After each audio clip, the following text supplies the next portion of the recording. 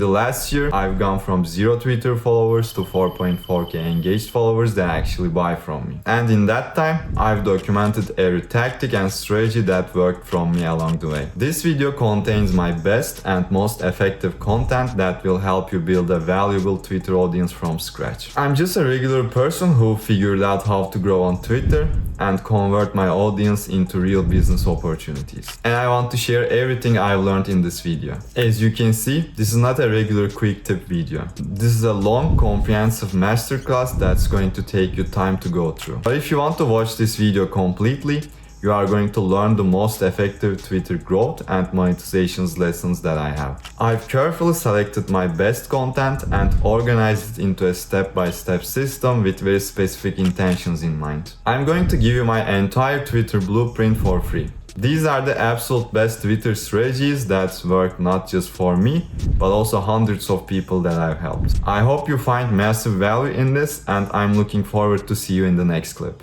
So you are doing outreach to get clients but not using Twitter. You are missing out because Twitter is the best platform to do outreach right now.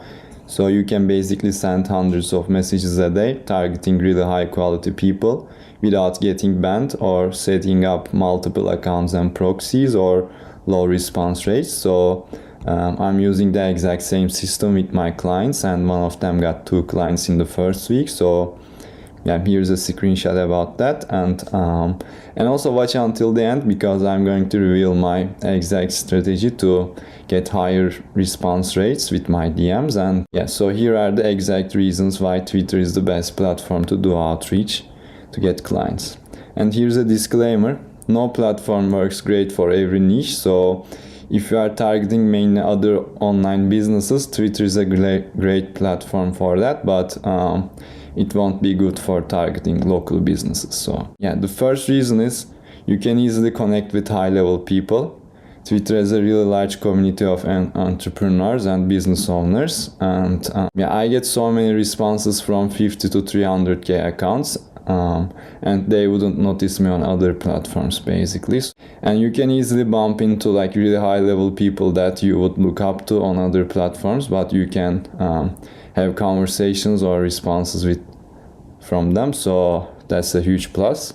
The second one is high message limit per day. So I'm sure you heard this phrase, volume negates luck, and so Twitter lets you do 500 DMs per day, as this screenshot from the Twitter official website. And to stay safe, I like to do stay in 300 to 200 messages per day. And on IG or Facebook, it basically lets you do 50 to 100 DMs a day, and then you get restricted and maybe can send other messages on the second day. So people usually set up multiple accounts or proxies to get around that, and yeah, it takes a lot of work. So yeah, and here's a quick note: if you are enjoying this so far, make sure you like and subscribe, and also you can check out my exact system in the first link in the description, where I'll show you basically everything. And so this third reason is that people actually check their DMs. I think this picture is too funny. So I check all my DMs basically, and I know that other high-level people do that too, because I heard one of Daniel Fazio's videos that he basically checks all of his DMs, and so he basically runs a 500k a month businesses. So yeah, for example, when you are on IG, if you're stuck in this request box, you are basically ignored, and also you look like a bot. So on Twitter, people basically check their requests. So the fourth reason is that you can automate some of it. I really like this phrase: if you can delegate it, or if you can automate it, don't delegate it, because why would you spend time and effort with handling people? So you don't have to hire VAs and deal with humans to send the outbound messages. You can send the outbound messages with automation, and you can basically handle the responses by yourself, or you can hire a VA. So with automation, you can basically select how many messages per hour you can do, and then it spaces them out, so you don't get so there won't be any risk. And so basically 12 messages per hour makes 288 messages, and So some people don't accept messages on Twitter, so if you also multiply it with 75%, it's basically like 200 messages per day, which is a good amount of volume. And we also help people train and place setters for handling DMs, so if you are into that.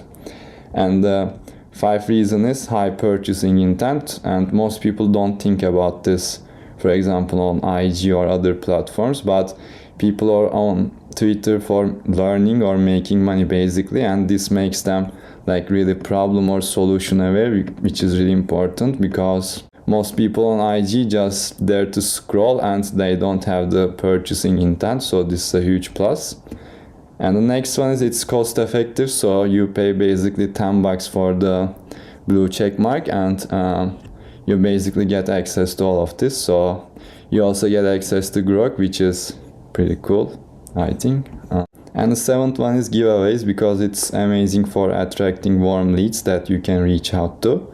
So here is the most recent giveaway example from my account, and it basically got like 180 responses, and these people are really problem and or solution aware, but you can say that most of them are unqualified, and it's true, but you can easily like skim through all those people and find the qualified ones, and you can reach out to them. So thanks for like sticking around until the end, because here's the bonus, and I basically implement this strategy for getting high response rates, like 17 to 20% reply rates, because like if they don't see your message, doing all of that volume is not like won't do anything. And yeah, I basically do a short and easy to answer question for the first opener and then get into the real stuff. So here is the example. I like send a really short message and then get a response and then send my actual message. So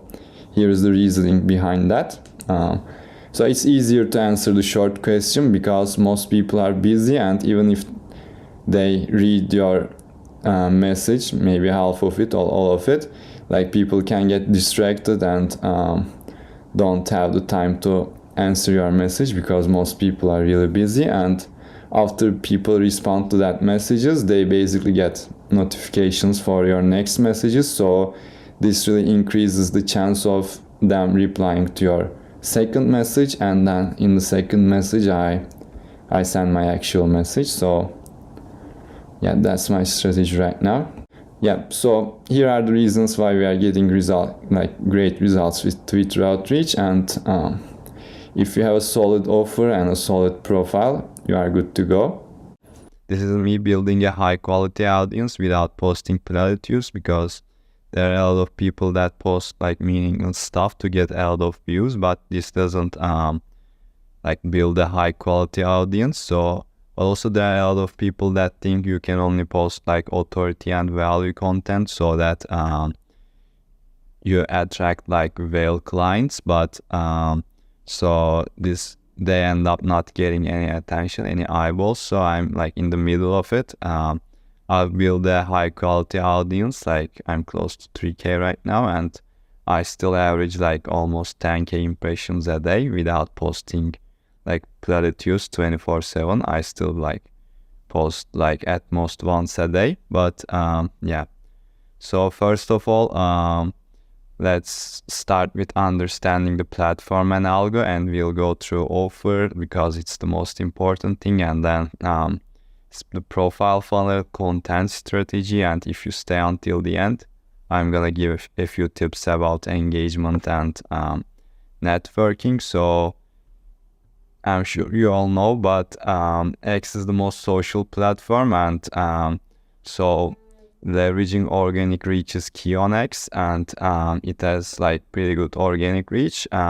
But the algo recently started to optimize a lot more for conversations, so this is why comments are huge, and retweets like don't do that much right now. I'm sure like retweets were like huge, I think a few years ago, but not now. So it's all about conversations and being social. So comments are huge, and as you can see, also profile clicks boosts your post with like 12x. So And profile clicks usually happen with authority. So when you post like about your results or your client results, they usually get profile clicks. So, and then as you can see, replies by author of the post like boosts the post a lot. So yeah, this is another reason conversations are super important, because like the comment and the author comments like clearly like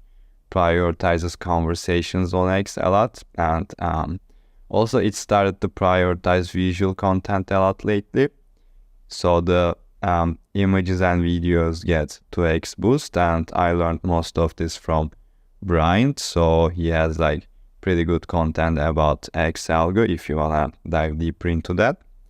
The next part is our niche and offer, and this is the most important part because everything will be built around this. And if it's not dialed in, like the content probably like won't be strong, and yeah, we'll be wasting a lot of effort probably and not getting the results. So if you don't know our niche and offer, it's good to look at our like skills, experiences, and interests, and then find out the problems in the market, and then we can match those to find our niche and offer. And it's really important to know our niche. For both building content and creating your offer, we have to like know their desires, pains, current situations, and results to create a like basically a banger offer and actually create content that yeah, resonate with the like audience. Because yeah, if we don't talk, like if the content doesn't hit their like emotions, like also it won't perform that well. And then we can craft our offer with like, these are pretty basic things to craft our offer. And another super important thing is that it's good to like craft your story so that like you can pretty much basically build a brand. And so this is what differentiates your offer and like your content, because everyone can create content around a certain niche with a certain offer, but having a unique story actually differentiates you. So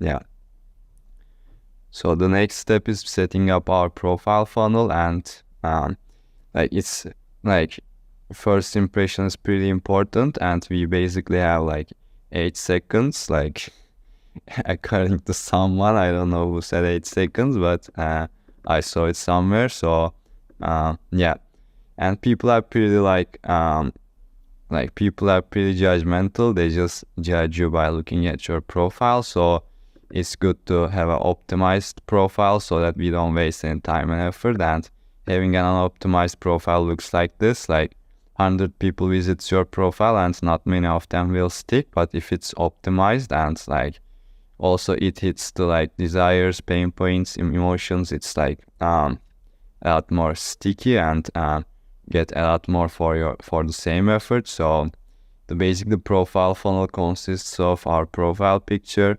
We have to have like a clean picture, our face should be seen, and a banner that's like shows our like the transformation that the value that we provide. So our bio, this is pretty simple, like how we help them, and social proof. I think this one makes a lot of difference in terms of like these two buckets, like determining which one of you. I think having social proof in the bio and also in the pinned tweet to create value and authority is pretty important. So yeah, and having a link is pretty important because it shows that you are not a consumer and you are a creator, like you have value to offer. So that's pretty important. And make sure you keep the timeline clean, like don't retweet weird stuff. So yeah, the next part is content strategy. This is also pretty huge, and it's impossible to cover everything in this video, but I basically leverage growth and value content as short form. And then I think these are the like main pillars of a good personal brand. So I post authority stuff like like I was booking hundreds of sales call. Like I tell my story, like I don't know, I was a quiet kid and stuff. I tell my story and I will always put a picture, and then like I break down a funnel here. So yeah, and then videos are important, and then giveaways are great for getting followers, and I do hand raisers time to time. For example, when I'm promoting my offer, I say my hand raiser here is to like DM me, so that I don't know, I can see if I can help you or not. So this is basically my content strategy. I both like generate attention with these content so that I get like impressions, like eyeballs, likes. Like I don't avoid those like those people that only want to attract like whale clients, but they miss like also a lot of potential good leads. So I post one long form content a day mostly, and then yeah, so engagement is huge. And especially if you're a beginner, because when you like just start posting content, you won't get a lot of eyeballs, like you won't get any likes. So it's pretty important to engage with other people. This will be your main method for generating attention, so that you get eyeballs to your posts, eyeballs to your like profile, so that if they like your posts, or like if they like your comment, your personality in the comments, like they can engage back with you or follow with you. So when this is done right, this will build your like base level of engagement, so that your posts will get more reach, and like this will basically the base of your growth when you are starting out. And even if you are not a beginner, this is super important, because as you engage with new people, again, new people will engage with you, and then your posts will be like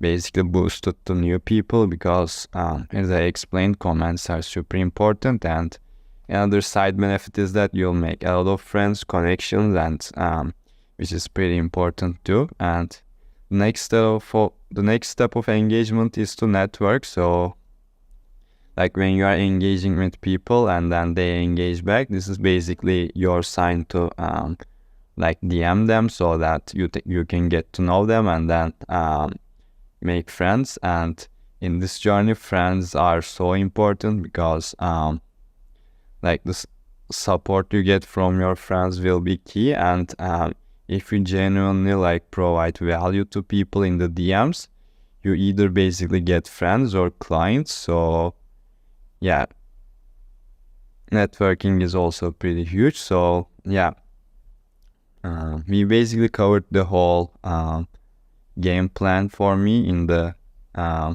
this year with the new algorithms. I'm about to go over how I help my client Michael get 2 high-ticket clients a week with my leverage creator system, and this is without spending hours doing outreach, dealing with unqualified leads, spending hundreds of dollars on paid ads, or being cringe. So this is me and Michael at the airport. He was traveling to Dubai, so yeah, I'm gonna break down the exact system. This is him, so let's log in. Here's some video testimonial from him, and like some screenshots if you want more proof. So this is exactly what I'm going to cover in this document. First, building leverage sales assets that convert attention, and second is launching sales assets successfully to get traffic to them, and automated outreach campaigns, and lastly, leveraged appointment setting system that I developed when I was a setter, and like setting 7 figures worth of deals in the pipeline. So who can benefit from this document? If you have any sort of results or skills that you want to sell at premium price, or you are creating content consistently but having trouble getting leads, if you build a niche audience but you can't monetize it effectively, you have unpredictable lead flow, inconsistent revenue, you have case studies and client results, you have difficulty standing out from the competitors, or you have too many unqualified leads. So basically you don't know when your next sales is gonna come. So this is for you. let's jump right in. But before that, here's a quick background about me. So I'm Onat, founder of LeverageCreator.io. So this is me at Monaco. So this is my Twitter profile, and basically I was an engineer, and I was working at a tech startup that's backed by many large VCs, but then I decided to quit because I knew that online business was my passion. So I wanted to do that, but I didn't know how to, so I became a setter and learned everything about appointment setting, and set hundreds of appointments that are worth 7 figures in deal size, in pipeline value. So yeah, after that I decided to build my personal brand and create content online, because when I was a setter I used to send hundreds of DMs, but when you have a personal brand it builds up and creates that leverage. So, and this is all about leverage, so let's get into it. So step 1, building a sales asset that converts attention. So basically sales assets are the fastest and most efficient way to install people with the beliefs that your unique mechanism is the best way to bring them results, and also you are the best person to implement them. And when a person goes through your sales asset, that's what they basically think. So these are our results with my clients when we implemented sales assets. So what we used case study sales assets for Michael, and these are all the different types of sales assets that you can build. But a case study sales letter is basically the king of the sales assets, so that's the most leveraged one. That's what we built for our clients. So this is a quick snapshot of Michael's sales asset that we leveraged, that bring him a lot of inbound leads and a lot of attention. So yeah, this is basically a case study sales letter blueprint that we use. So this document also follows the exact same process. So if you want to have a look at it, you can pause, and so we'll continue. That's basically a case study sales letter that we built for our clients that convert attention like crazy. So let's jump into the second step, which is launching the sales assets successfully. Because if people don't know about your sales assets, it doesn't do anything. So we have to drive a lot of traffic to it so that the sales asset can do its job and nurture and convert those audience. So there are a few ways to do that. So having bold results and claims, you are not doing anything new, but the bolder your results, the more attention it will get. So I wanted to include that. And as you know, giveaways are huge on X. So when we launch the sales asset, we do a giveaway launch, and so that's what Michael's giveaway would look like. But you can also repurpose the giveaway, do the same sales asset giveaway 3 to 4 weeks, in every 3 to 4 weeks. So you can also get additional eyeballs every month. So you can basically use the auto DM using a software called Hype Fury or other stuff. So another one is email list launch, and if you don't have an email list by now, I don't know what to tell you. So yeah, email list subscribers are your warmest audience. So just before the giveaway, we launched the sales asset to email list subscribers. We also do plug posts under viral tweets. So when one of our tweets gets viral, our sales asset gets plugged automatically by Hype Fury. So we also get additional eyeballs to that, and then we DM it to new followers. So if your account is growing, you get a lot of new followers, and those people can see it. Additional benefit is that when you DM new followers and have a conversation with them, the algorithm pushes your posts more to them, so they see it more.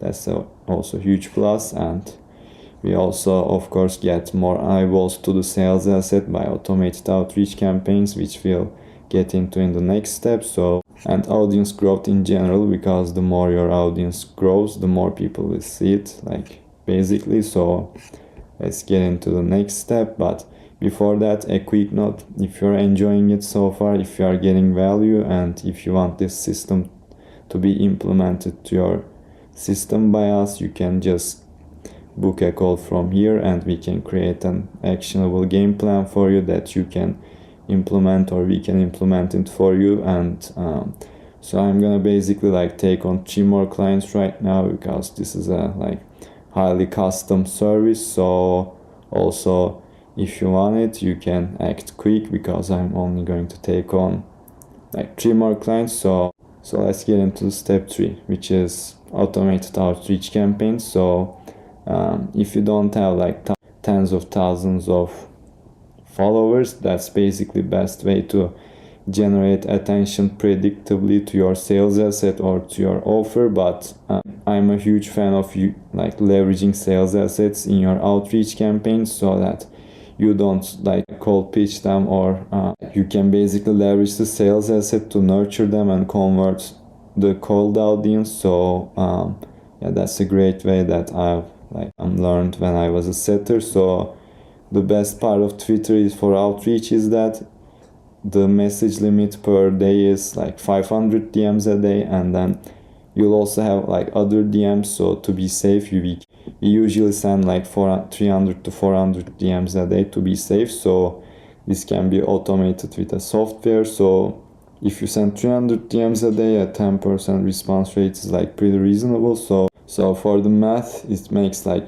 9,000 DMs a month with like 900 responses. Like some of them are not qualified, some of them are negative responses. So to get these kinds of responses, the opener is really important. So we'll also create a custom opener for you that gets like a great response rate like this one. So but volume is not enough, we have to reach out to qualified leads. So scraping leads are really important, and with the software that we used, I like to use the account source method by scraping like followings and followers of a account that has our audience. So I like to like filter them by followers and following, and like also bio content is huge, because you can select keywords and filter by them. So if you want agencies, you can say like agency SMMA and like all that stuff. So you'll get a lot of like qualified leads, and we'll also do a lot of volume with the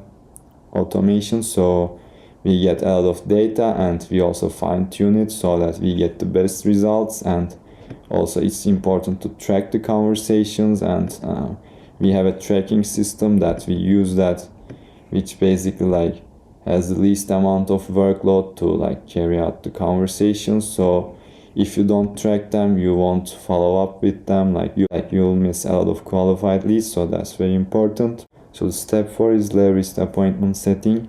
As I said before, I booked like hundreds of appointments. I was working with a multiple 7-figure consulting company, and I learned everything about appointment setting in that company. So while doing all that, this was the like best appointment setting flow that I implemented, because this has the most efficient like flow, but also this has the least amount of workload, because you'll basically like do the outreach with the automation, but also you'll get micro commitment and data collection, which is basically we ask for their emails to send the sales asset to them. And it's important to market your sales assets like a free guide that they'll get a lot of value from. So some people say that it's like unreasonable to ask emails from a cold audience, but when you think about it, when you message them, like they'll check out your profile, your content and stuff. So if they don't want to give you their emails, like you can be sure that they won't pay you. So if they give you their emails and check out the sales assets, so they pay you with their time, and then once they pay you with their time, it's easier for them to pay you with their money. But if they don't do this micro commitments, it's basically like almost impossible. And when we do that, like we basically have a lot more touch points with the prospects. So we can DM them, we can launch them in an email sequence that's like sends a lot of sales asset to them,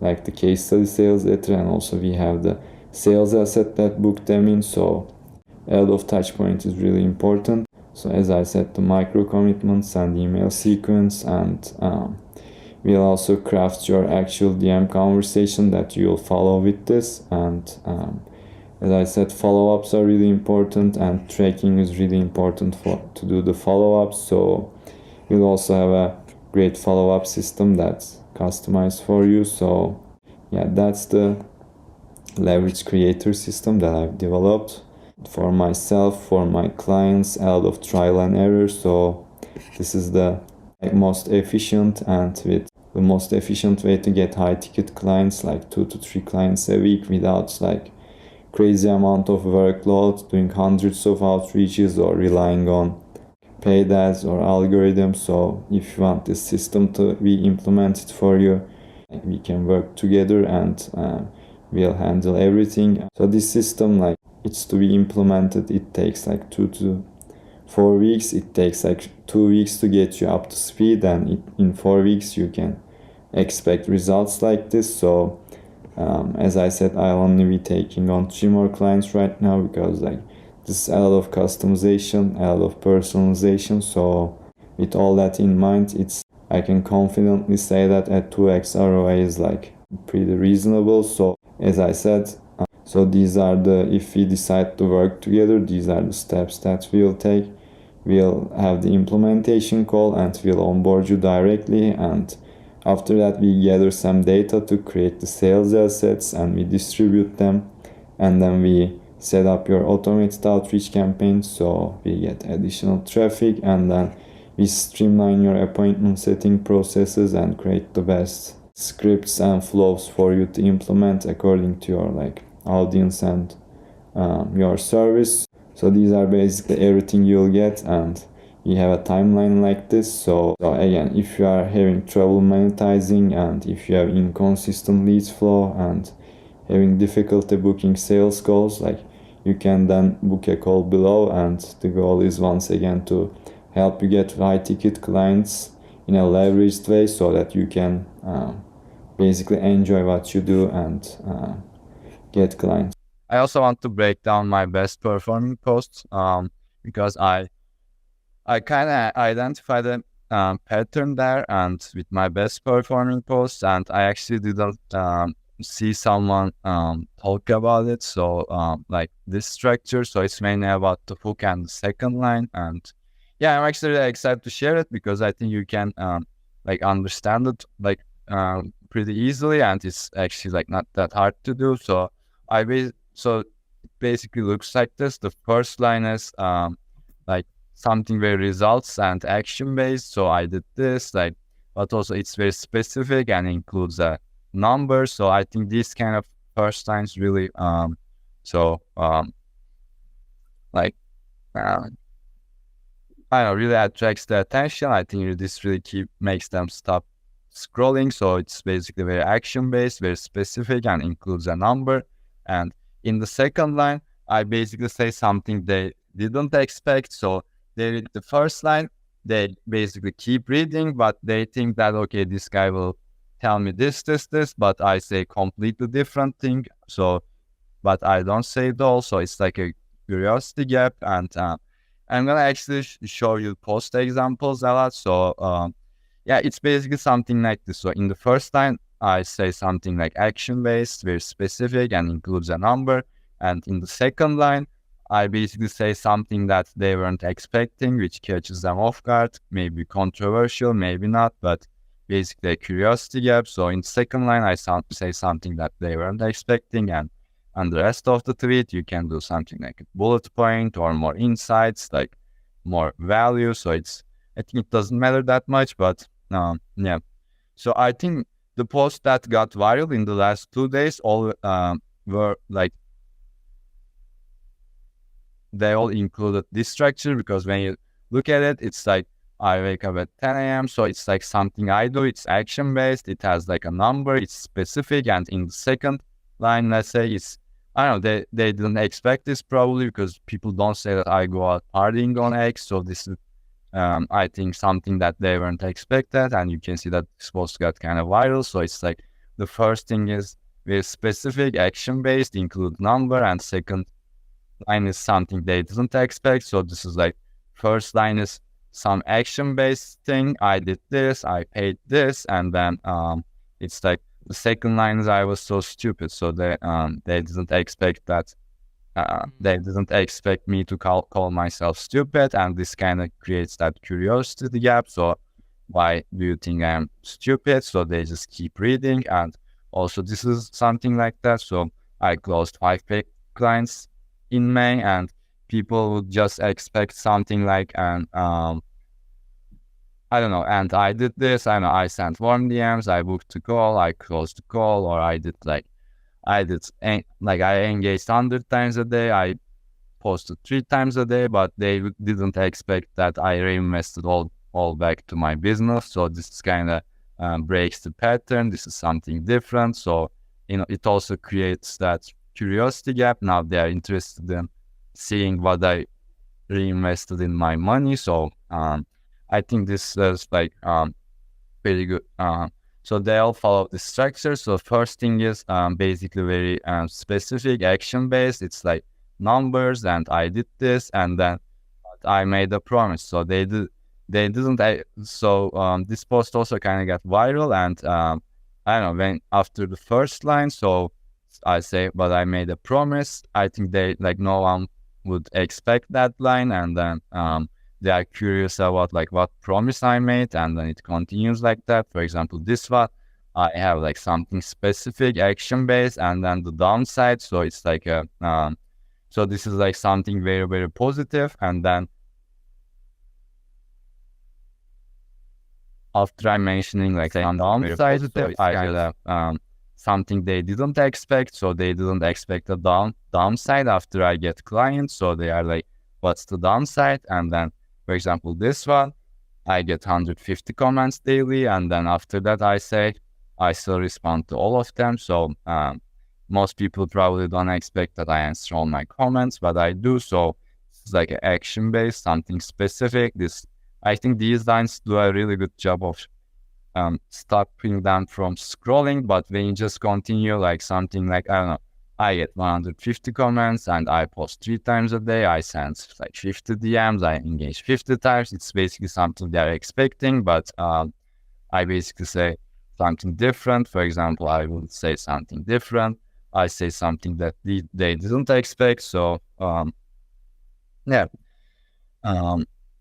So it's like I also these are also some other posts, like this is like I also mentioned before, something like this, and then I say, but what's even better? So it's like creates that curiosity gap, but it's kind of something they don't expect. So yeah, for example, I didn't engage today. This is like a negative action. I didn't do something today because I was at my birthday, for example. It's like something they don't expect. So I don't know, they would probably expect something like I didn't engage today because I was helping my clients, or I was busy. I had like 9 to 5 stuff like that, but it was my birthday, so it was something they didn't expect. So yeah, I think I think these work pretty well, and I kind of just noticed this in a lot of my viral posts. So thanks for sticking around, and as a small gift, you can check out the first link in the description to get my free guide on how I help my clients monetize their brands. And if you found this video valuable, please like and subscribe, and you can also check the video on the screen to learn more about how I build my brand, how I help my clients build their brands. And so I also want to talk about like coming up with viral posts. So, but before that, I want to talk about this because like I also always want to like get posts that get more views and like reach more people, gain more followers. But a viral post that gets a lot of views, a lot of comments, like this isn't equal to basically building your authority, building relationships, increasing your status, like relatability, or building your brand. And sometimes even like those, I don't know, very platitude posts, like very, I don't know,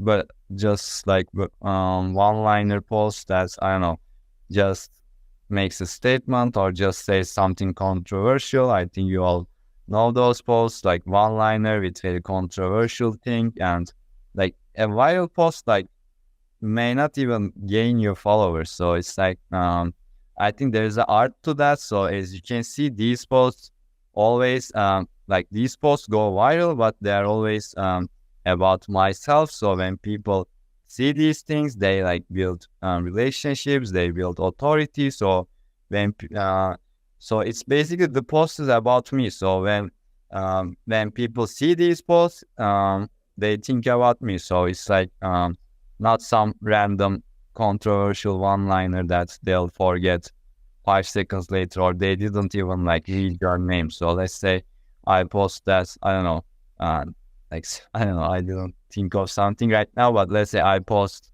like never quit or something like that. Like they don't even read my name, or they don't even know who wrote that post. But if they read this post, they basically learn who I am. So it's like actually, it's kind of, I don't know, when you think about real life, it kind of sounds weird because you are always trying to making it all about yourself, but it's like that. So because you are getting all these attention, all these eyeballs, the point of it is basically making them, I don't know, think something positive about you, or even just think something about you. So it's like you can get a viral post and you can't even build authority sometimes, and sometimes you can't even like gain followers from a viral post. So what's the, like, there's no meaning behind that. For example, there are some people that want to get views and they just comment under very viral accounts. So let's say there are like meme accounts, there are, I don't know, celebrity accounts. So to get views, they basically comment under those posts, but they see your comment and they don't even know your name. They won't even remember you. You get those views, but you don't even get followers. So what's the point of it? And I think that's the trap that most people fall into. So I just wanted to just make it clear one more time for you, because it's kind of easy to get off track with this and like lose the main, I don't know, lose the main point of actually posting. So yeah, some like a 1K viewed post with authority can get you basically more followers than 4K viewed post with just like that people will forget in 5 seconds. So I just want you to remember that. And this is actually my advice on coming up with viral posts. So first of all, inspiration from other creators. This is what I do. So with most of those posts, maybe 70% of those posts that I got viral, I came up with them like this. I have a list of like 5-10 creators that I resonate with. And this important point is that their content should align with your goals. So if their content doesn't align with your goal of both getting views and building authority, just like don't add those to the list. Just find those people that you, I don't know, like resonate with, add them into a list, 5-10 creators, and every day check that list. Every day check that list for like 5-10 minutes. So every day, I don't know, at the end of the day, sometimes I forget, but in most days, I basically, in most days, I check that list and those posts in 5-10 minutes, and then if I like something, I bookmark it. And when I'm actually creating, like when I'm creating posts, when I'm batch writing, I also look at that list and I recreate those posts like with my own perspective. So yeah, with your own ideas, when you get a good ideas, you always save it, like always save it in your notes, because it's very important. You get the actually best ideas when you are not working. So make sure you do that. And I also recommend you do this. Build a vault of your wins, transformations, unique experiences. For example, I don't know, like Kyle breaking up with his ex-girlfriend, or you feel like being homeless before, stuff like that. So with those unique experiences, just sit one day and think about all the things that are, I don't know, that can make you stand out, and just write them, I don't know, in a list. And also, this is also the most important part, your best performing posts. Make sure I know, after a week, like, or every 2 weeks, just scroll through your posts and save the best ones, and then you can just post a very, very similar post after a month. Let's say you posted something and a month passed. You can post, if it's performed well, you can post like a very, very similar post a month later, or you can just kind of recreate it, like kind of change it a little bit and post it, I don't know, a few weeks later. It's also a lot more likely to perform well since it performed well. And look at templates for ideas, and I'm actually creating those things for you. So yeah, and like when using templates or getting inspiration from other people, I suggest you that you can either use the template and add your unique perspective, or like use your idea but kind of come up with your own post structure so that it's unique, because I don't know, people like see that, people notice that. So yeah, I think it like nothing would happen if you just copy some post, but I don't know, still I would kind of change it. So thanks for sticking around, and as a small gift, you can check out the first link in the description to get my free guide on how I help my clients monetize their brands. Yeah, everyone can create good offers lately thanks to Alex Hormozy, because so many people read his book called $100 Million Offers, which basically breaks down everything to create a good offer with like all the components. So everyone knows right now how to appeal to an end result, like in a specific timeline with a specific mechanism and with a guarantee. So everyone knows how to do that these days. And at first, people that like use this formula was very successful, but then when everyone started to use it, like this crowd that says like, I have this offer or you don't pay, and all the guarantees and stuff. So it basically started to get less and less potent, because creating an offer is a skill, and the more someone knows a skill, actually the less valuable it gets. So that's what happened when it comes to creating offers. So actually we need more than a good offer with like good offer components to stand out. So the first mistake was actually, as I mentioned, just focusing on the offer components, because it's not enough these days. So everyone like has all these figured out, but then what makes you stand out? Because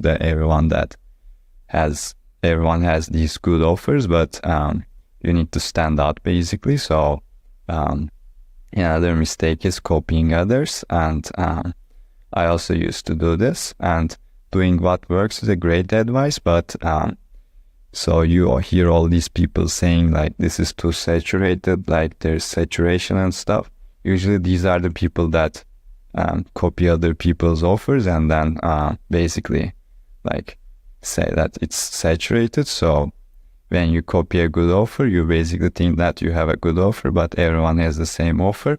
And also you don't know that that offer is suitable to your brand or your audience basically. So it might basically not work with your audience. And the next mistake is coming up with a never done before offer.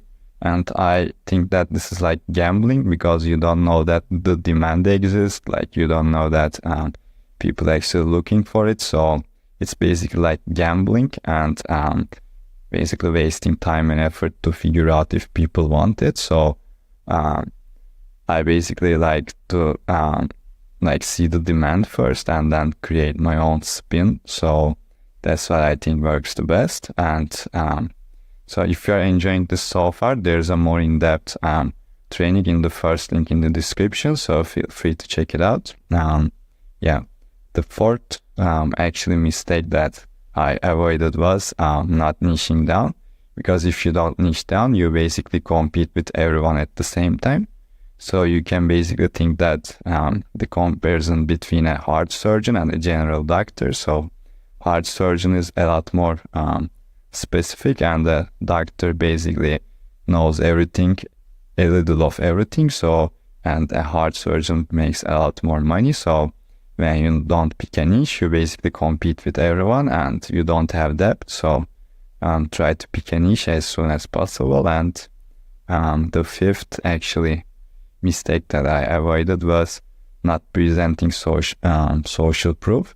Social proof is super important right now because everyone can make claims, and it's important to back it up. So everyone can make claims like what makes you stand out, and what makes you stand out is the social proof actually. So this is not directly social proof, but like these two people, this is actually my profile, and I found this from my followers. So like some random anonymous account, and so if these two people has the same offer, like who would you trust? So let's say that both of these people have all this stuff the same guarantee and stuff. So the question is, who would you like trust? And I think the point is obvious, because you would trust this one because I have this like social proof with followers, and if you actually go through my content, I have like client results from real people, and like all these things to add social proof. So I think that like this might be maybe the most important one for me. And the next actual mistake is not having a bold claim, and also I didn't add it here, but not having a quantifiable claim, because and all of these people, like so many people making claims like this, if you have a weak claim, like there is no like possibility that you can attract attention, and a bold claim itself can attract attention. So if you have a weak claim and it's not quantifiable, you are basically somewhere here that's like whispering something. But if you have a bold claim, you are basically shouting and everyone can hear you. That's the analogy that I think it explains it well. So the seventh reason is not having a story. The seventh mistake is I used to, I don't know, feel kind of shy to share my story and like tell something about myself, because I always used to think that I have to provide value. I have to like give information, knowledge, like advice, and like sharing a story about myself wouldn't provide any value. That's what I thought. But when you actually share your story, people can relate with you better. And for example, let's say I like to lift weights, and I like talk about how I lift weights and stuff, like besides running my business. And for example, the other people that also like to lift weights, they will resonate with me more, and they actually like choose me over some other guy that doesn't lift weights or doesn't talk about it. So this really creates a competitive advantage. So yeah, these are all the 7 mistakes that I avoided that basically make my good offer a great offer by making it stand out. In this first part, we are going to cover authority long form content in written form, which is very important because everyone has claims, and having claims is a commodity right now, because not everybody have results, and people want to see the results right now because everyone has claims. So here's basically the structure that authority long form posts follow. So we basically show credibility and results with a hook, and then we create more curiosity, then we provide the actual value in the steps to get there, and then we basically have a CTA to direct the attention somewhere. And then having an image is a good practice because it really boosts the engagement and impression in long form posts. So that's a really good practice. And here are the 2 long form authority posts that we are going to cover. One is from Viz of Ecom, and then the other one is from me. So in the first one, he basically starts with saying that he closed 13 deals in past 7 days, which really boosts his credibility because those are great numbers. And then he creates more curiosity by saying that like you can steal my process, and like he basically agitates the problem a bit more. So he creates more curiosity, and then he provides the actual value here by like stating the steps to get there. So he basically provides a lot of value here, and then he basically have a has a CTA that directs people to link in bio where people can join his program. So, and he has a nice screenshot of revenue numbers so that it really boosts the credibility a bit more. So it's an amazing authority post. As you can see, it got a lot of bookmarks. So here is my post. In this post, I say that I booked a sales call with a 100K YouTube subs creator, and it was actually inbound, so I didn't book it. He booked it, and without talking to me, which is not very common because so those kind of creators, like it's hard to book calls with them, so that this like really boosts my credibility because this doesn't happen very often. And then I basically create more curiosity by like about like saying that I'll show my exact strategy and stuff. So, and then I provide the actual value here. I talk about sales assets, about distributing the sales asset, like what to do in the sales asset, and then like how to drive traffic. So after that, I basically call to action to like basically make them engage more and share it more so that it gets more attention. That was my call to action, but I basically experiment with different ones. So here is the picture that I used to drive even more traffic. So here is my long form authority post this week, and so I basically start to post long form posts like every day. So each day I'm like improving. So this was this week's authority post, and yeah, in the first episode, we were breaking down the authority long form content and got really good responses from it. So I'm continuing this video series. So in this episode, we are covering story long form content, and this is actually pretty powerful, but people don't know that story content really helps you sell. So the reason behind that is it doesn't directly sell, but story content actually sells subconsciously. So why is this content so powerful? It actually builds a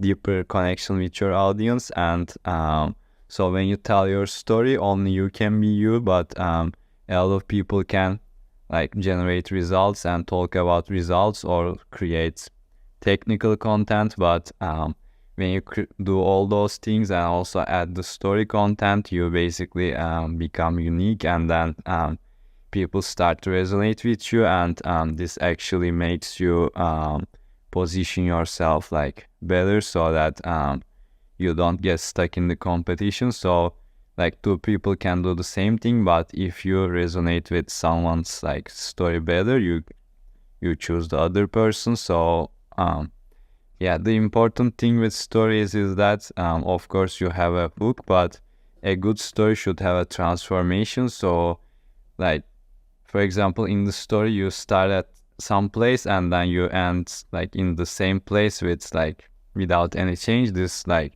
story won't be good. So in the story you have to like start somewhere and then go through a transformation and then like end up something new in a different place. So in this episode we are gonna cover this post from me. It's actually a story post. So yeah, so I start with a hook, and it says that being cool and mysterious is holding you back. So I think this attracted like some amount of attention. So after that I started with, I was a like quiet kid growing up. So I was like describing how I didn't like attention, and so I was that kind of person. But then when I got into the online business space, I realized that getting attention is like crucial. So I had to change my limiting beliefs around getting attention so that I can like attract more attention and then like get more clients and stuff. So I started at this point, and then I ended up in this point where actually I want to get attention. So I changed my mindset so that I like getting attention, and then I post a cool picture here. So to boost the post, and then yeah, because posts with images like get more boost from the algorithm. So with long form posts especially, I always post a picture, and then as you can see, like this post like got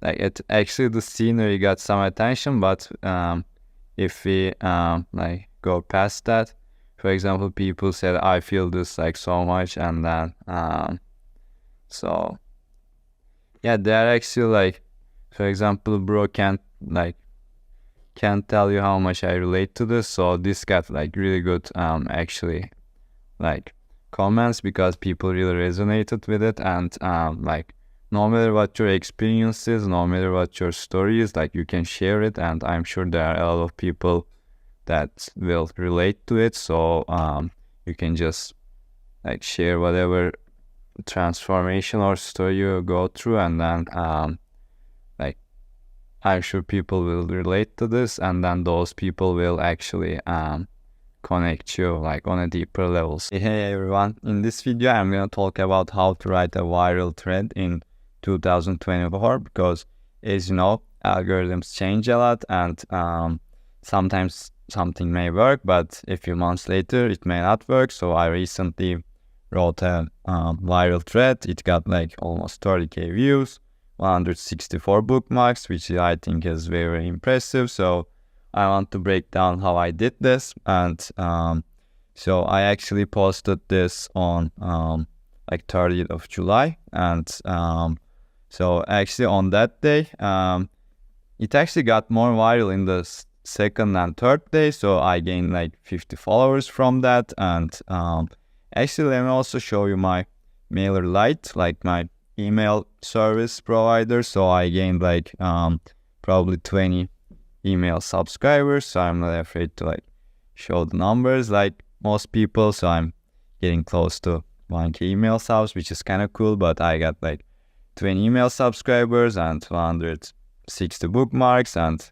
like 50 followers gained or something like that, which is pretty cool. But you might also think that, oh, like this thread is not that viral, like 28k views is not that much, and like there are a lot more viral threads. But you need to think about like who you attract with your thread, because as you can see, this thread is only about me.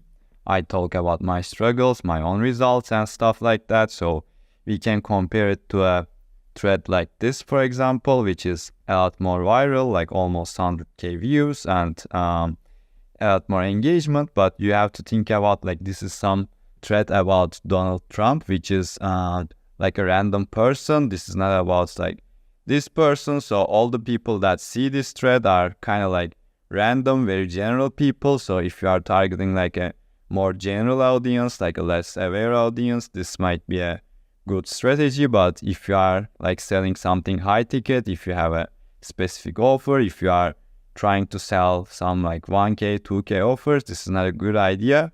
But if you have like a larger audience, like this guy, maybe this guy has almost like 20k audience, and basically you want to attract more general audience, and you want to sell low ticket products, maybe $50, like $100 products. This may be a good approach, but just be aware that when you are doing these random, not random, but general threads, it attracts more random people with less intent. So it's kind of harder to monetize that people. But like this thread is super specific about me getting clients on X, being creator, my basically struggles. So this is only about me, and it takes actually a lot more kind of plan, effort, and calculation to basically make something like this work. And also, this guy probably boosted this thread with a lot of paid retweets to basically attract a larger audience. But if I were to basically boost this thread with a lot of paid retweets from like big accounts, like very, very general people, very random people would see this post and they wouldn't engage with it. So this post wouldn't go viral. But in this case, since this is like a very general topic that that everyone knows about. You can boost this post with probably paid retweets and you may get some good results. But in my opinion, if I were to boost this post with paid retweets, it might perform even worse, because right now the people that care about see this post and they basically engage with it, so that people that are also interested in the specific stuff gets to see these posts thanks to the algorithm. But in this case, this is very general, so general people see it and they basically engage with it, and yeah, that's it. So yeah, in order to basically make this work, in order to create a thread that attracts the right people, shows your authority, builds your personal brand, and actually builds your brand, you need to basically do a thread that both gets a lot of views but also builds your authority, so that you attract the right people, and this builds trust, this builds authority, so that you can convert those people in more easily if you are selling a high ticket offer, because this may work with a low ticket offer. But if you basically reach out to all these people and maybe trying to sell something high ticket, like it won't work. But these people are very, very interested in me and my own results and my own process. So it's very good for basically attracting the right kind of people. And yeah, so the first thing is basically the right here, the hook post. So it's like the first post, and as you can see, this age hooks are very popular right now. So I basically here leverage the trend. So if you can do that, basically you can leverage a trend, maybe that might increase the odds. Or I would suggest starting with something negative, because it attracts more attention. Like, you used to flex a lot and get a lot of attention. Like, I made 5 figures, I made 6 figures, that used to get a lot of attention. But right now these flex kind of hooks got repetitive. So in my opinion right now, more authentic and basically kind of negative hooks work better. So that's my opinion. And yeah, and basically keeping it short and getting straight to the point. But before that, as I said, there's this authenticity trend. So it's like I think selfies work really well right now. So because of that authenticity trend and yeah, being more personal, showing your personal side. So this selfie is very up close, like shows my face, I'm smiling, which also helps in my opinion. And it's kind of,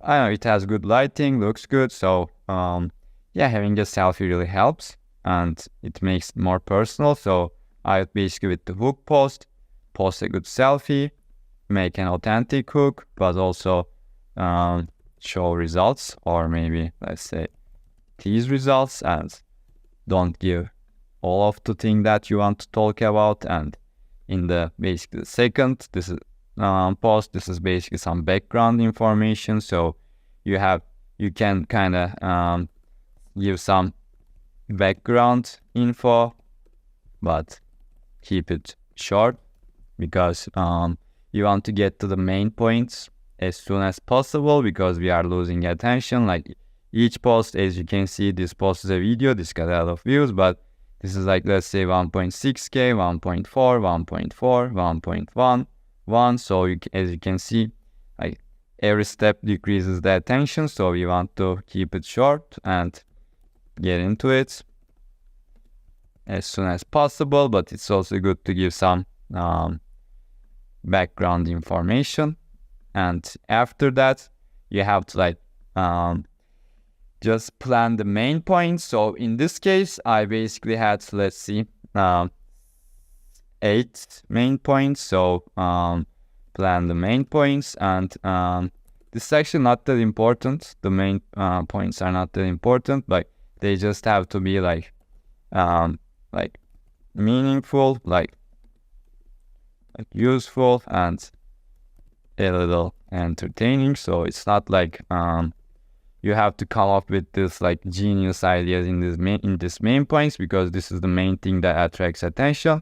And if they basically like your hook, like if they like your story, I'm struggling and now I made 5 figures. So if this interested people, like if you don't like mess this up here, if you have like meaningful points, if you kind of give value, like this will work. So and actually it's important to not go over the technical, so no basically overly technical points, because as you know, this is like social media, people's attention spans are very, very short. So you can see that these are like very kind of high level points. I'm not going very in depth, but they are still very valuable. They are still like entertaining and stuff like that. So it's also good to have the good formatting, like each post is like a single tweet, so you can think of each post like a single tweet. So each post like of the thread is like a single tweet, because in each post you are fighting with people to basically maintain their attention. So it's always good to like have some hook and good formatting, a lot of white space, and yeah, that's about it. If people like your journey, if people like the results, if people want to have similar results, they'll read it. So yeah, the tease the results part is important in this point, because you want to have the like results that people want, otherwise they won't read it. And yeah, the next point is actually including videos. So video trends are going viral right now. There is this video trend in my opinion right now, and the reason behind that is the first reason is, so let's see, video trend. The first reason is authenticity, because as you know, I'm always talking about authenticity, being personal, because there's this authenticity trend, and when you talk about yourself, like it's good to talk about your kind of struggles, your journey, your story in writing, like in text, which is kind of cool. But when you add the videos and being really personal, being really authentic, people really actually want to see it, because on X people always like see writing, so video is different.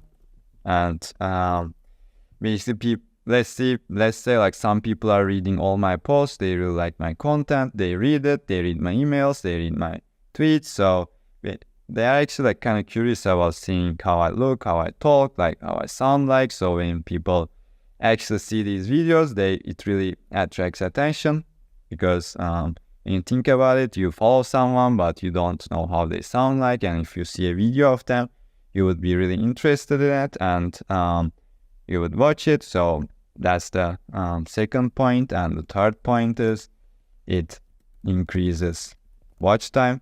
So as you know, the more engagement a post gets, for example, these comments, like retweets, likes, bookmarks, whatever, those are all engagement. But another type of engagement is profile clicks. So that's also boosts the post. But another type of engagement is, as I said, it's watch time.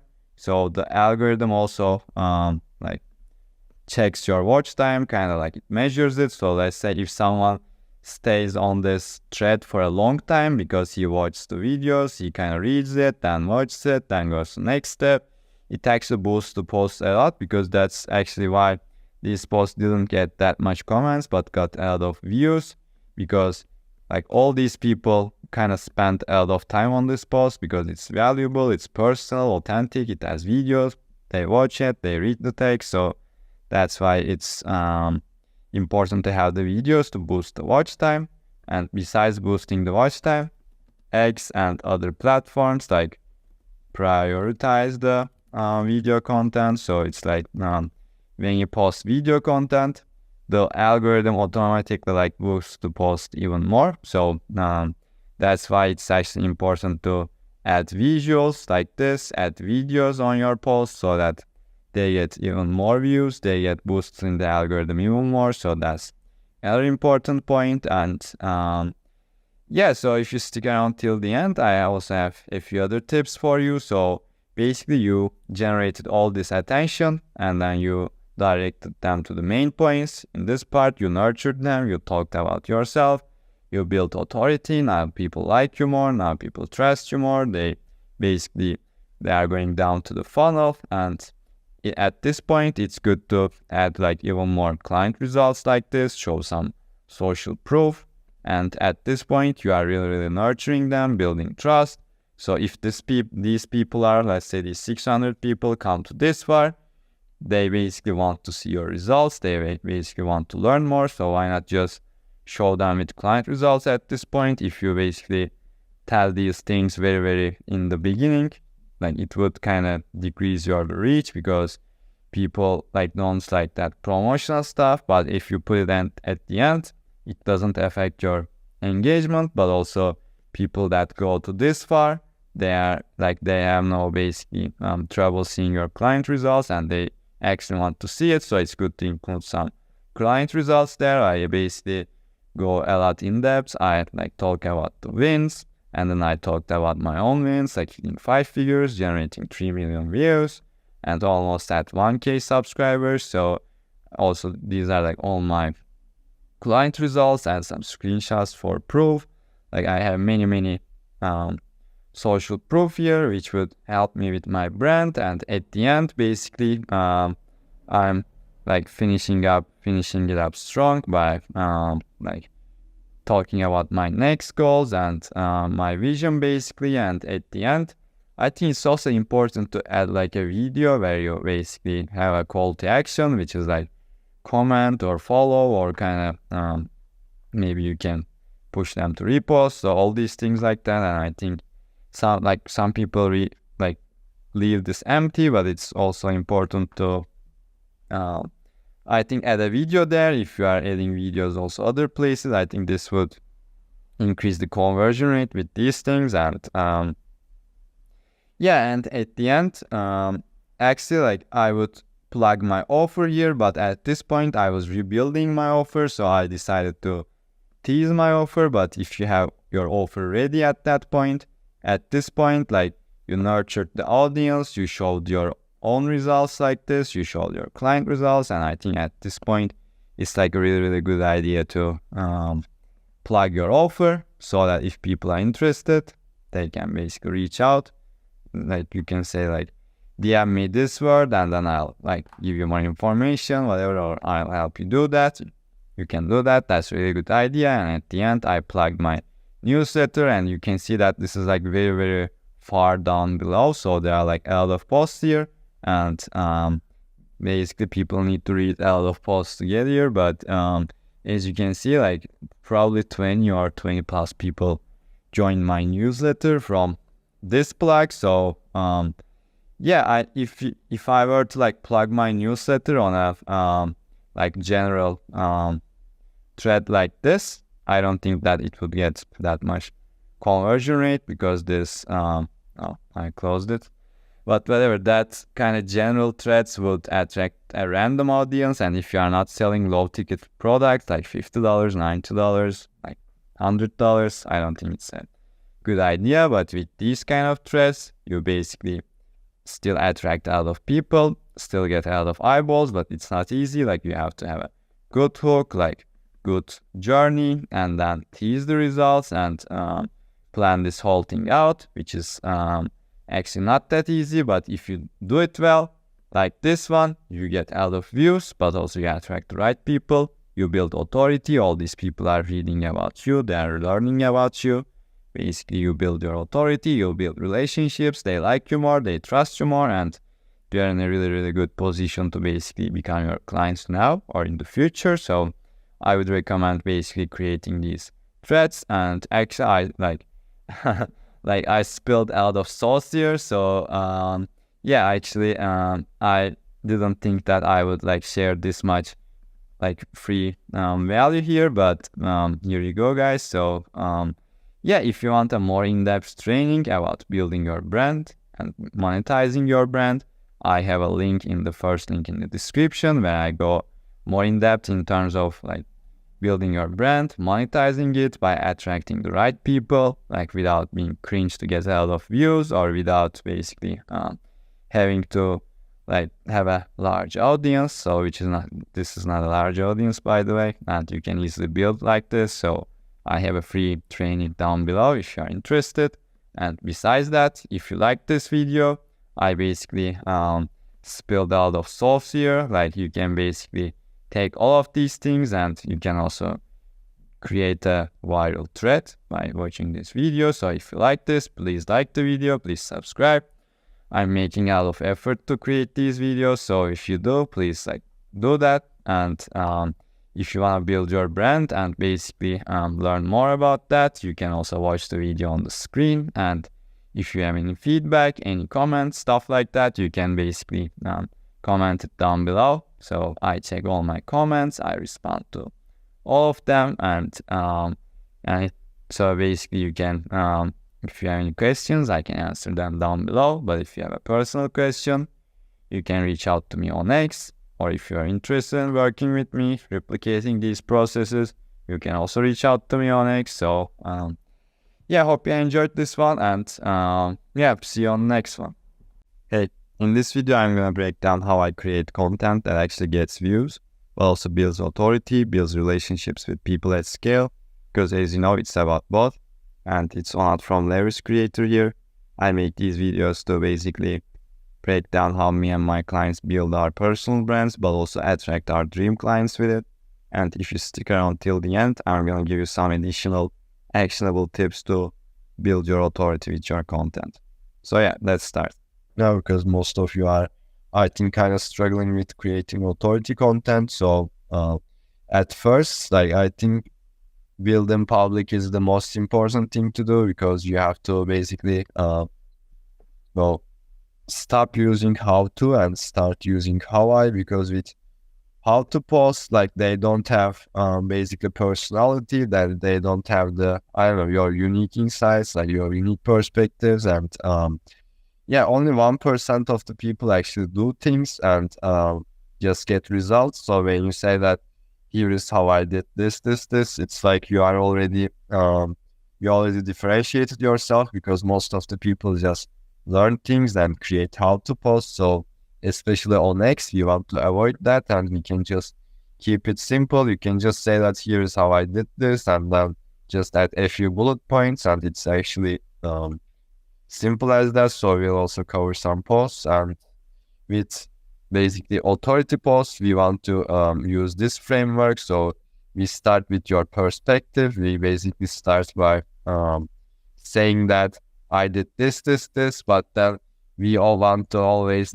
connect it with a lesson, so that it doesn't only about you. When you only talk about yourself, it's kind of weird. So we start with talking about ourselves to basically get the attention, but then we end it with a lesson. So whatever your big idea is, whatever the narrative that you are promoting, you start with talking about yourself, and you basically connect it with, you connect your results with your narrative, with your basically big idea. That's the main goal here, so that you build your authority and also you promote your idea. So, and in order to do that, so we actually talk with all of you that you need to have your big idea and come and so I want you to build these ideas, and if you have any questions about that, any ideas, we can always discuss. I can always give you feedback, because these are pretty important to build your authority.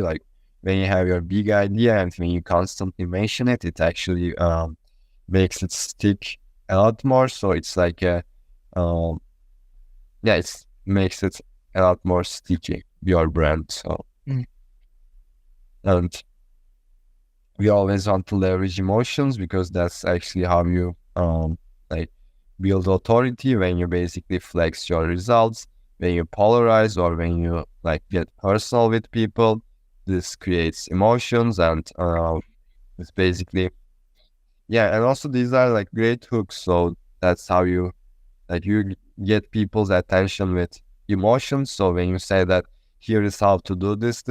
Like there's no emotion, like there's no, I don't know, like there's no personality. So when you talk about yourself and like what you think, like what you do, there's always this your perspective, your basically your personality. So yeah, that's how you create authority content. So you are like with each of these contents, you are basically building your personal brand. So like each of this building public posts, like each of this like flex posts, polarized posts, like these are all little pieces that build your personal brand over time. And yeah, actually this is like pretty important. And I also need to mention this more on the resources. So like there's this human bias that we always want to compare ourselves to others, even if we don't realize it, even if we don't want to admit it. Like people always want to compare themselves to others, and when you talk about yourself, that actually makes people more curious, that actually makes people want to read it more, because they actually want to compare it, like compare you to themselves. So like some people think that when I talk about myself, like people won't be interested, like because I'm talking only about myself, it's like selfish, like why would people care about me? So it's like I'm only talking about myself, it looks stupid and stuff like that. But it's actually really the opposite. So when you actually talk about people, talk about yourself, people are more interested because they always want to compare themselves to others. So for example, you can say that, I don't know, you can like talk about your, let's say, morning routine, and people will read it because they'll compare your morning routine to their routine. When you talk about like, here is how I don't know, here is how I write my X posts, people will read it because they'll compare how they like write it. Or I don't know, like for example, you can say that like, here's how I don't know, like get clients, and people will compare it. And also there's this trend that I'm sure you're seeing these posts, like there's this age posts. People basically Yeah. say like, I'm 20 and I did this, like I'm 30 and I did this, and I'm like 40 and I'm doing this, I'm doing that, stuff like that. Those posts, like you get insanely viral because it's basically the human comparison bias. Because let's say I saw a post that someone's like, someone say that I'm 20 and I make 10K a month, for example. I read that post because I want to compare it to myself. Like, how is this guy making 10K a month and 20? Like, I couldn't do that. And even if it's closer to my age, it's better. For example, if I see that someone saying like, I'm 28 or I'm 25 and I'm doing this, I'm actually more interested about like reading that post because I really want to compare myself to that. So it's like those posts going viral really proves this point, because people want to compare themselves to others, and social media is the really the best or worst place to do that. Like, because it's also kind of hard on the psychology, but yeah, it's like the human bias. And then when creating content, we want to leverage that. So that's basically it. And here are some tips. So have a vault of your wins. For example, I always, when I get a new win, I like note it down. So for example, let's say like I go over my background, I go over my experiences, and I note down each thing that I can flex on a post. So for example, I was an appointment setter. I booked a lot of appointments. Like I've, for example, note that down there. And or I was working at a multiple 7-figure online business. Like that was also social proof. Like I don't know, let's say I hit 1K followers in 90 days. I can talk about that. Like I made, let's say I closed 3 clients in a week. I made like, I don't know, 2.5K in 14 days. Or like there's all these things that you are accomplishing, and these can be big, these can be small. Even if they are not that big, that means that that's like a relatable post, like a personal post, like people will compare it to themselves. So even if it's not that big, it's not important. So have a vault of your wins, like note that down, just like spend 15-20 minutes like going over everything that you did. This can be personal, this can be business, like this can be, I don't know, fitness, like whatever. Just have a vault of your wins. So when you are struggling to come up with authority posts, flex posts, you can just pick something there and then just look at like other post structures and just come up with a post, and always make sure to have good grammar. And yeah, as I said, start the post with talking about yourself, because that's how you attract people. And when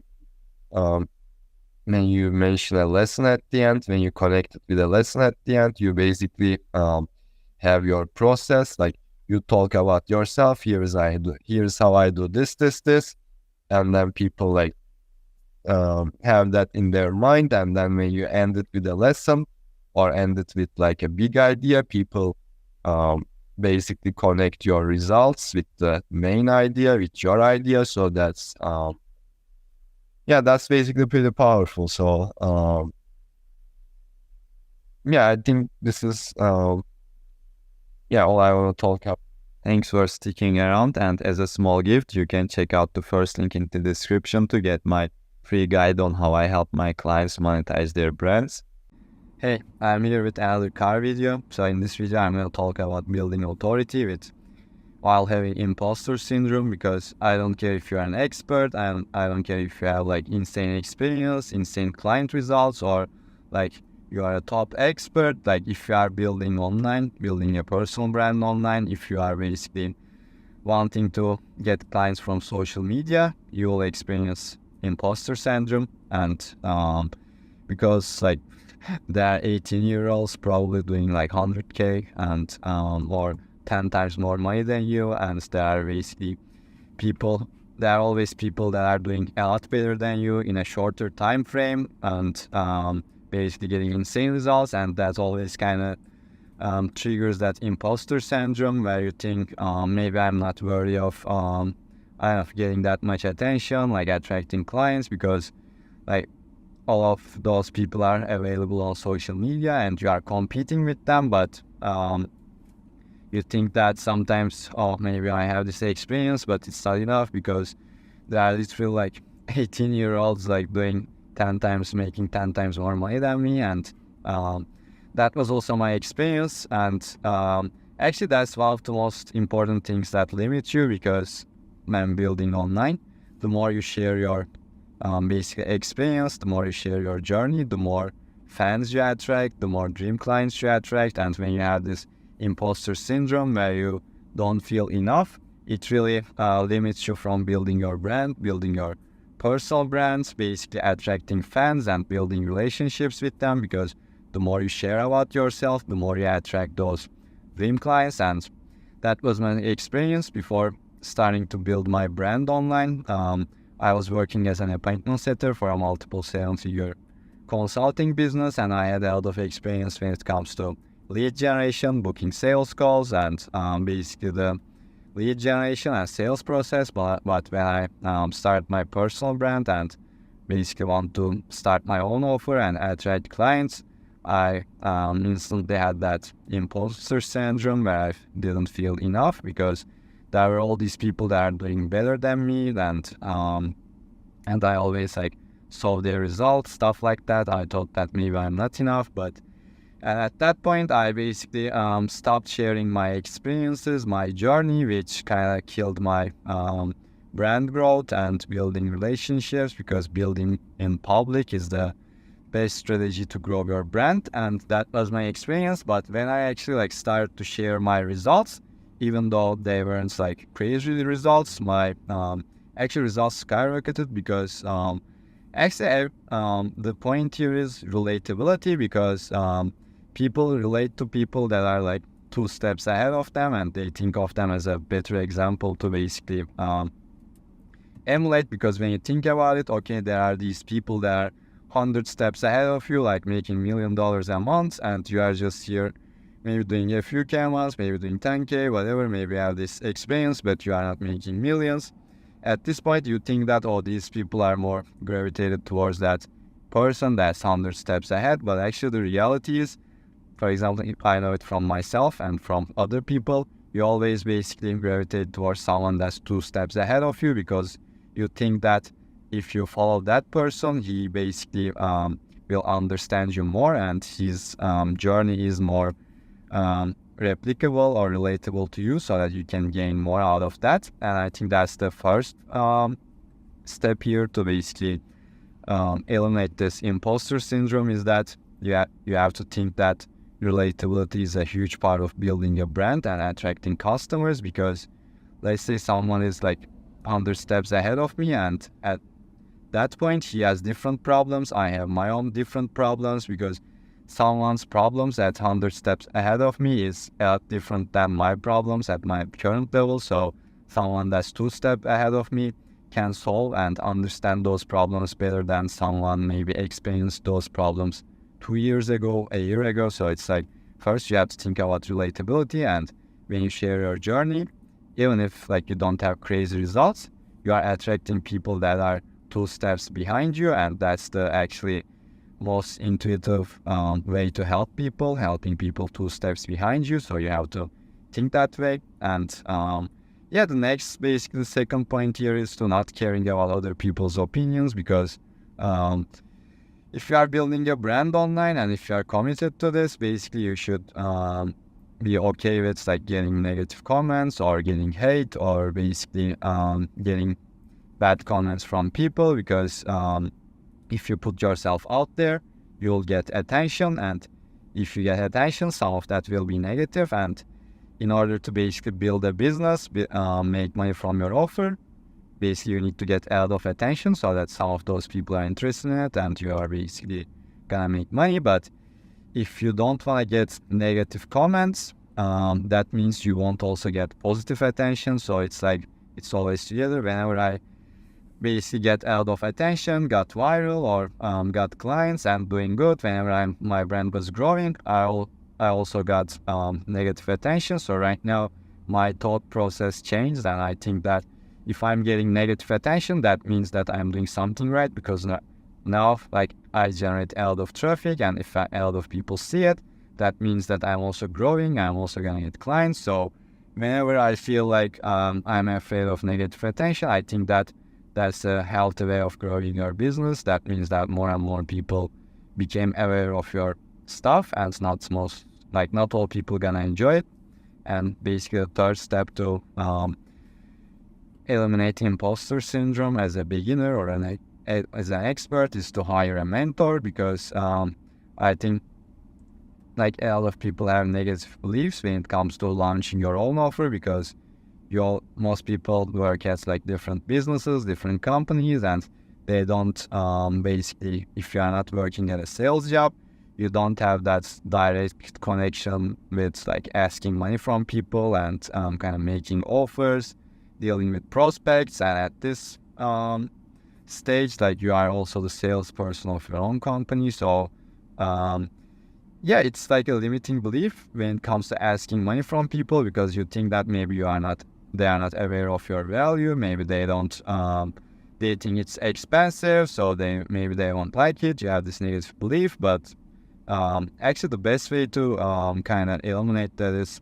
hire a mentor, because from my experience, like whenever I basically hired a mentor and kind of there was traffic, so whenever I hired a mentor and kind of got a lot of value from it, I had to change my location. So the thing I was talking about was getting a mentor, where you basically got a mentor that's 2 steps ahead of you, and when he tells you like what you exactly need to do, both you have that clarity that kind of eliminates the imposter syndrome. But the second thing is basically when you invest in yourself, let's say you invested in yourself 1K, I'm just making it up, it actually like subconsciously makes it a lot easier to ask another person for 1K to invest in your service. So it's like a mirror effect. When if you invest in yourself 1K, it makes that a lot easier to ask another person to invest 1K in your service. So that's like a mirror effect. And if you still have social proof, I think one of the best ways to get over it is to like build social proof slowly. And the best way to do that is first, your first work can be free. Just do some free work, get a testimonial, get client results to basically eliminate the imposter syndrome. Because if you have undeniable proof, I think like there's no reason to have imposter syndrome. But still, like, other people can have maybe better results than you, but still, since your results are relatable to people that are 2 steps behind you, I think that's even better. So the second, basically the third thing is to do free work to get some social proof, and social proof is a really good way to eliminate imposter syndrome. And yeah, so these are all the ways I basically things that I did to build my authority while having imposter syndrome. Because honestly, I had that, maybe I still have that at some point, but it's slowly fading away, which is actually kind of allows you to be more authentic with your brand, share your journey more, and that way you can attract basically better fans, clients. So yeah, that was my process. And while doing that, I was able to build my brand to like 5 figures by just writing, and basically yeah, generate 3 million views and all that. So just yeah, so these are all the things that I did to build authority and attract the right clients, my dream clients, while having imposter syndrome. So if you enjoyed this video, there's a more in-depth training in the first link in the description. Feel free to check that out. And yeah, if you found this valuable, make sure you like and subscribe. And if you have any questions, make sure you comment them down below, because I check all my comments and I respond to them pretty fast. So yeah, so that you can get an answer to your question. And if you have a personal question, or if you want to basically reach out to me personally, you can reach out to me on X. And yeah, that's all for the video. Hope you enjoyed it, and hope you like this style of these videos. I'm planning on basically uploading a lot of stuff. And if you want to basically hear these things from someone 2 steps ahead of you like me, make sure you join the journey, and I'll be taking you along with me. And yeah, see you on the next one. Let's address the common objections to personal branding one by one. So the first one, the market is saturated with personal brands. People claim that there are too many experts online and it's impossible to stand out. The truth is, while there are many voices, only a few of them are building authentic brands.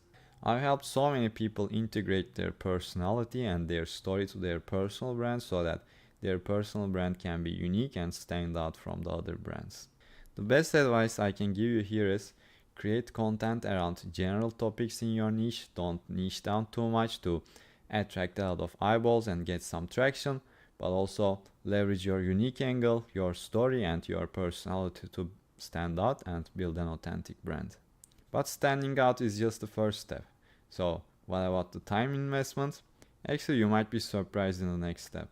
So people say it's too time consuming.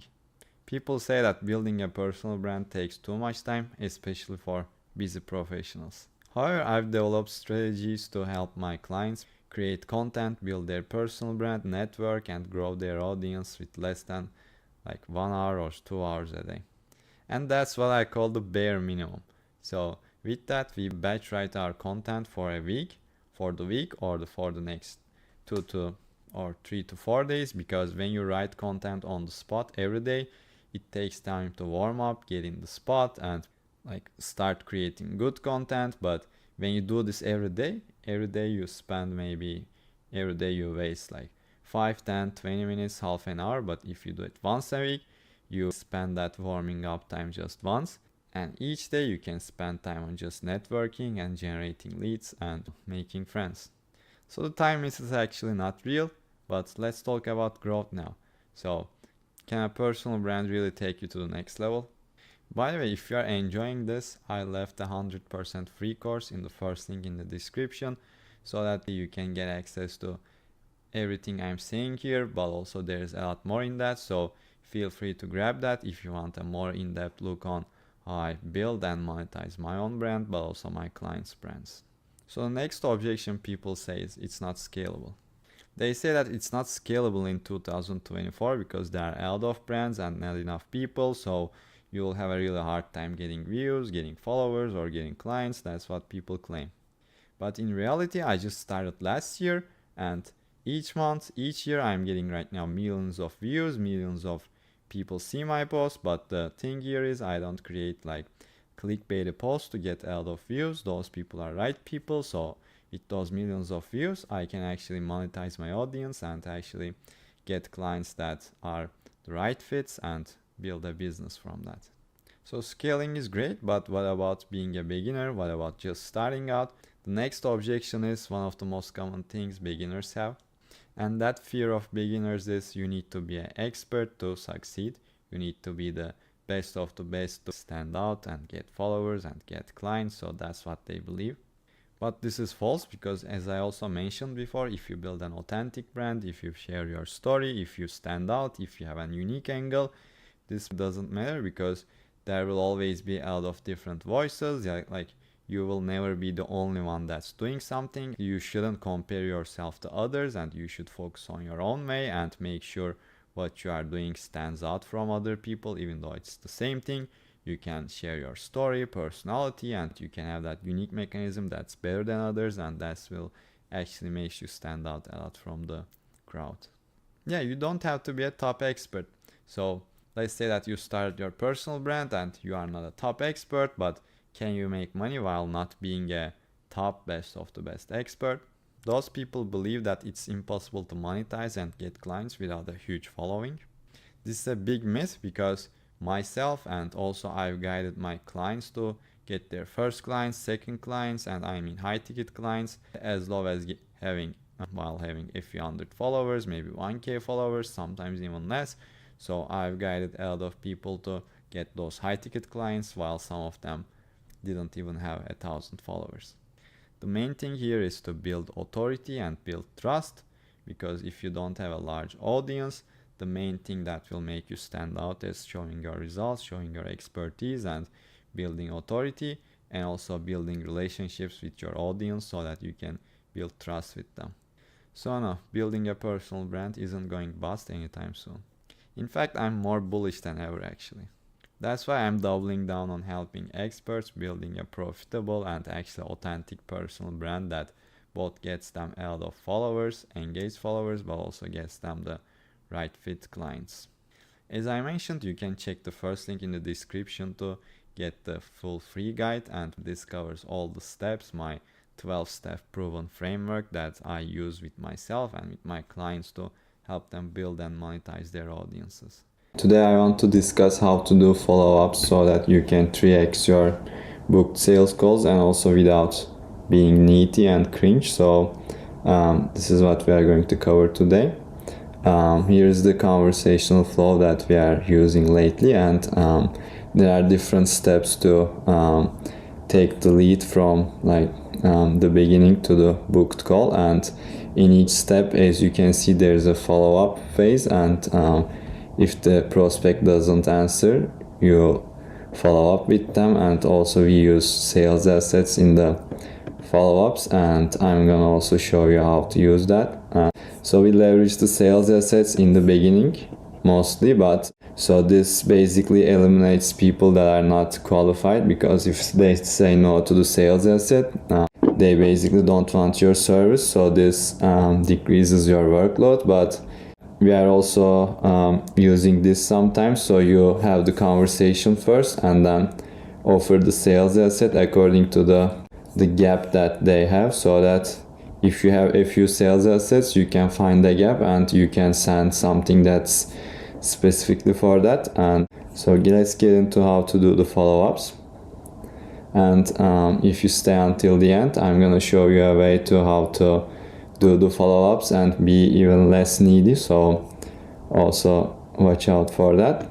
So as you know, money is in the follow-ups, and when I was a setter, I was booking a lot of appointments, and after that I was checking the tracker, the booked appointments tracker, and I realized that most of the calls that I booked were from the follow-ups. So doing this perfectly really increases your booked sales calls. So yeah, most people are pretty busy, and if the prospect shows interest, you should definitely follow up, and after a while you really understand which person is interested and which person is not interested and not busy. So especially in the B2B space, following up is really important, and people actually respect you more if you do it properly. Yeah, the first follow-up is like preferably in 1 to 2 days later, and each follow-up, like the time frame increases, because if you always follow up 1 day later, it can seem more needy. So this actually decreases the perceived neediness probably. And after the third follow-up, mark them as not interested, but you can also do it after the second follow-up if you want to be more efficient. And after the third follow-up, we basically send sales assets to them. So it looks like this. For example, I followed up with this guy on the 3rd of February and he didn't answer, so I sent him a sales asset on YouTube so that maybe he can watch it and then come back, and this can maybe shift his beliefs, maybe want to talk about it more. So this is actually a perfect way to use outreach to grow your audience and make people come into your world, because you are doing all these outreach, and when you stop doing it, you actually go back to zero. But if you actually direct the people somewhere and they can watch it, and some people like it, so some people can follow you or subscribe to you, and that can easily add up if you do it a lot of times. So if you do a lot of volume, if you send people to sales assets, or you can ask them to follow you, and this can really, and also we collect emails sometimes with our outreach, so this can really build your audience. And also some people are actually really interested but they don't have the money, so you can just add them to your audience and at some point they can buy your service. So I think this is really important and most people neglect it. So yeah, after the confirmation and the call is booked, you can send them another sales asset that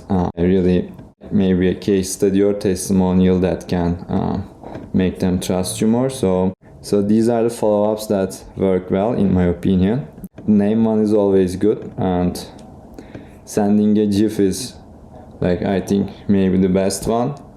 And after the calendar is sent, you can use this one. One thing that I didn't add here is actually I just learned this from JK Molina, and I think that's a really good one. And yeah, that's basically after the last follow-up, closing the loop. So for example, in the last follow-up, you send the sales asset and you can say that this is the last time I'm following up with you, or something let me think. I think he uses I haven't heard back from you for a while and I'm closing your file, so that you can point out that you stopped following up with him, so that you don't sound needy and you basically close your doors, so that actually that makes the other person chase you more. So what I will do right now is both use sales assets and also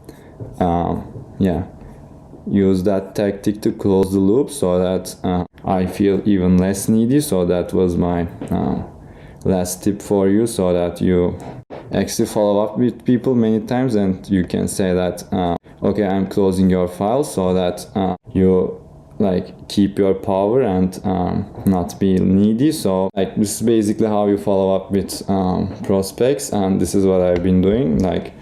I've shared you mostly everything.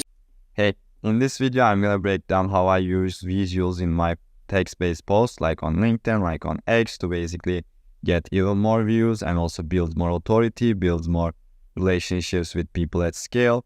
So we are gonna basically break down my strategy on how I use visuals in these text-based posts to actually get a lot more ROI from my posts, and it's not from leverage creator here. I make these videos to basically break down how me and my clients build our personal brands, while also I attract our dream clients with it.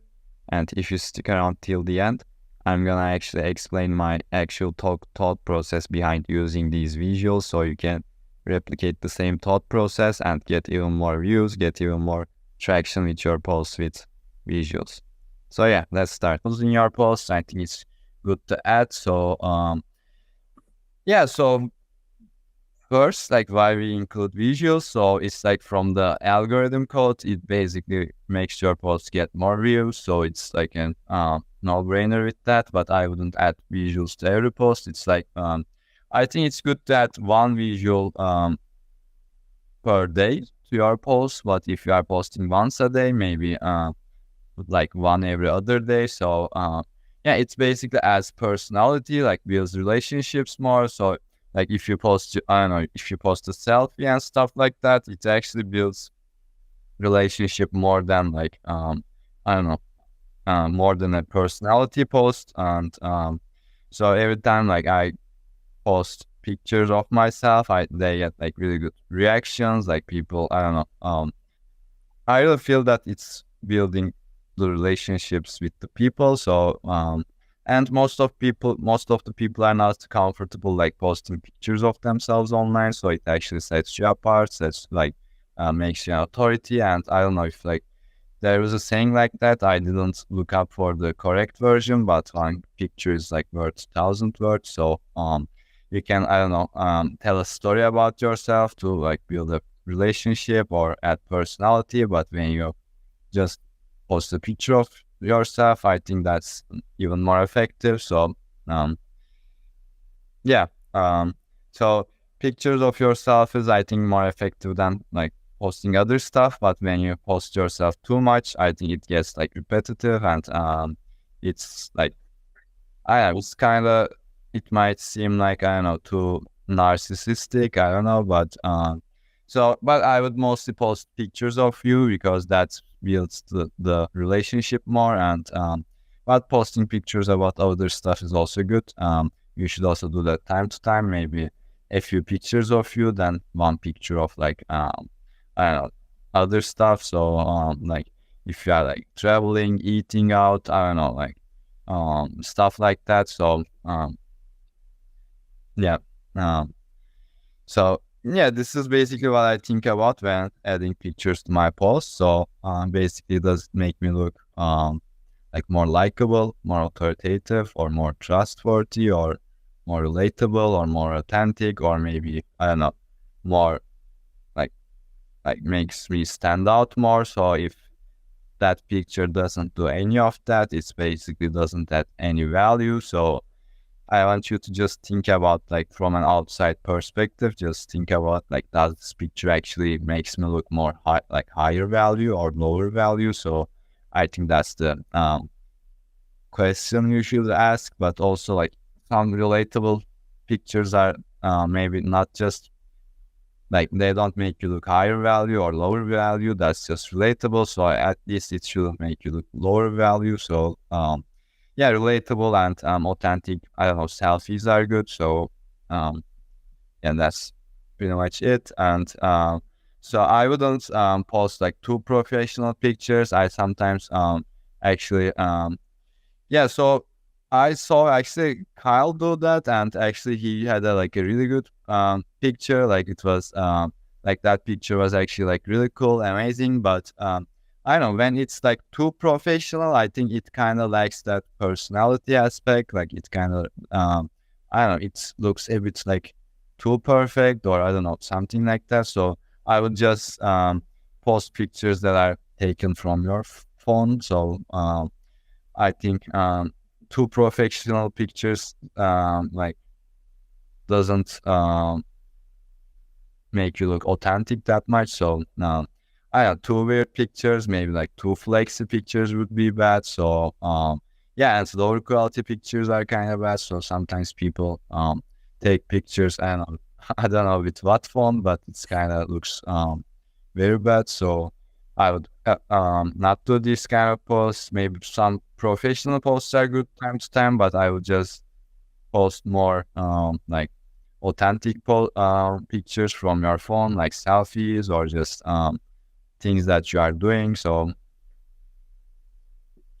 yeah, so this is basically how I'm boosting my authority with my posts. Basically, I add pictures to my I mostly try to add pictures to my authority posts so that people can basically read my results and then also see my face, because like this actually I came up with this, but my reasoning behind this is that when, for example, I want you all to basically post your results, like what you are doing, and basically action-based stuff, so that it builds authority, because most people don't take action. But in my opinion, when you post those kind of things, for example, I flex my results, but then if I say also post a picture about my face or a picture about myself, I think that makes it a lot more likely to remember you, because when you, I don't know, show your results and also post a picture of yourself, I think it really makes people like relate that results with you, because they saw a picture of your face or stuff like that. So, for example, I don't know, for example, something like this post maybe. So, I have a result and, or yeah, maybe this post, this is not like a, results post, like it's kind of similar in my opinion, because like I'm traveling, so it's kind of, sets me apart. But yeah, so this is, yeah, so I actually like try to add pictures to my basically, authority post, or sometimes post. Yes.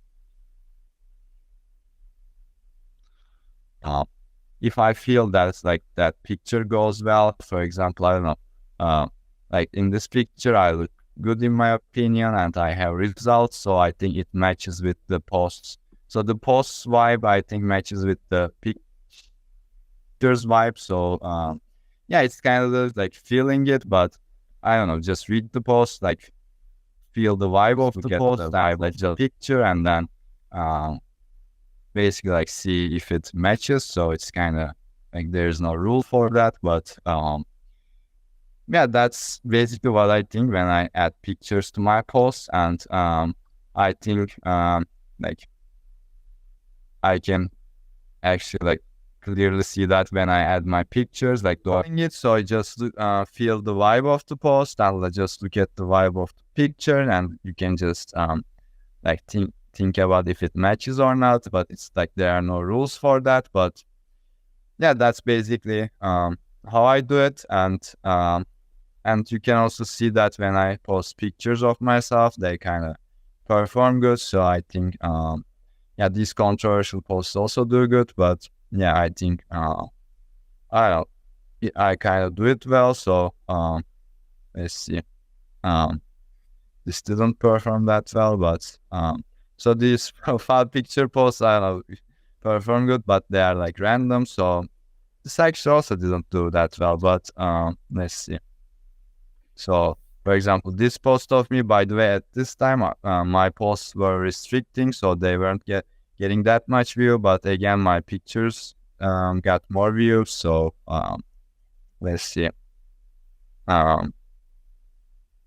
So this actually, like at this time, my posts were kind of restricted. So yeah, it's kind of hard to compare that. But when I post pictures of myself, they basically do better. So yeah, that's the general thing around. And as a small gift, you can check out the first link in the description to get my free guide on how I help my clients monetize their brands. And if you found this video valuable, please like and subscribe. And you can also check the video on the screen to learn more about how I build my brand, how I help my clients build their brands. This is my free community. It's like 226 people. And then this is my personal brand. I started building my personal brand last year, and it was the best decision that I had. And by the way, this community is a invite-only community, so I don't post the invite link like everywhere on my profile and my bio, stuff like that. So yeah, all the people here are basically invited by me, or they reached out to me to get an invite, and then I basically check them to see if they are qualified, or like if they are serious or not. And if they are serious, I basically let them in. And building this community basically allowed me to become a leader, become someone with authority, and build so many relationships at the same time. And also I leverage it for client acquisition, and it has been working really well.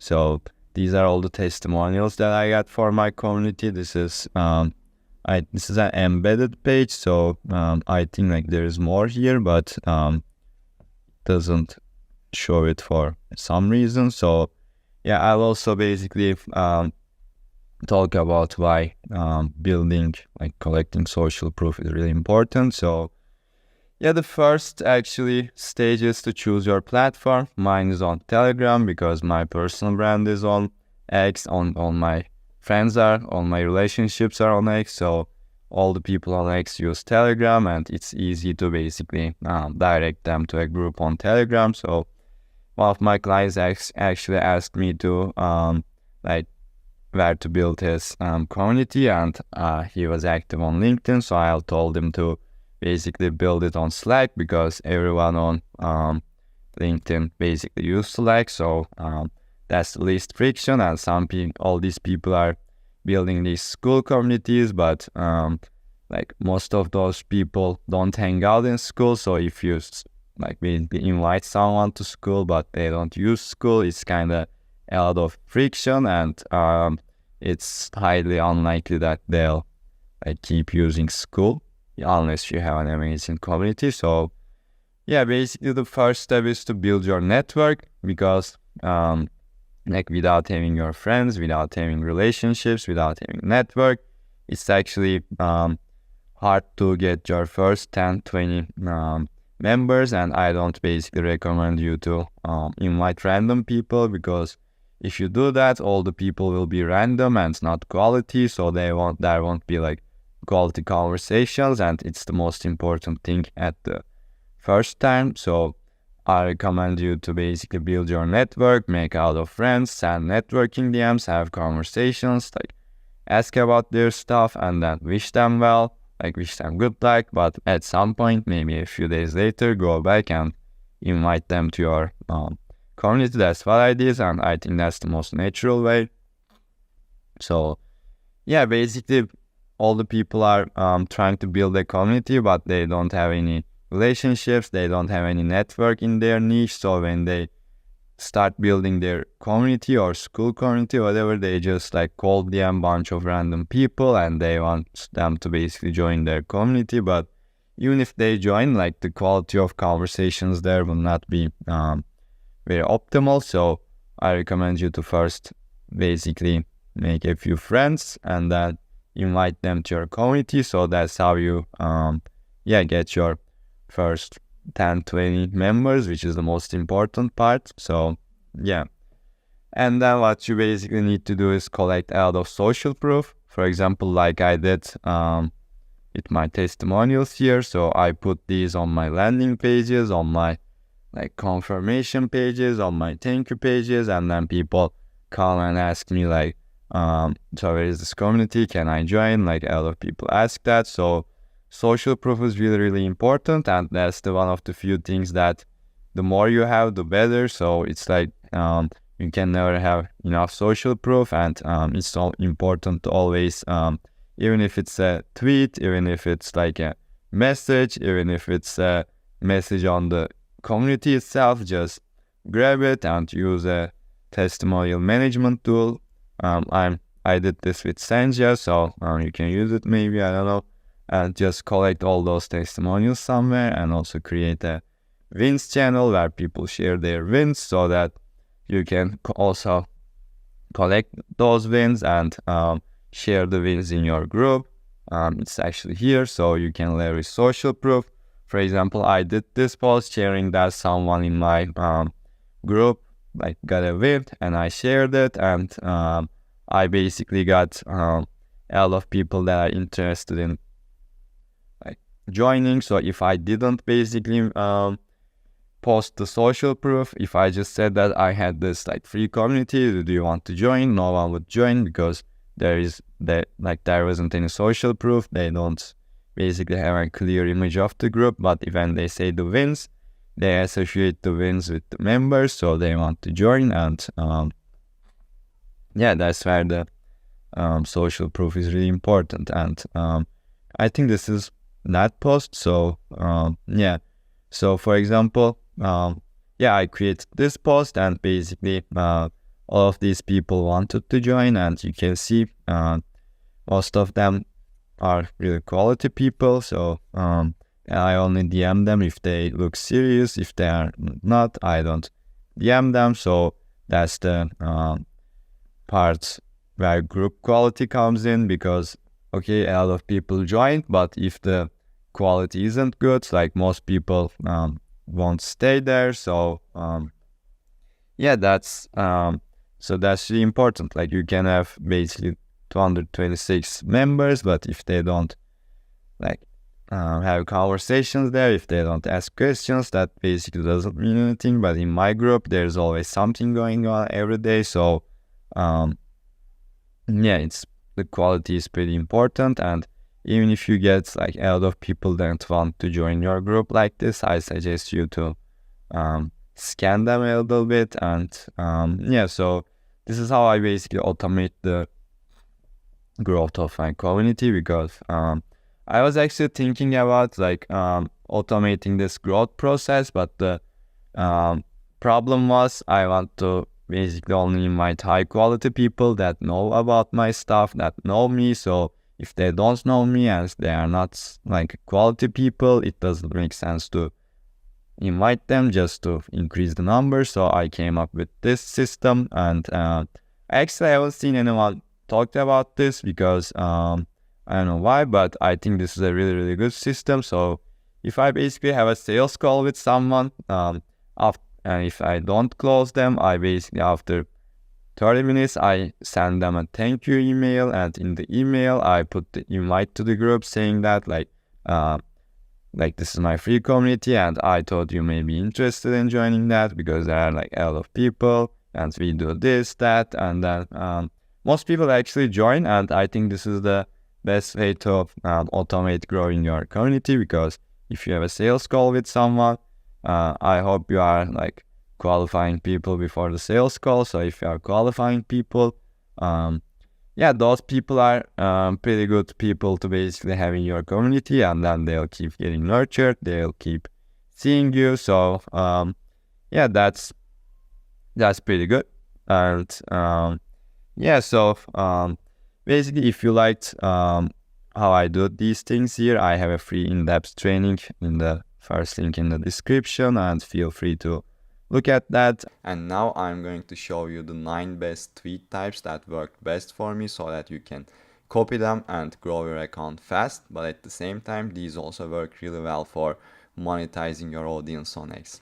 So let's start. The first one is the repetition tweets, and these are basically, I think, the longer form version of platitudes, and these work really well for getting a lot of views, and you can still get personal with them. So as you can see, I'm repeating the same thing and I'm just changing something. So it's just like you are repeating the same thing but adding something new. Most people think that these repetitions would make it boring, but actually it's not, because it actually makes it easier to read, and with it has a pattern. So when it has a pattern and it's like predictable, it actually makes people easier to read. So that's why these tweets work well, and you can get a lot of views with them if you basically do it well. And at the same time, you can always plug your newsletter and things like that. And since these are a bit longer, you can also get a little bit personal and build relationships with these tweets, as well as getting a lot of views. So the next one, and the second one, is this is what I call motivational tweets. These don't have like in-depth technical stuff or that much like authority.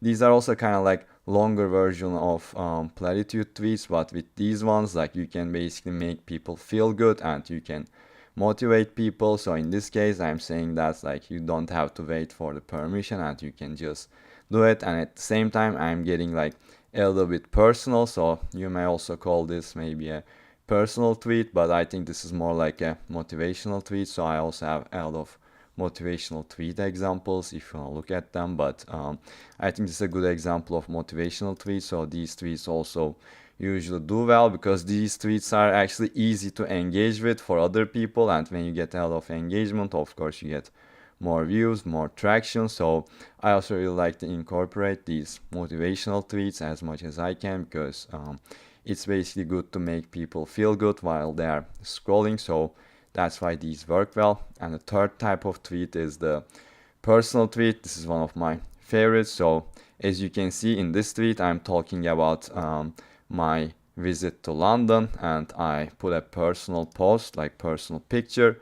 These personal picture, I think, really add depth to the personal post, because a picture is worth like 1,000 words, they say. So it's really important to like add the picture. And now like people can get to know me better, like I'm traveling in London, and or maybe other stuff. I have a lot of personal posts. I usually post once a day, and now they can basically follow my journey and like see me, my personal picture, things like that. And these posts also usually do really well, and they build relationships. These are also really important for getting clients, because I always ask my clients like why they chose me, and they always both tell the results, but at the same time they tell something personal. So people, you like really look at your personal stuff, and they decide to like you or not. And as well as the trust, likability is really important when it comes to monetization and getting a lot of views. And these personal posts build your likability and also build relationships. So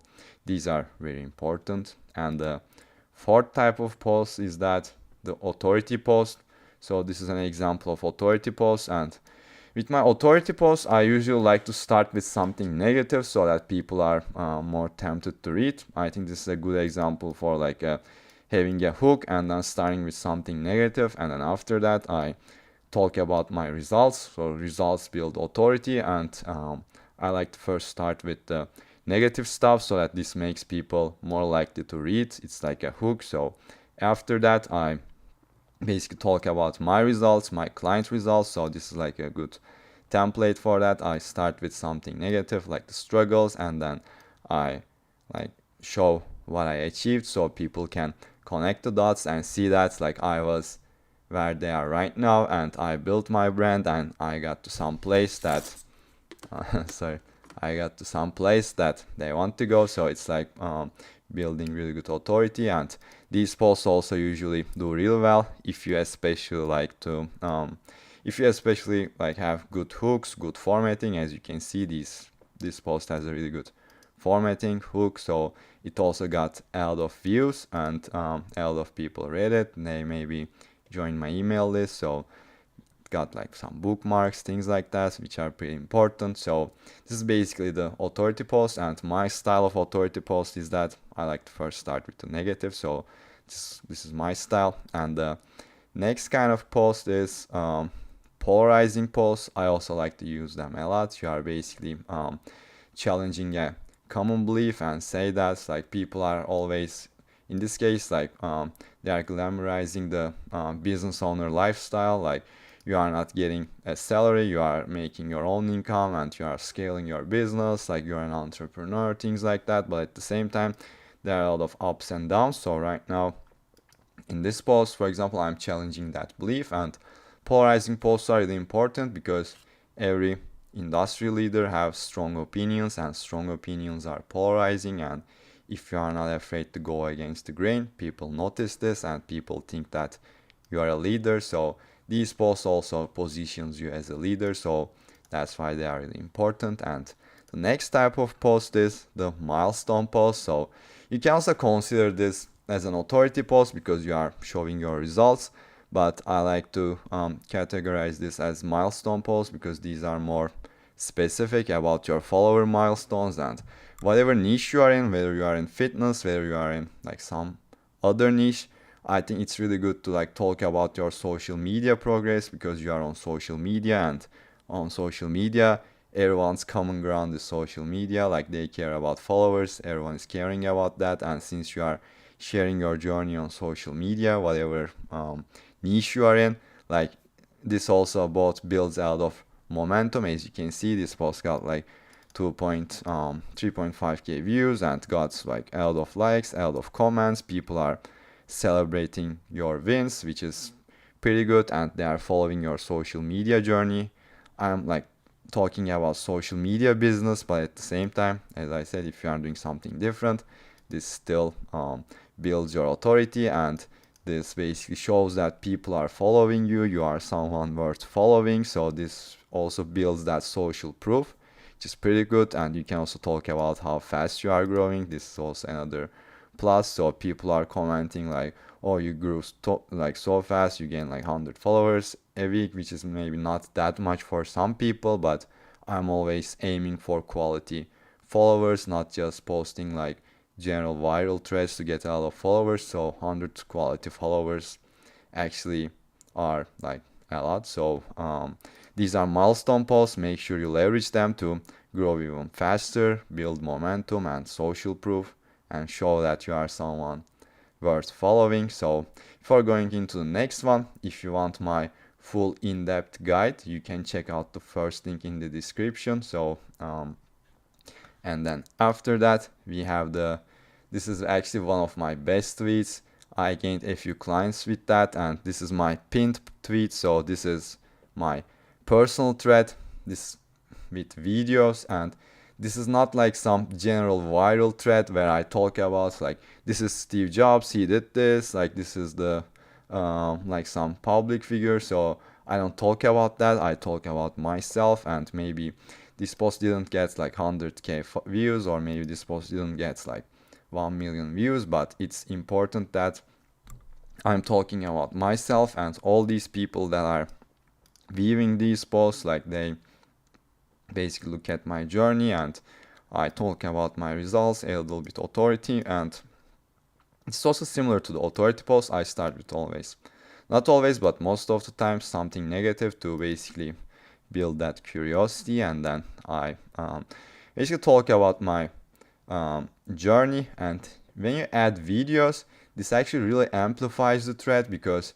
people are curious when you are talking about something. Like people like to at least spend a few seconds or maybe a few minutes like looking at these videos. And when it comes to the algorithm pushing your thread or tweet, the watch time of the thread is also really important. And when you have the videos like these videos really boost the watch time, so they are really important. And make sure add these personal videos when you are doing the personal tweets. So if you check out these like responses, like I always get like amazing responses with these personal tweets. And as you can see, this got like almost like 240 bookmarks, which is pretty insane. Like 240 people wanted to like bookmark this to basically look at this later or maybe take inspiration. So this post did really well for me, both in terms of views, both in terms of building my brand, because this is not like some tweet that gets forgotten, but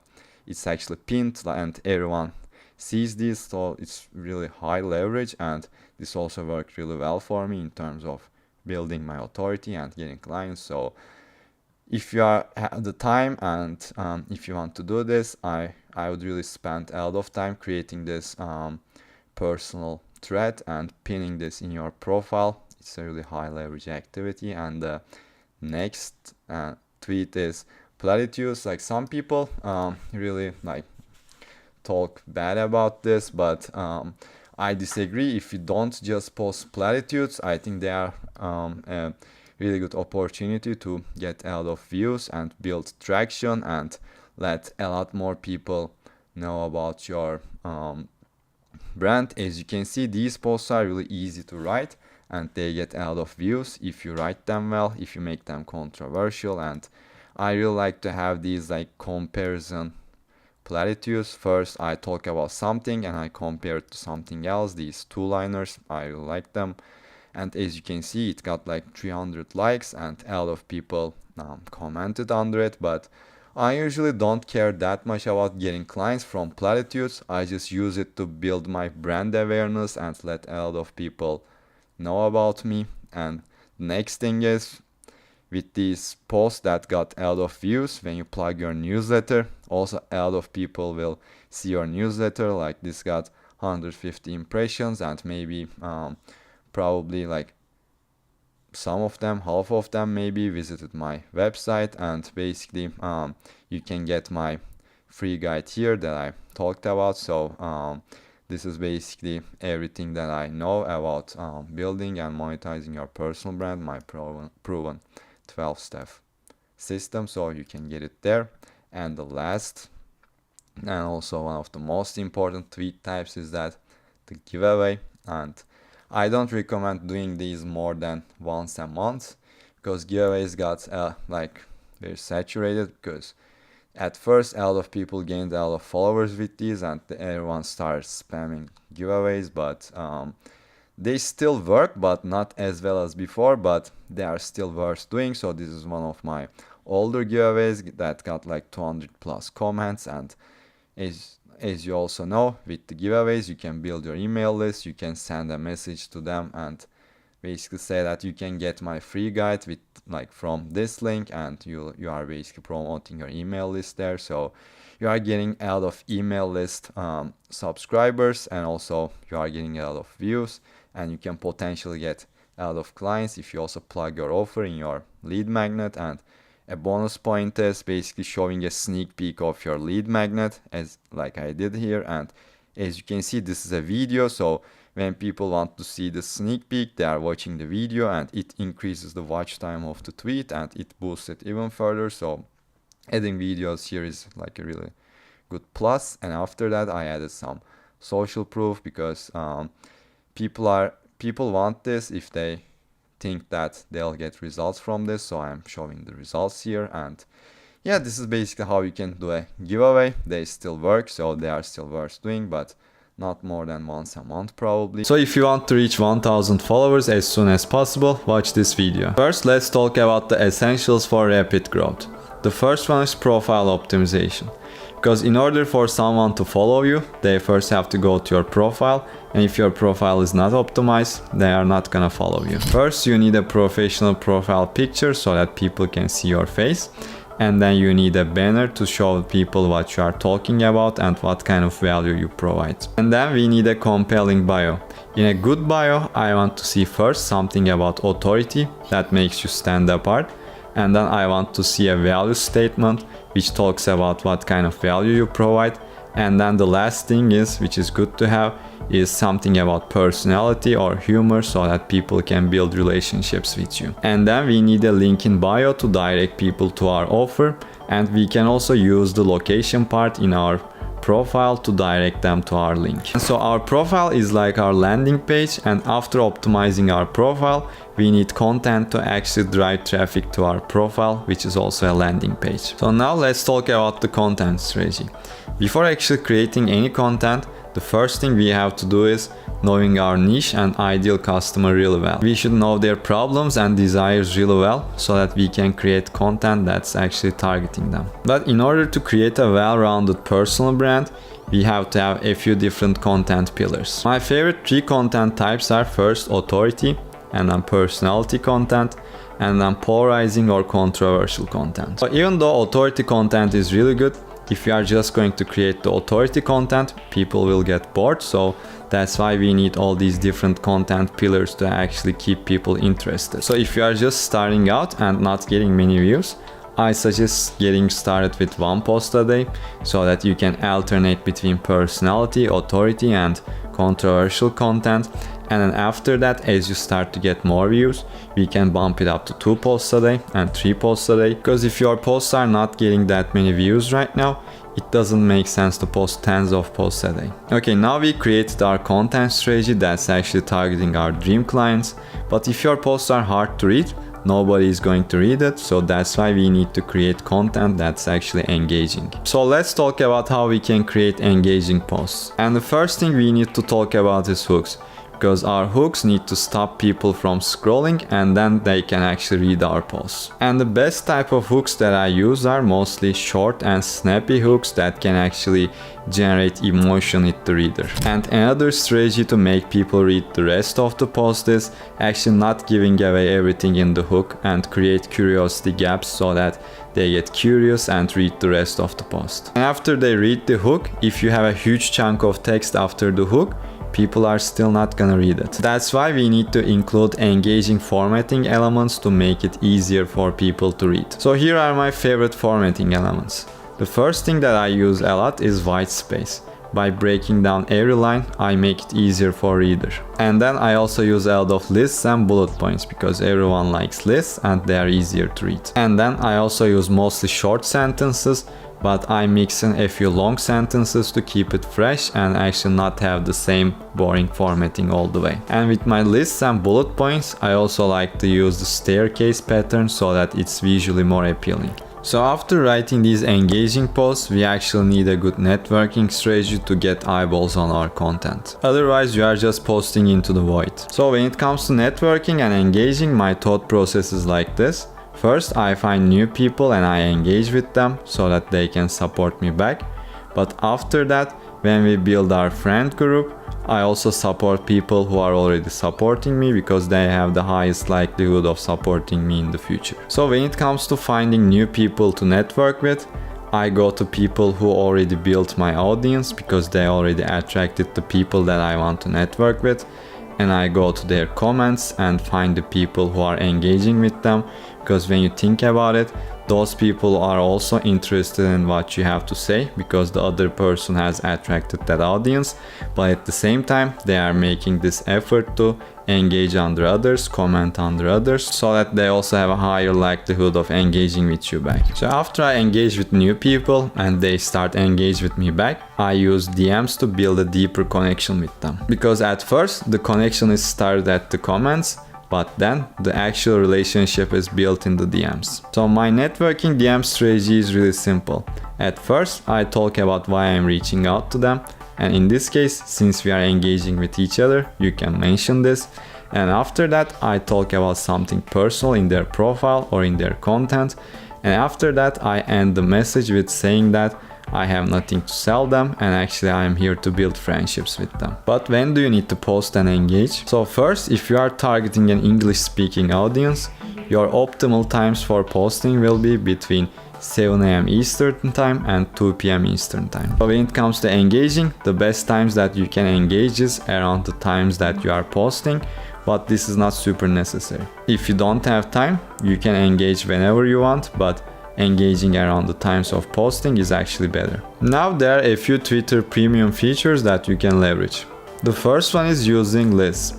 After we build our friend group, now you can create a group of your friends so that you can engage with them consistently and actually not miss any of their posts. After that, you can use Twitter Premium Analytics section to look at what kind of posts do well, and also you can look at the audience section to see when is your audience active in each day of the week. If you want to learn more about how you can use Twitter Analytics the best, you can watch the video on the screen. Now let's talk about how we can build momentum on X to speed up the growth process. The best way to build momentum is sharing your wins. When you share your wins, it makes getting your next win easier. So people can say sharing your follower milestones is cringe, but I disagree because it works. When you share your milestone, it actually makes it easier for you to get to the next follower milestone. So my advice is, when you get a new growth milestone, just share it. When you get a new revenue win, share it. And when you get a new client win, share it, so that you can keep building momentum on top of your wins and speed track your results. And when you share your wins, people will be more interested in your journey because people always like to follow winners. So that's exactly how you get your first 1000 followers on X. First, let's start with day 1 to 2, and it's all about either dialing in your niche or choosing your niche. In this stage, I look at the intersection of these three things. First, the market's needs and desires, and then the industries you know, and then skills that you have.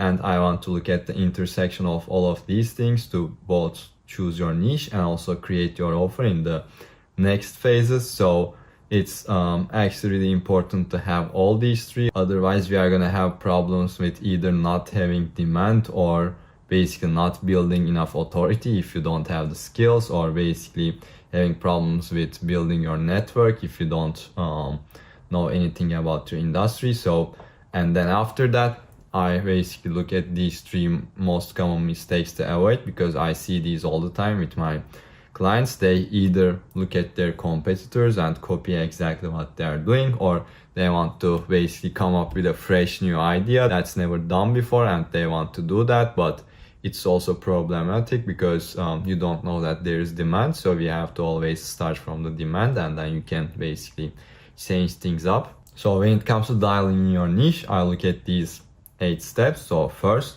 the proven demand, and I look at these by if they have like Facebook groups about these like niches or topics, or existing books, magazines, and you can find out more about these courses or books at like Dummies or Udemy or Amazon, like all this stuff. So it's really like easy to find demand there, and then obvious products to create from there. And then I look at like if there are other experts making money with this offer, because if there are not any other experts that are making money with this offer, it's kind of hard to validate the demand. So it's always important to start from the demand. And then after that, I look at the ability to sell high ticket, because at first the easiest way to make an income is selling high ticket, because with low ticket you have to sell like a lot of stuff at first. So it's really important to first start with high ticket, because we don't have a huge audience when we just start. And I also look at if we can talk about this topic for the next 3 to 5 years, because if it's just a trend and it will vanish after a year, like it makes no sense to build an audience around that. And this is also related to sustainability. So if you are not passionate about it, if you don't like the topic, like it's kind of hard to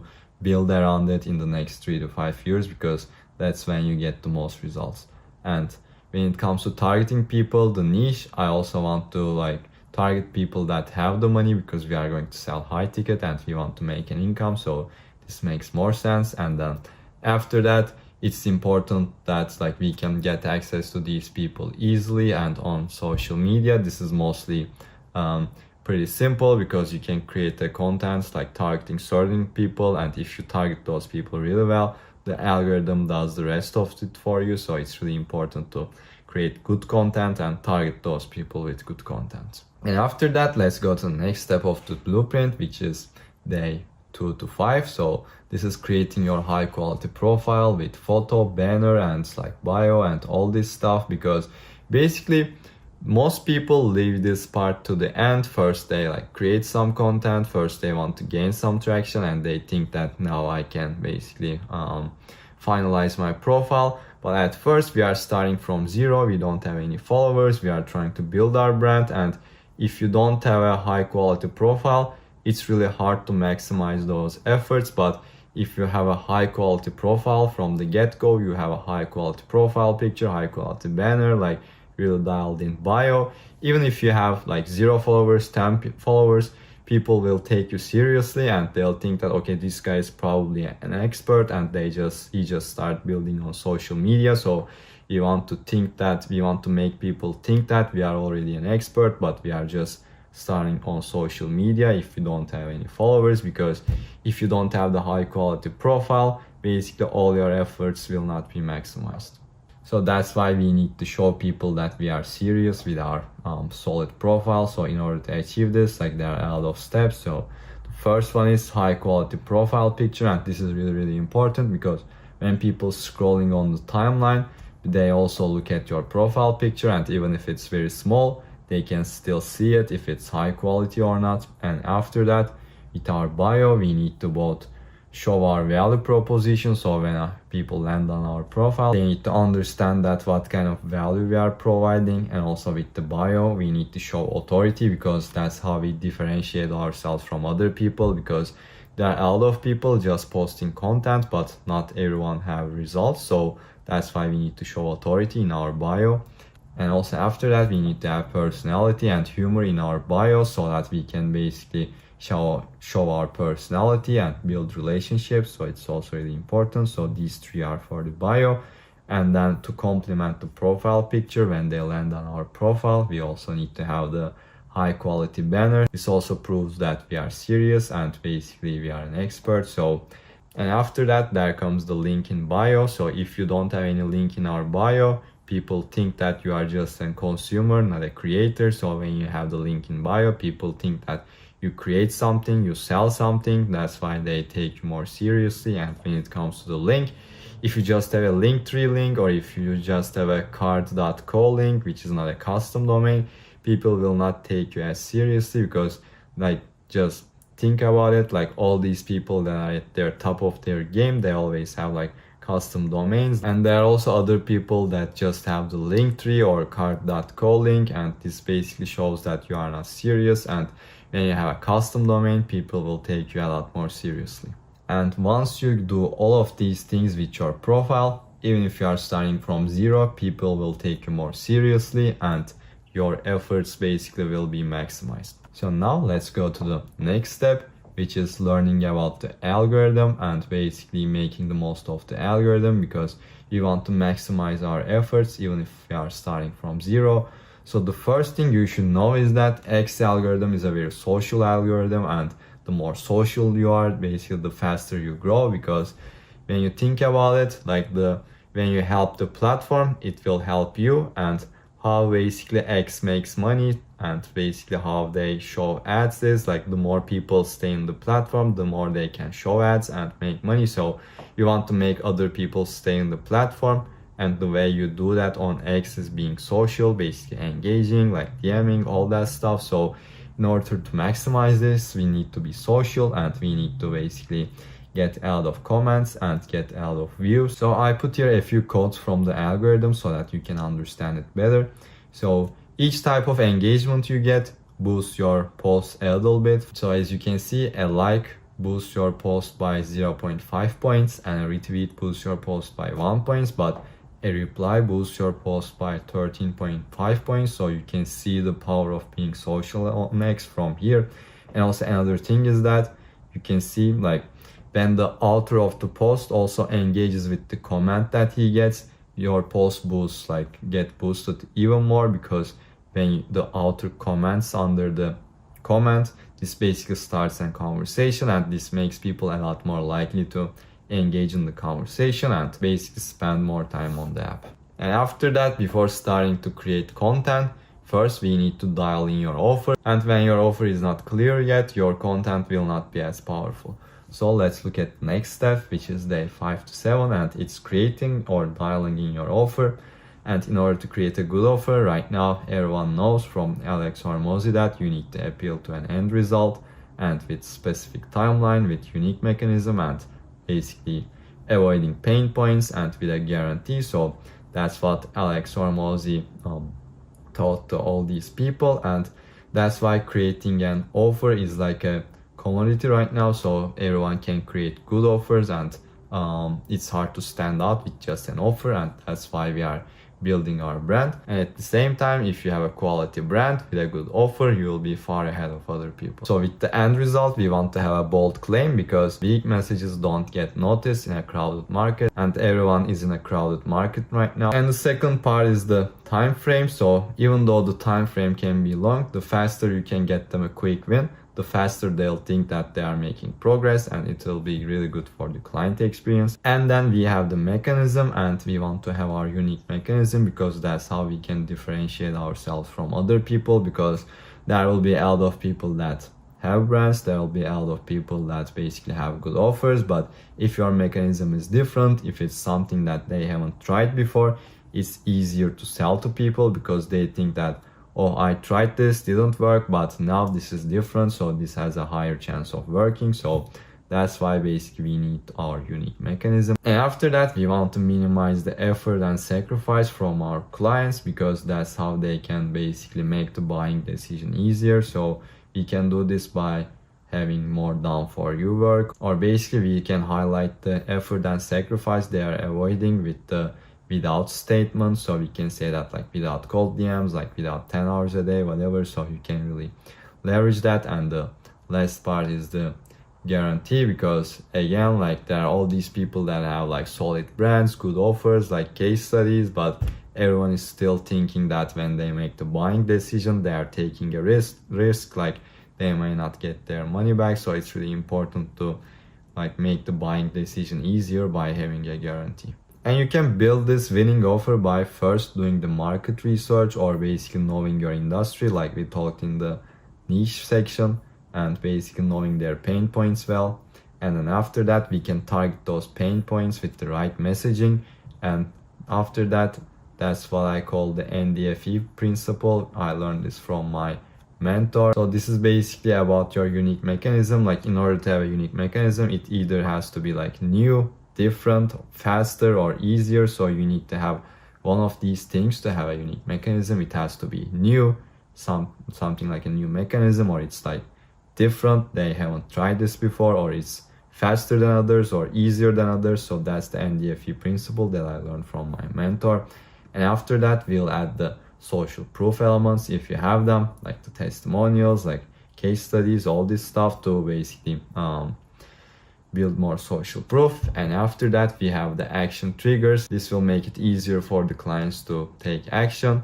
And this is either urgency or scarcity, basically limiting your spots, or basically having a promotion and they can get certain bonuses, or they can access the certain offer in a certain time frame. So when you leverage these things well, it's easier to make people take action, because if they don't have any reason to take action now, they won't take action now. They'll just wait. They'll just say that I have to think about it. So that's why we need to have these action triggers, like the urgency or the scarcity. And now let's go to the next place, which is the content part. So this is like day 7 to 12. Now we are learning about creating good content and basically learning what works, what doesn't work. So with this part, I have 3 content pillars to start. The first one is flex and authority. The second one is polarizing content. And the third one is personal content. So the first one, the authority content, is like, as the name suggests, we are showing our authority. We are saying that we are generating results. We are getting results for ourselves, for our clients, or we are basically sharing insights that basically show people that we know our stuff. So that's the first thing to differentiate us from each other, because there are a lot of people that just talk but they don't have the results. So that's how you differentiate yourself. And after that, we have the polarizing content. This is also very important because all the industry leaders have strong opinions, and in order to differentiate yourself from others, again, you need to have different ideas, strong ideas. So with polarizing content, basically we are sharing our strong ideas and we are influencing other people, and we are becoming slowly a thought leader. And after that, we have the personal content. Like, many people neglect this, but that's how you can build relationships. So from what I've heard from my clients, I always ask them like why they chose me, and all my clients first like mention the results, but after that they mention something personal, like I'm an engineer, you're an engineer, like that's why I chose you, or we are around the same age, like that's why I chose you, or things like that. So they both mention the results, but they always mention also something personal. So this also shows the power of personal content, because everyone has results, but if you share your personality, people that are similar to you will also have basically a reason to choose you, which is a personal reason besides the results. And after that, let's go to the next section, which is day 12 to 30. So basically we are going to do this from now on, which is networking and engaging. So now we dialed in like all this stuff, our profile, niche, offer, content, and now we just need more traffic to our offer or our profile, because basically we did all the things right, we set up all the systems. Right now we just need traffic to get the ball rolling, and when you have some traffic with good content, with good profile, you will convert that traffic to followers, more engagement, and at some point your content will do the work and you won't need that much engagement. So in order to get to that place, basically we need to do a lot of engagement, a lot of comments, because when a stranger lands on your profile, they either come from posts or replies. So at first our posts won't get that much views, so we need replies to both basically get traffic to our profile. Also replies can generate more engagement to your post, so that's why also engagement also increases your post traffic. So it's like goes both ways. That's why it's really important. And when people land on your profile, we already optimized our profile, we already have a quality profile, so we'll have more follower conversions. And when it comes to engagement, I like to start with like 50 comments per day, which is enough if you have the right strategy, because we need to choose the people we engage with, because you can engage with other people, and if those people don't take the time and effort to engage with other people, your engagement efforts will be wasted because you are engaging with other people, but those people don't return the favor. So that's why we need to be careful who we engage with. So that's why I like to start engaging with people that are already engaging with similar accounts to me. So I go to similar accounts, like they look similar to me, and I look at who engages with them. I look at their comments, and I look at all these people that engage with them. So now I think that, okay, this guy was interested with an account that's similar to me, and this guy takes the time and effort to engage with that account. So if I engage with that person, he has a really high likelihood of engaging with me. So I choose those people and I engage with them.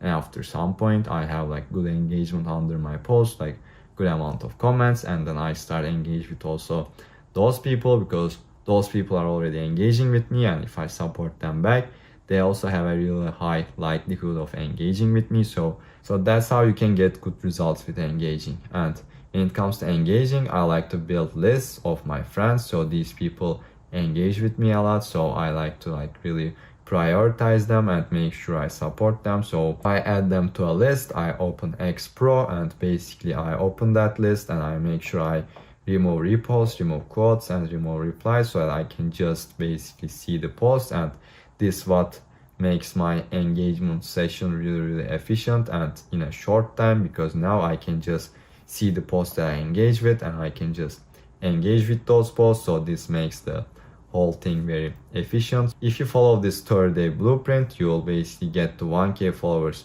really fast and build your account the right way without wasting any efforts, because we are setting up our account, our offer, all of these things the right way. And that's how you can basically maximize your results, and that's how you can get those results the most efficient way. Today I'm about to cover how to get high ticket clients from your school community with a high ticket backend funnel.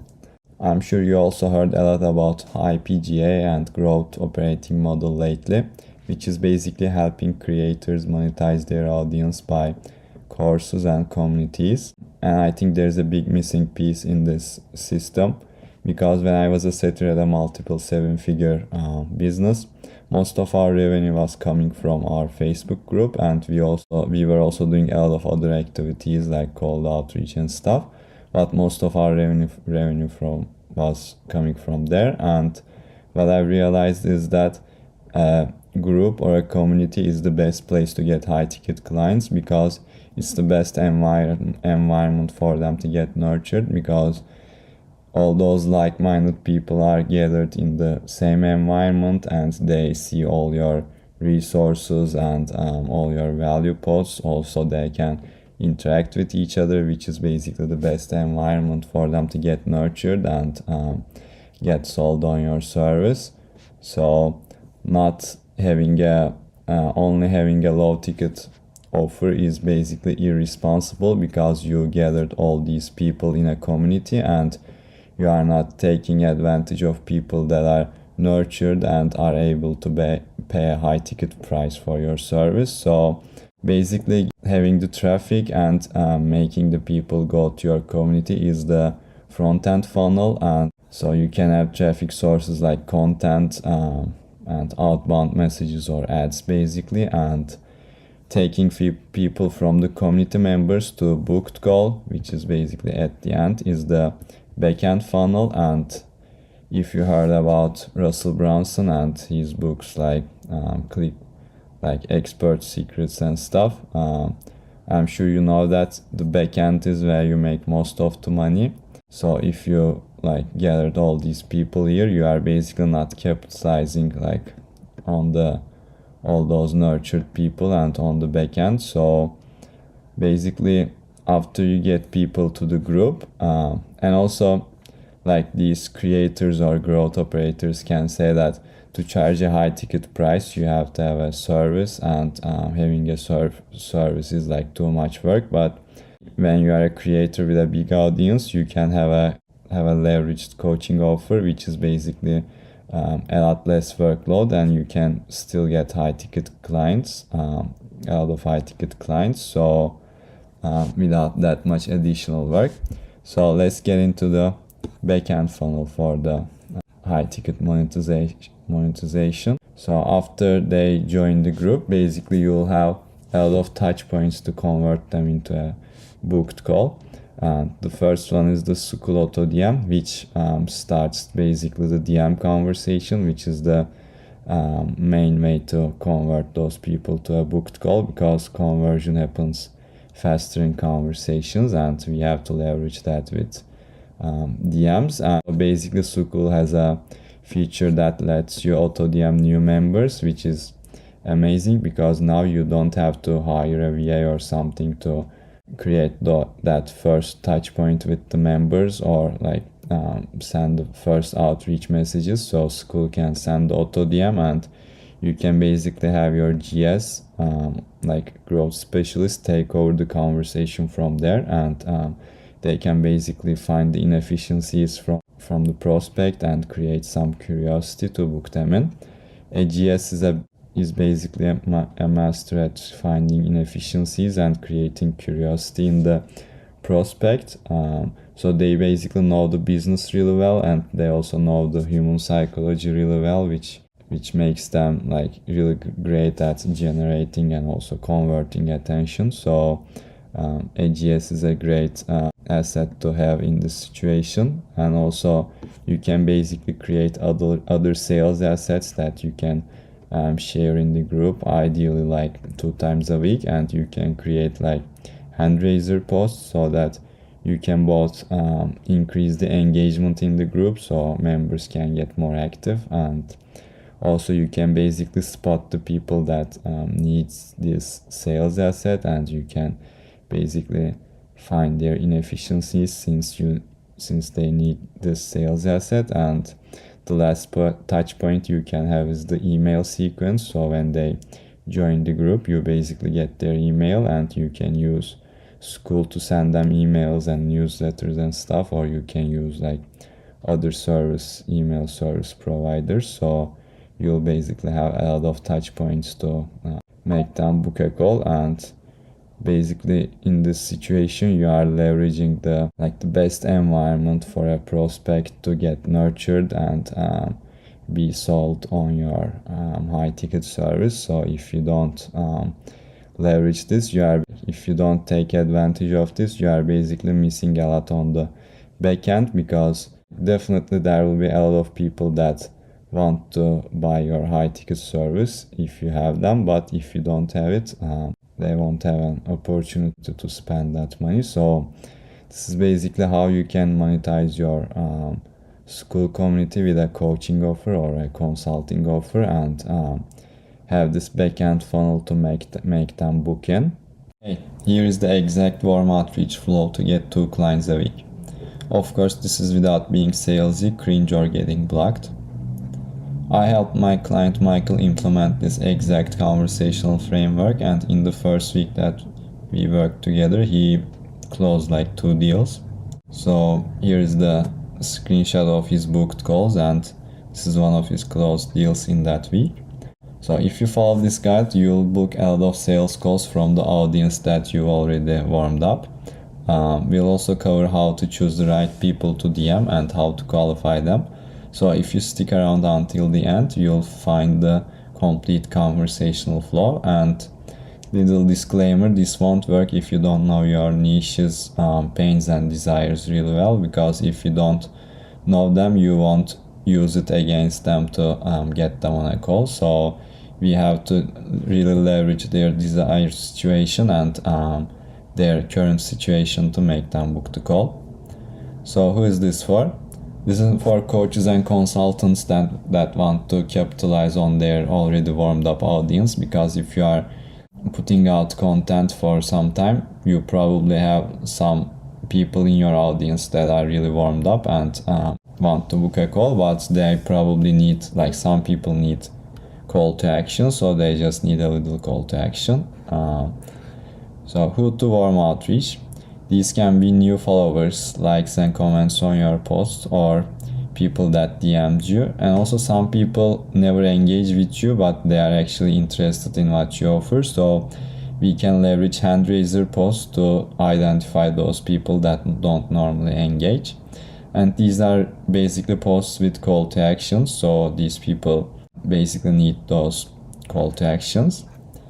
And how do we qualify them? So like in real life we don't have unlimited time, so not every person is qualified to work with us, and even if we DM the people that look qualified, some of them won't be qualified, so it's best to filter them the best we can. And these are some little indicators that we can use, like having a good profile picture, stating the offer in their bio or banner, and like if they have a link to their website or booking link, that means that we can help them. So these can be things to look out for. And here's the actual conversational flow that we use. First we create context, then we find the gap, then create curiosity or provide some value, then we go for the call pitch, and then so like each step of the conversation has a purpose, and then we can't just usually go directly for the call pitch, so we have to warm them up for the each phase, because you can't ask too big of a question in the beginning, because like it makes them pull back. So each step makes the groundwork for the next step. So the first one is creating context, and this has mainly two goals: getting high response rates and also creating context and familiarity with the prospect, because people like subconsciously get defensive when they receive a message from a person that they don't know. So with the first message we aim for getting high response rates, and then with the actual message our goal is to make that person as familiar with us as possible, so that the next part of the conversational flow we can actually dig into their efficiencies, and we can actually find out their efficiencies, because if we don't create familiarity, they won't probably share their inefficiencies with us. So we can basically state our reason for reaching out, so that this creates some context. We can say that thanks for engaging with my posts, or thanks for following me, and stuff like that. So a quick note: if you are enjoying this so far, make sure you like and subscribe, and you can find my exact system in the first link in the description. So let's continue. Yeah, the second step is finding the gap. This is actually the most important step of the conversational flow, and the main goal here is to find a problem or inefficiency that the prospect has, and in the next steps we actually leverage this gap to make the prospect book the call, because if they don't have an inefficiency, basically they don't have any reason to book the call. And if, as I said in the disclaimer, if we don't know our niche really well, we can't actually ask the right questions to dig these inefficiencies and find them out. So we have to first know our niche really well to find out their gaps. And so in general, these gaps can be not being able to get to the desired outcome, or wanting to go there faster, or they want a proven system to go there faster. And generally this applies to every niche, but you have to get more specific than that, so that it makes sense for them. And then after we find out their problem, we have to basically provide some value so that they get interested and they get curious. But before we moving on to this part, we have to make sure that we found a gap, and this gap is actually urgent and painful, so that we can present a better way of solving their problem, because what they are currently doing is not fixing that, so that we introduce our new novel way of solving the problem, and this will actually make them curious about booking the call. So we can basically say that my clients or I have been getting these results with this mechanism, and we can say that I'm more than happy to show you how it works, and if you got free time for that, and stuff like that. So these will actually get them interested to book the call. And if we don't find the gap, basically we can't provide them value, because we don't know what their problem is. And then we move on to the call offer part. So in this part we actually do the call pitch, and all these previous parts were leading up to this. So if we did everything correctly in the previous steps, the call pitch will be smooth and natural. And if they don't show interest, if we sense that they are not interested, this basically means that we couldn't find the inefficiency that's urgent and painful, or we couldn't find a novel way of solving their problem that makes sense to them, so that we can go back and fix those issues and then come back to the cold pitch part. So before sending the actual calendar link, it's best to ask for them permission, because this makes them feel in control, and also you get those micro commitments and those little yeses, and each yes that the prospect says primes them up for the next yes, and then the next yes, and then the next yes would be probably to your offer. So this is a good way to prime the prospect. Today I'm about to cover the best cold outreach strategy in 2024. 2x more qualified calls, and I mean really qualified, warms up the cold leads, grows your audience even, and handles objections before they even come up. And this is without explaining your offer 100 times in the DMs or on the call, and also not being cringe and needy. So you can see we leverage sales assets mainly in this approach, but I'm gonna show you how. So as long as you use these methods I'm about to tell you, you can get like 1 to 2 clients a week on autopilot.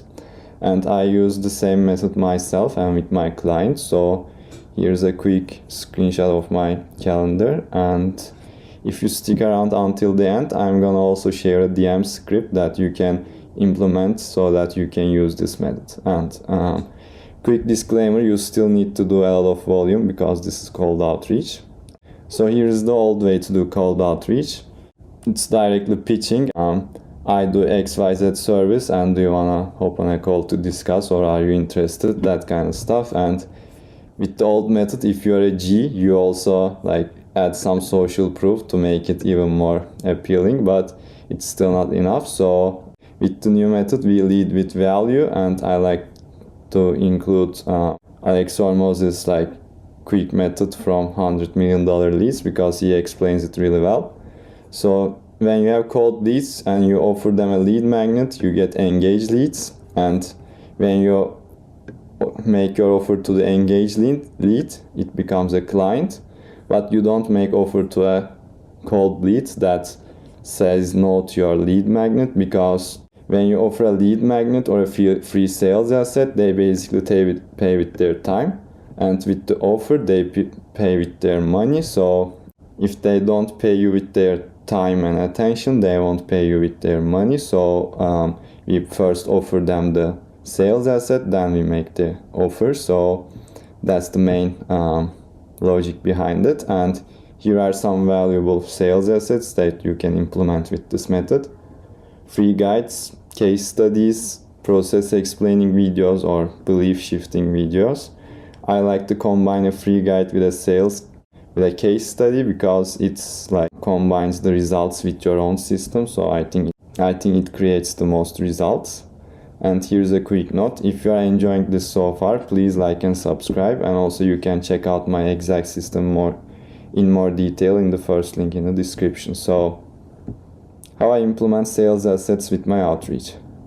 So as you can see, this is the framework that I use.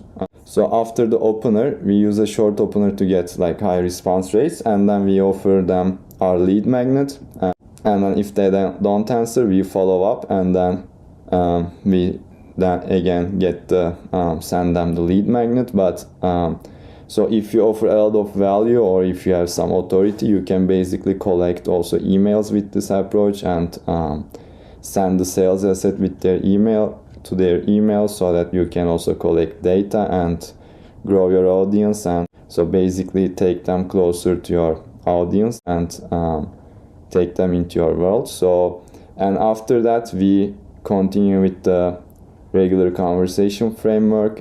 So the lead magnet also becomes like a qualifying question, because if they say no to the lead magnet, they probably will say no to your offer. So you get the quick no before like pitching them. And also, as you can see, we implement sales assets in other part of the appointment setting process. So if we follow up and they don't answer us, or they are basically interested but they are not qualified, they don't have money, in that cases we send them a sales asset, like which is a YouTube video or like a case study guide, something like that. And if we book the call, we send them a VSL, which is also a sales asset. So this is the main framework we use in our appointment setting processes. And thanks for sticking around until the end, because here we have the bonus. So you can use this template to create your lead magnet offer DM. So you can basically say that I created this sales asset, which is like I created this case study guide, or I created this, I don't know, like document or guide, whatever. And then you can say also, don't forget to add the social proof and say that it generated these results with this mechanism, so that it builds social proof. And then you can basically point out their pain points and desires, that like you can basically call out their pain points and desires, so that it makes the sales asset more appealing, so that if they have those pain points or desires, they are more likely to say, yes, send it over please. So yeah, this basically builds social proof with authority, and then offering value creates reciprocity, so that they are more likely to continue the conversation with you. And also sales asset builds trust and belief in your system. So, and final thoughts, here is how you get good results with cold outreach. And there's still a lot of things that you have to do right, which is like your offer needs to be right, your profile needs to be good, and even if they say yes to the sales asset, when you like market the sales asset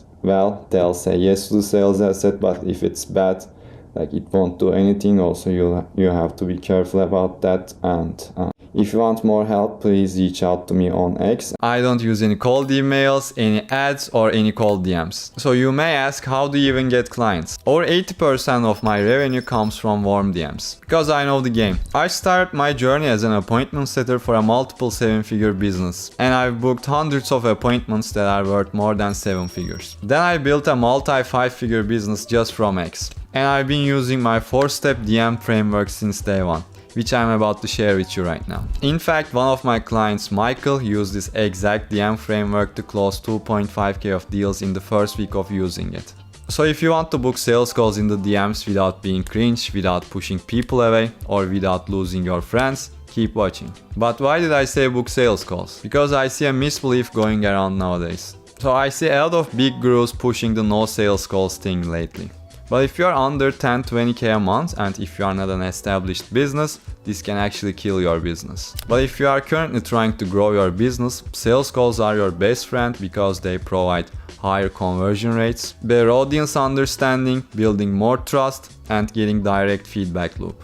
So what should be your thought process when you are in the DMs? You need to become a helpful peer instead of a salesperson first. Think of yourself as a friend who is ahead of them and wants to help them. You are not pushing them, you are just helping people who are already in need of help. This approach will change your natural attitude in the conversation and will help you position yourself as a helpful person. Now let's dive into my 4-step DM framework. So the first step is creating context and familiarity, and there are 2 goals for that. First is getting high response rates, and the second is creating context and familiarity with the prospect from the start. And most cold DMs feel like spam because they simply don't build the context and familiarity with the prospect. And in this step, we accomplish these 2 goals with these 3 steps. First one is giving clear reason for reaching out. Like you can mention how you found their profile, or you can mention what you liked about their content or about their profile. Then you should mention something personal. Just take your time to look at their content and profile to find something relevant about them. Then you should ask something relevant to start the conversation. You can ask about what you noticed about them in the second step. The goal isn't to sell yet, it's just to start the conversation and build a strong connection. By building context and familiarity from the start, you bypass these defense mechanisms and you actually start building comfort with the prospect. Step 2 is finding a gap. Most people make the mistake of just jumping right into the solution, but first we have to understand their problems and find the gap. And we have to know a couple of things for that. First, we have to know where they are right now, and then where they want to go, and then what's stopping them from getting there. For example, they are at 2k and they want to get to 10k. In order to do that, they need more clients. The gap between their current situation and their desired situation is our opportunity to help them. This is the most important part of the process, because if you can't find a gap in their process, why would the prospect would jump on a call with you to get your help? Step 3 is building curiosity. But before building the curiosity, we have to ensure that we actually find a gap that's painful and urgent. Once you understand their situation, don't just dump information on them. Instead, share some relevant results, hint your solution, and actually let them ask for more. For example, you can share relevant client results or case studies, or you can talk about your solution on a higher level to create more curiosity. And then you can read the room to understand that if they are interested to learn more or not. Because remember, the goal here is to make them curious enough to jump on a call, not explain your whole system. And step 4 is the call transition. The final step is to make them feel like the call is their idea.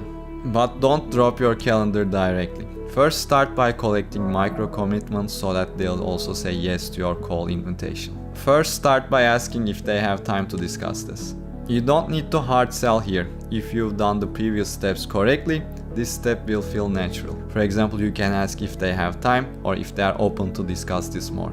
If the answer is yes to these 2 questions, then you can send your calendar link to book the call. Once they book the call, you should confirm the call right then and there. You can say thanks for booking the call and if they get the invite for the call. The last step is sending them valuable resources to make sure they are warmed up for the call. For example, you can send case studies or videos or your lead magnet so that they can read it and get the call more educated about your solution. So now you got the whole 4-step DM framework. But now I want to give you 2 more tactics about warm DMs. So the first tactic is how you can keep the conversation engaging. So every message should validate what they are saying and then provide some value, and then ask a relevant question to guide the conversation forward. This creates natural flow instead of feeling like an interrogation. Think about how you would talk to your friends. You wouldn't ask them questions back to back without also telling about your opinion. And my second tactic is about follow-ups, because most opportunities are actually lost in the follow-ups. But here's the thing, there's a fine line between persistent and annoying. That's why you need a system to follow up. You need a system that times follow-ups, creates natural urgency, keeps things casual, and knows when to move on. And make sure you read the room. I like to keep the follow-ups casual, not to look try-hard. For example, instead of sending long paragraphs, sometimes I would just send a question mark because that's how I actually text my friends. Because remember, no amount of perfect follow-up can re-engage an uninterested lead. Now you can take everything I've shared here to start booking more calls with your dream clients. But first, you should start attracting attention by creating good posts, having a decent profile, and actually building a decent sized audience. Otherwise, your prospects may not care about you enough to actually open your message or respond to you. The biggest concern of business owners is how can I get clients without case studies? Think about it. You are on a sales call and everything goes perfect, they like your system and they are ready to buy. But then comes the final question. Do you have any case studies? Do you have any clients that we can talk to? And then the sales slips away. So in this video, I'm gonna show you how you can sign clients without case studies, just like how I signed 5 high ticket clients in 14 days for my first offer. So after watching this, you won't have to wait for some random guy to magically say you yes and become your client. So first understand why people ask for case studies. The first reason is everyone is afraid of making mistakes and they don't want to lose money. So they want to have this proof that they are making the right decision. Because since the ancient times, people have always been making decisions according to the social proof. And without social proof, it's hard for people to make decisions. And for that reason, first they want to see that your system is actually working and is able to generate results. And the second thing is they want to know that you can generate results for them specifically. So let's say that you have a cold email business and your potential client is in the SaaS business. So in order to write good cold emails for a SaaS company, you also need to have good knowledge about the SaaS industry, and that's why your potential client is asking about if you have case studies or client results in a similar niche. And this becomes even more important with market sophistication, because let's say that you are providing a service and there are 1,000 other people providing the same service. So if you were to be the only person that's providing that service, maybe you not having the case studies would not be a problem. But since there are 1,000 other people and you have no case studies, why would that person choose you? So as you can see that case studies are really important for showing social proof and building trust. But case studies are not the only metric that people can look to make a decision. So there are a lot of other ways that you can do to actually sign clients without case studies, and even in a sophisticated market. So let's talk about what you can do on a sales call to close the client. So if you trust your skills, I normally wouldn't recommend offering a free trial, but if you are unsure about your skills, I suggest you offer a free trial to get them to make the first step, and then once they see your value, they'll happily pay for your service. And at the end of the free trial, you can have another call with the client and you can easily upsell them to your paid offer. So if you trust your skills, I wouldn't recommend any free trials, but if you receive any objections about you not having any case studies, in that case, I would offer a paid trial. And a paid trial goes like this. So let's say that you normally charge 1K for your offer and you receive the objection and you couldn't close the client. And in that case, you can say that, okay, so I'll do this work for you, but I can do it for free and I'll offer you half discounts, let's say $500 in that case. So they can just start with the paid trial of $500, and when they see the value, they can upgrade to the original price. Because the thing is, when you do free work, people don't take you that seriously, so you can at least get the minimum amount from the client, and in that case, he'll take you seriously, take the right actions so that you can provide better results for them, and then when they see the results, then they can upgrade to the normal amount. And the most obvious thing you can offer is a risk reversal, and in that case, you'll offer a guarantee that if you don't perform, if you can't generate the results, then you have to pay back the money. So this will reduce the risk for the potential client. And when you think about it, all the other people have case studies and they are actually offering a guarantee on top of that. So if you don't offer a guarantee while not having any case studies, this will have a huge negative impact on your offer. So basically, if you don't have any proof of generating results for other people, the one thing that you can do is breaking down how other people generated results for other people. So in that case, you are showing that you are understanding how people are generating results, and you have the knowledge and you have the skills to replicate the same things for your potential clients. So let's say that your offer is creating content for other people and your client's goal is to reach 10K followers. So in that case, you haven't helped anyone reach 10K followers, but you can break down how other people are reaching 10K followers and you can show that you are understanding it and you can deliver it. So in that case, the potential client will be a lot more likely to trust you. So another thing that can help you is a common sales tactic, but this works even better if you have no case studies, because you probably know that the no case study objection will come up, and if you address it before it comes up, now you have more leverage against the potential client because you are addressing it before it even comes up. So another good method that you can leverage is selling the dream and showing the clear ROI that they can get. So in that case, they'll focus on the outcome and they'll think less about the having no case studies objection. For example, if you have a lead generation service and you are booking appointments for other people, in that case, you can say that they'll receive this many amount of appointments per week, and if they close like 30% of the calls, and then they'll make this much money, and in a month it will add up to this, and in a year it will add up to this.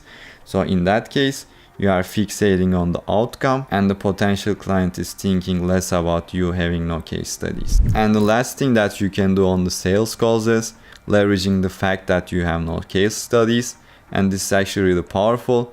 In that case, you'll say that, so my competitors may have a lot of case studies, but in that case, they will not care about you as much as me, because I have no case studies and I'll work really hard for you to provide my first successful case study out of you by generating you great results. When you say that, even if you have no case studies, the client will be really impressed and he'll actually value your effort, because first, you are honest, and the second thing is you are confident about what you can do for them. And before even getting on a sales call, you can do a lot of things to make you a lot more likely to close a client without case studies.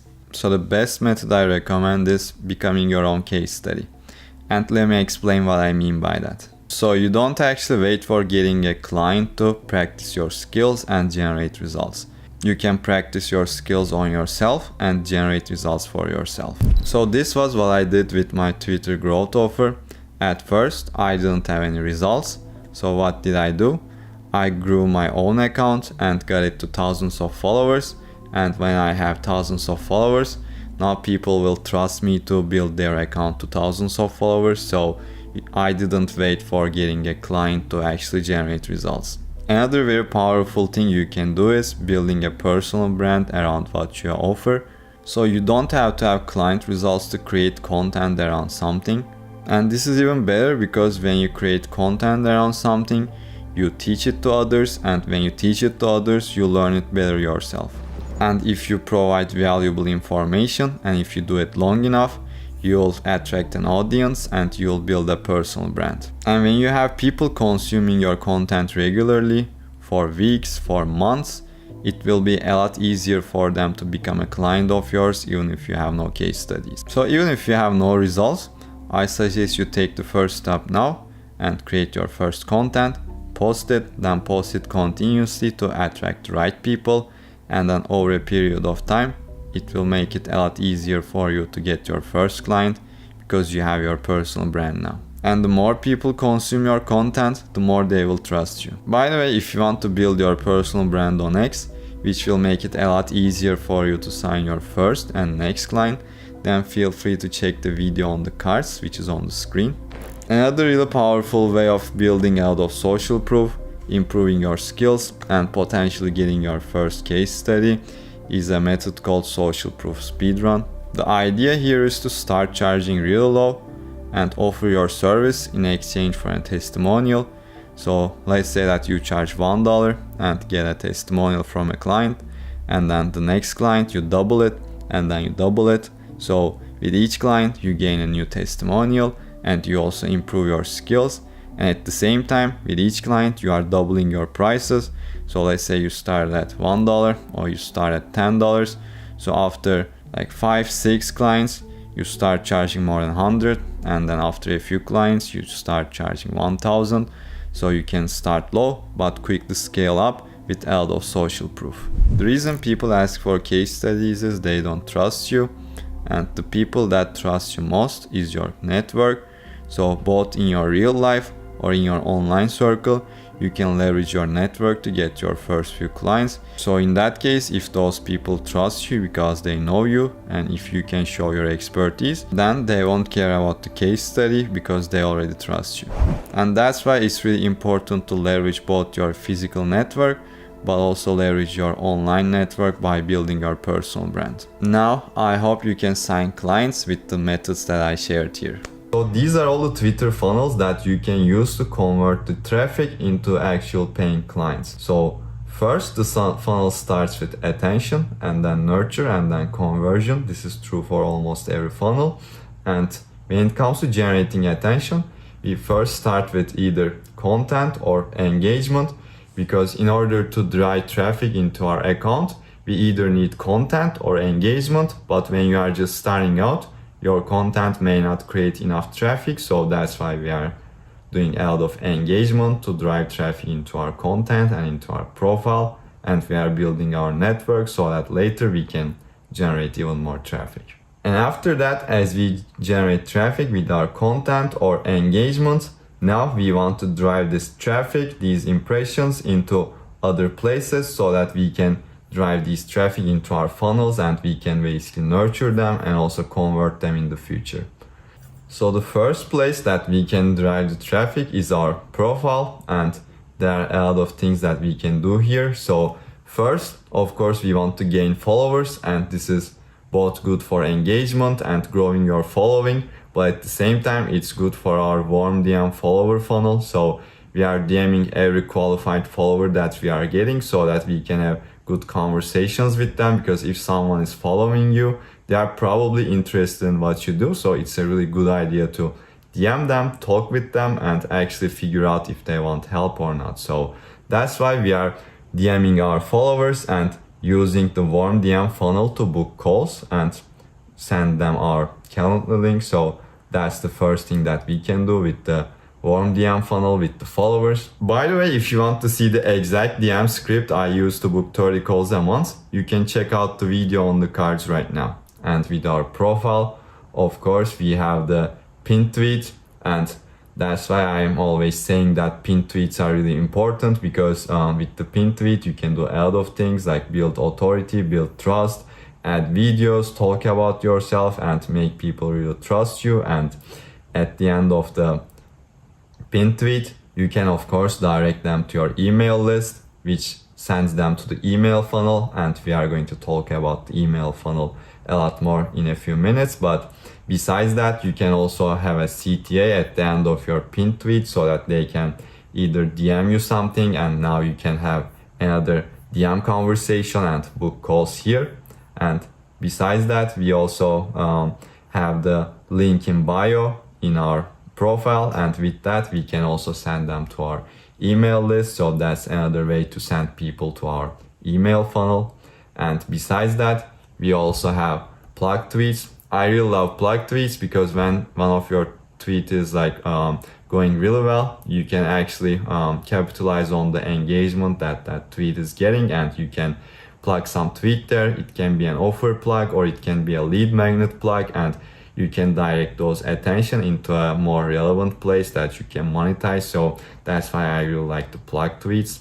And with this funnel, we can either again direct them to our email list, or with the plug tweet we can also have a call to action and say that like DM me this or DM me this word, and again we can direct them to our warm DM funnel, just like the follower warm DM funnel. So it's also really good to generate inbound leads, so that's why it's very powerful. And with our email list, we are offering them some lead magnet, and in return we are getting their emails. So after that we can do a lot of things, both when it comes to providing value but also actually converting them. So with the emails, it's really good way to promote your low ticket offer if you have one. So if you have a welcome sequence, at first you can build some trust, and after that you can either promote your low ticket offer like this. So it's basically your low ticket offer, and also you can have call to actions to promote your high ticket offer. So at the end of your basically email, you can make people reply, and after that again you can have some conversations and make people book calls. And another way to drive traffic to your email funnel is of course giveaways. So giveaways are really popular on Twitter, and they are popular on Twitter for a good reason, because they are a good way to both generate a lot of traffic but also generate conversions. So it basically does both. And with the giveaways, although they may not work well, I think it's very good to do them once a month so that you can both generate a lot of relevant traffic and send those people to your email list. And another funnel that you can use with your traffic is doing outbound engagement. So when we are doing networking and when we are engaging with people, meeting new people, at the same time, this is also a good opportunity to help people. So when we are networking with people, you don't have to oversell, but at the same time, while you are talking with people, you can basically see that if you can help them or not. And if it seems like you can help them, again, you can direct the conversation in that direction and offer them help. If they say yes, you can again book a call and close the deal on the call. So even if you are networking, that's also another good opportunity to basically make conversions. But in order to not lose that connection and in order not to oversell, you have to read the room, and you have to read the room so that if that person needs help or not. Hey everyone, in this video I want to talk about how I close 500 to 1k deals in the DMs without sales calls or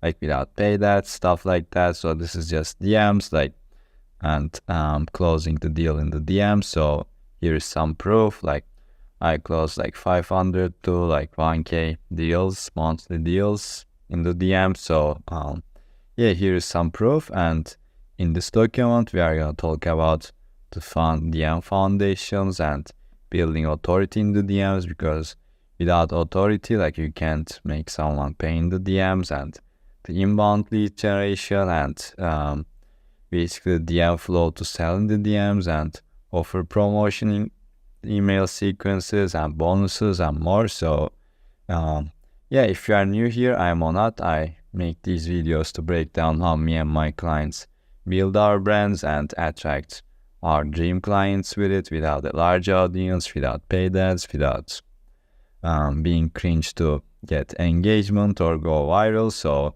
we don't do any of that. And in this video, it's actually about DMs and closing deals in the DMs. So yeah, this is not for you if you have zero skills, or if you don't want an engaged audience, or you want complicated systems, because this is very simple. And this is for you if you are basically unable to attract clients, or struggling to build your audience, or you are serious about achieving your goals, but you have like a few bottlenecks. So this is for you. And here's some quick background about me. So I launched a brand new offer recently, and I scaled it to 2.5k MRR in 14 days. So yeah, which wasn't actually like that much, but for a brand new offer in 14 days, I think it was pretty good. So yeah, and this was a giveaway, by the way, and I decided to repurpose it. So if you didn't join the giveaway,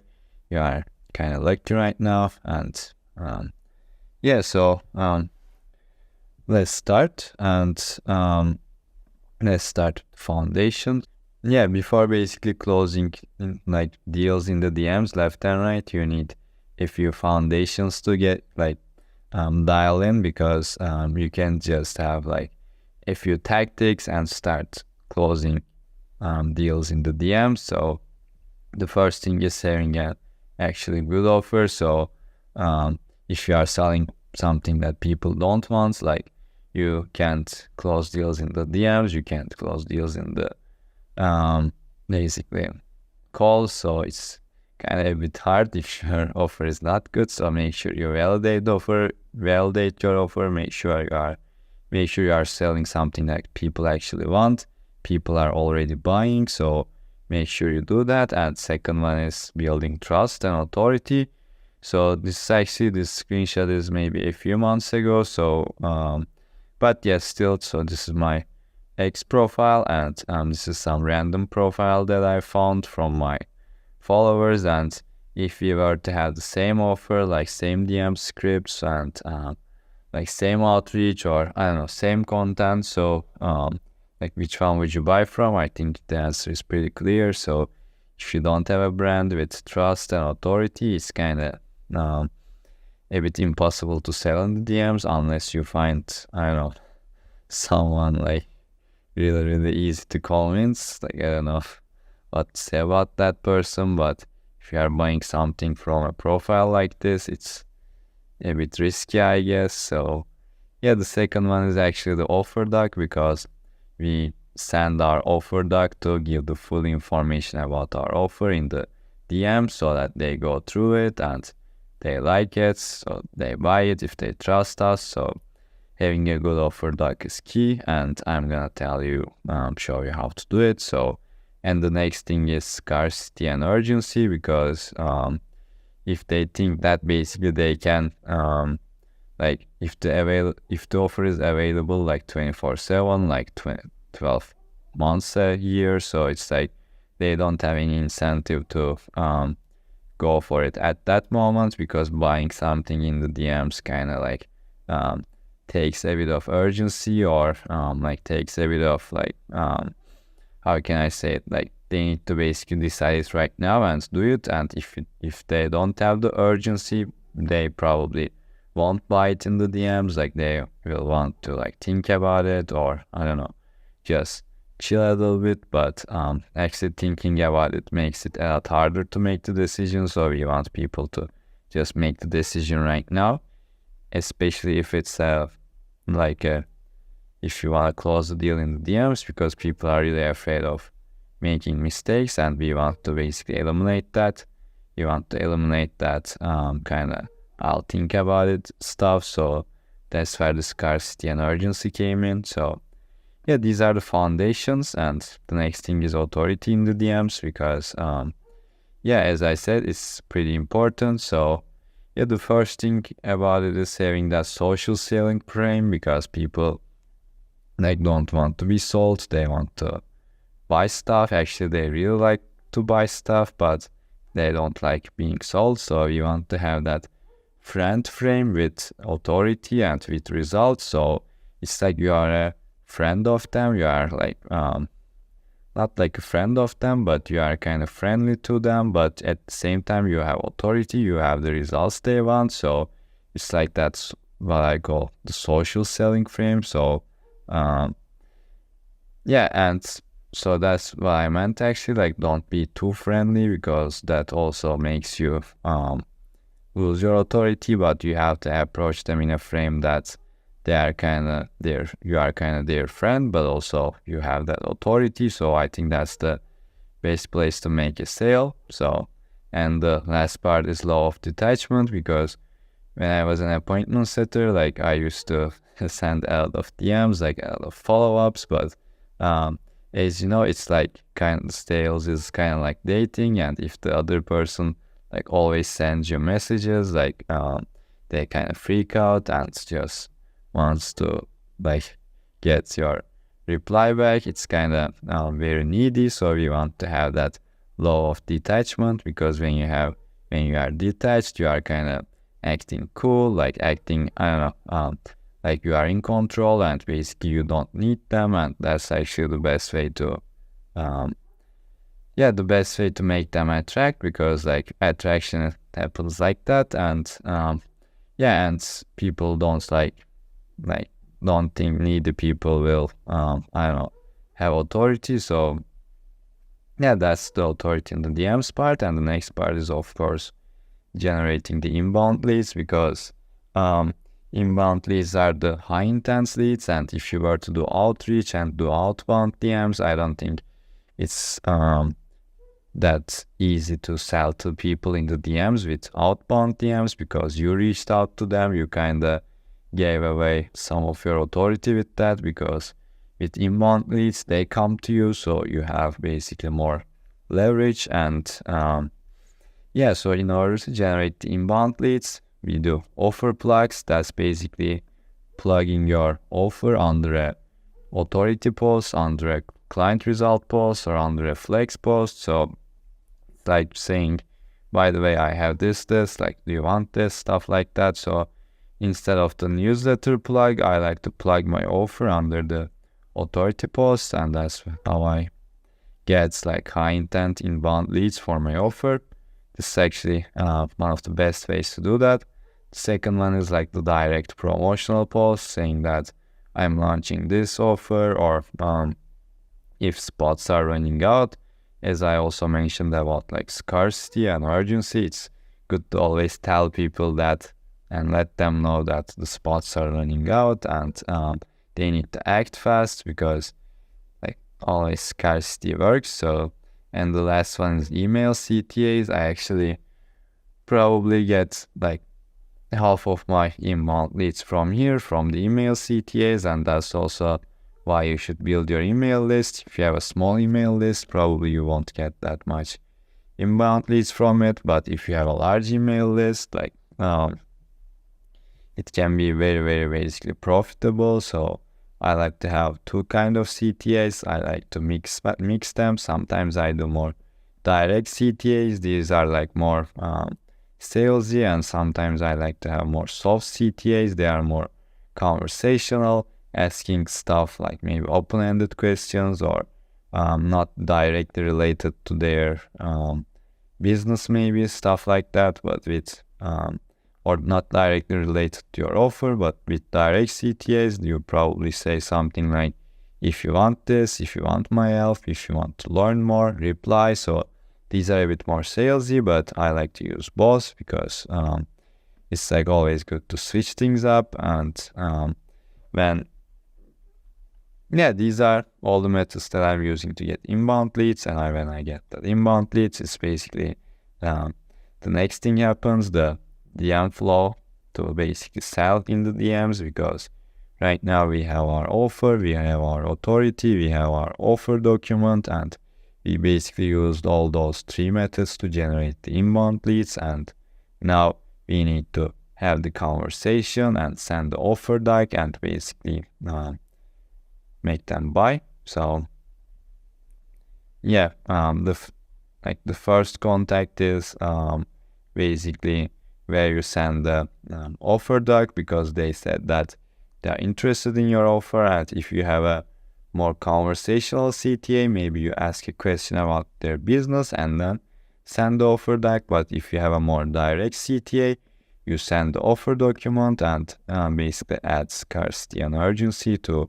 encourage them making a decision. And yeah, so when you add the offer doc, after that you can say that like you can either have like a scarcity kind of CTA or like a urgency type of thing. So this is more about time, this is more about the spots left. If you have, like, you can think which one would create more create more hype. So it's like if you have one spot left, you should say like one spot left. But if you have, let's say, 1 day left to close the doors, you should say like I'm closing the doors in 1 day. So you should make a decision now. And yeah, and also if you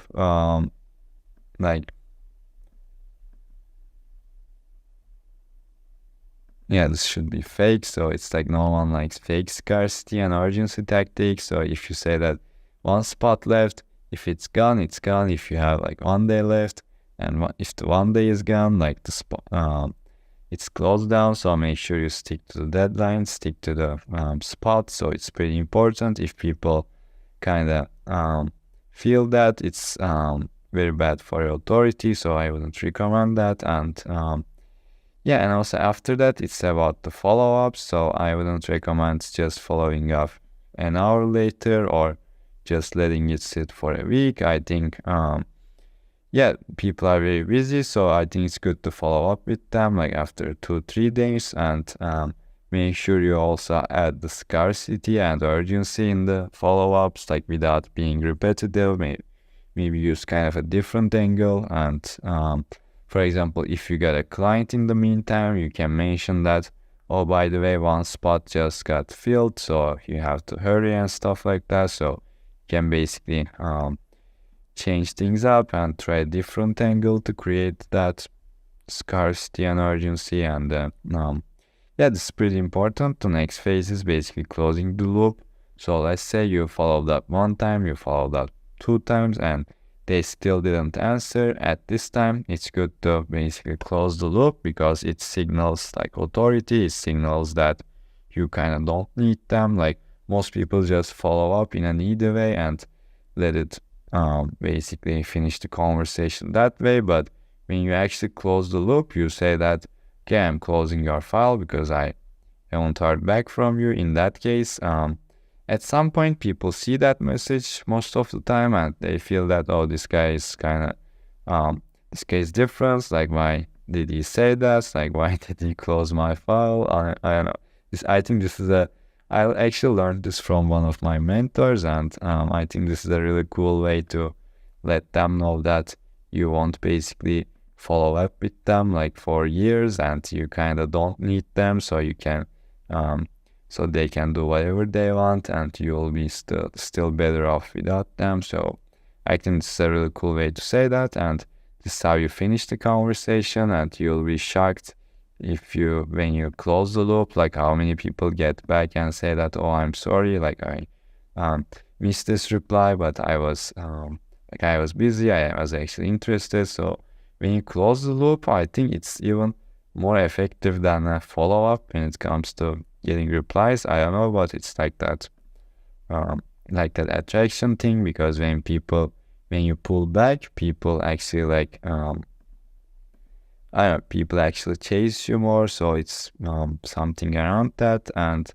yeah, the last thing is close. So if they say yes, you send the payment link. And if they don't, like if you don't hear back from them, you can again like do an urgency and scarcity follow up. Like say that like also one spot just got filled. Like we are closing in a day, stuff like that. And if they don't answer, like you can again close the loop. And yeah, most people that want the payment link also won't buy, because people are just people are not good at making decisions. Like, people are basically afraid of making the wrong decision, and you are like selling in the DMs, and you should be aware that like the conversions on DMs will be a lot lower than the conversions on calls, because that's how it is. Like, on the call, you are talking to someone, they can see you, and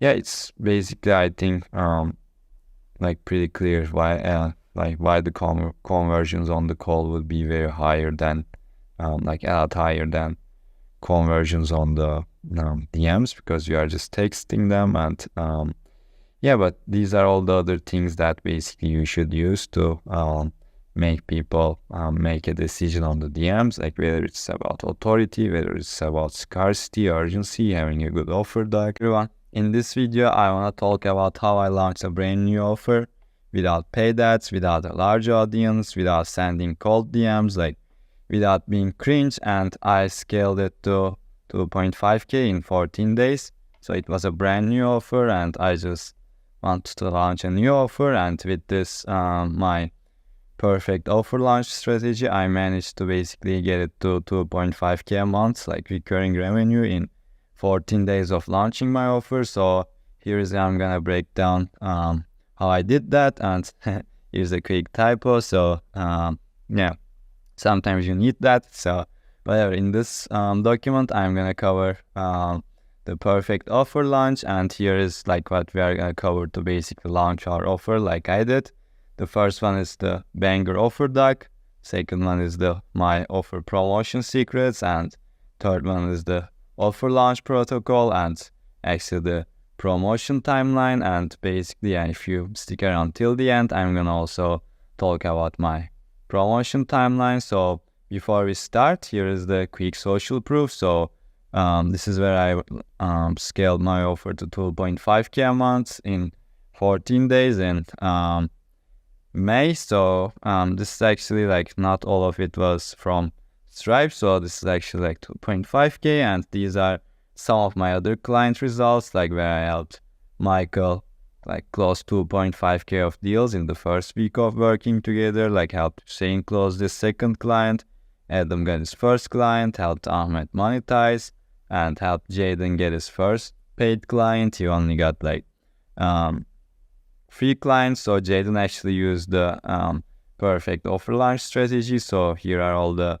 results that I have, and I actually reached like 3 million views and actually close to 1K subscribers now. So these things are working, and yeah, so that's basically why I'm kind of qualified to talk about this. So it's not like a huge amount of money, but I think it's good to start a brand new offer basically without ads, without a large audience. So yeah, these are a few things I help my clients with. So yeah, let's get started. So the first thing that we are gonna talk about is the offer doc. So this is basically where you have all your offer components stated in a like in a document, so that people that are interested can look at it, like see your results, build trust, and basically decide if they are ready to buy or not. So the first mistake with offer docs is that people are making them boring and bland, or just copying other people's offers, which is kind of lame, and they look basically boring. So yeah, like make sure to have great formatting, and also make sure you write engaging copy like you do in your emails on social media. So make sure your copy is engaging, because of like it's still a content. So yeah, send a few friends to review. That's what I did, and that's how it helped my offer doc to basically evolve to what it is today. And yeah, add headlines to your offer doc, and yeah, flex your results. So yeah, this is the offer doc structure that I use, and I basically like combine the traditional offer doc structure that all these no sales call gurus are using, because I'm not sure if you've seen it, but there's this new trend called like get clients without sales calls. So if you are someone that books a lot of sales calls and have a lot of authority, you can create an offer doc and use it to sell without sales calls. That's the premise, but those offer docs are like kind of generic and every one of them looks the same. So that's why I kind of mixed the sales letter structure with the offer doc to came up with this kind of hybrid like offer doc structure, and it's worked really well. So this is how I did it. Basically, at first we have this big headline, of course, the big claim. So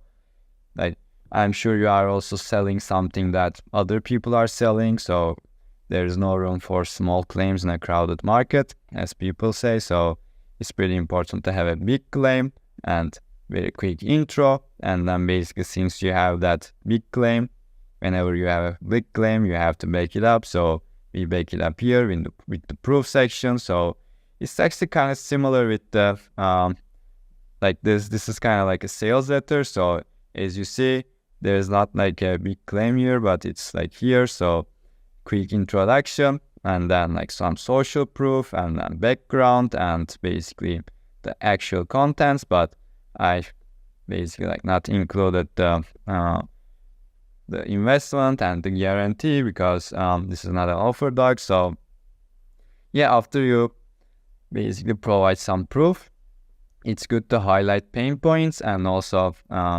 polarize with the like who is it for, who is not for section. Make sure you polarize the people that are not a good fit, so that the good fits will be attracted to you more. And then some backstory here. So it's also, as I said, kind of similar with this one. So here is some backstory, like how I help my clients. Actually, like there's not a backstory here, but you could like talk about how you get to, like I could talk about like where I started and how I got to 2.5K a month in 14 days. So yeah, a little bit of backstory, and this is the actual process. So this is like a sales asset. This is a lead magnet. So in this one, I talked about how, why, and like what, why, and how, because this is more for giving value. This is actually preparing people to be sold. But in the offer docs case, it's sent to like very hot leads. So like you don't have to talk about how, and it's just like your process. We will do this, we'll do this, we'll do this. So step by step, like no explanation, so that they can see your process and make sure it's unique. So it's like a unique mechanism. So yeah, and then also add bonuses, like for example, like people actually really like bonuses. So for example, in my offer doc, I have like 24/7 chat access, or like access to my community, or I don't know, like the accountability system that we have, so that everyone stays accountable. For example, those were some of the bonuses that I used. And after that, there's the investment, of course, and after the investment, you should have your guarantee. Like it's actually like depends on the people. If you wanna like have a higher close rate, you can maybe like have a more stronger guarantee, where you say like, I know, I'll refund you if you don't get the results, or you can say I'll like work for free till you get there. Or if you are like a G, if you are a big authority, you can say like no refunds, no guarantees, like this is the process. So I actually joined the program before which had like no guarantees, and I don't know, it's like the guy was a big authority, so it's kind of validated. So if that guy wasn't a big authority, I wouldn't join something without a guarantee. So yeah, and then a quick summary, basically stating everything, like the process, bonuses, and then how to join. CTA, I recommend having something like a DM CTA or reply CTA if it's an email. So DM me this and stuff like that, so that you basically go forward with sale. But the offer deck is actually really important. And actually, let me show you my offer deck. So this is my offer deck. Actually, this is my old offer deck. So it says July, but so as you see, like a quick intro, proof, and then who is this not for? background, and then basically some details like step-by-step process, and then bonuses. So maybe you can copy my offer deck, but I don't care, but you shouldn't. So yeah, this is the offer deck, and then here are a few offer promotion, not secrets, but like tactics that I learned from my mentors, that I learned from my experience. So yeah, that offer is kind of, I'll change this. So actually the offer deck that I show you, it will be old because I'll change it, because it's important to keep it fresh. People like new things. Like, for example, like every year a new iPhone comes up and everyone buys it because it's new. So new things like attract people more. So if it's May, I basically keep it fresh by like saying this is May invite, this is June invite, and in each offer deck for each month I have different bonuses, kind of change the stuff, like kind of change what they get, maybe limited time stuff. So it's how I keep my offer fresh, because people get bored easily. If you make the same offer every day for a year, maybe in the first few weeks you can get a lot of results, but in the third month, 6 months, like 11th months, you'll probably not get the same results. So this is pretty important to keep changing your, not changing, but kind of making it fresh. And the second thing is opening and closing doors, because if your offer is always available, actually like people not value it that much. So if it's basically like, if it's not available always, I think people will how can I say it? I think people will value it more, because sometimes like people value the things that actually they lose. So it's like at some point they'll lose the access to join the offer, so they'll like take it more seriously. And I think this is very, very important, because every like brand that you see runs some kind of like promotions. They have like, I don't know, maybe summer discount, and then it goes away, and then they have some like new products come, and then they basically get sold out. So yeah, this is also another way to like create scarcity and urgency, because even if you have the best offer, if you don't have scarcity, if you don't have urgency, so let's say you are gonna help me with something that I really, really need, but if you don't basically inject these things, the scarcity and the urgency, so people always want to think about it. As you know, people always say like, I'll think about it, I'm not sure, because people are afraid of committing to something, and people are even more afraid to basically committing and making mistakes. So even if they really, really want it, they kind of like make excuses. So it's like you really want to go to gym, but you still skip it, like something like that. So yeah, this is the actual offer launch protocol that I use. So as you know, traffic times offer is money. So you want to have a good offer to increase this variable and have as much traffic to it as possible, to basically as much money with it as possible. So yeah, so there are a few things that I do to launch my offer. And in order to get the traffic organically, like without sending out of cold DMs and ruining your brand, or without basically throwing out of money to paid ads and not getting returns, it's on social media. It's really important to build momentum, because that's how you actually get out of views. And then it's also important to like keep that momentum, like preserve it, so that you keep getting these views and keep getting these new eyeballs, so that more people see your offer and we maximize it. So this is how I basically use momentum stacking when I launch my offer. So the first one is getting close to a milestone. This is like a followers milestone. I say getting to 1K followers. So as you know, those type of posts like do really well. So just when you get close to a milestone, I like to talk about like I'm getting close to it. So basically, let's see. Yeah, so let's say I'm getting close to 1K. I'll say that, oh my God, like I'm getting so close to 1K, and thank you so much. So do you think like I can make it or something like that, and then people basically comment under it, so you get to 1K and you gain this momentum out of nowhere. And after that you make a celebration post, like yesterday I was at 900, like right now I'm at 1K followers, like thank you so much. And people also this also gets a lot of momentum. And yeah, after that, so we basically launch our giveaway, because that's how you attract the most attention that are interested in your offer.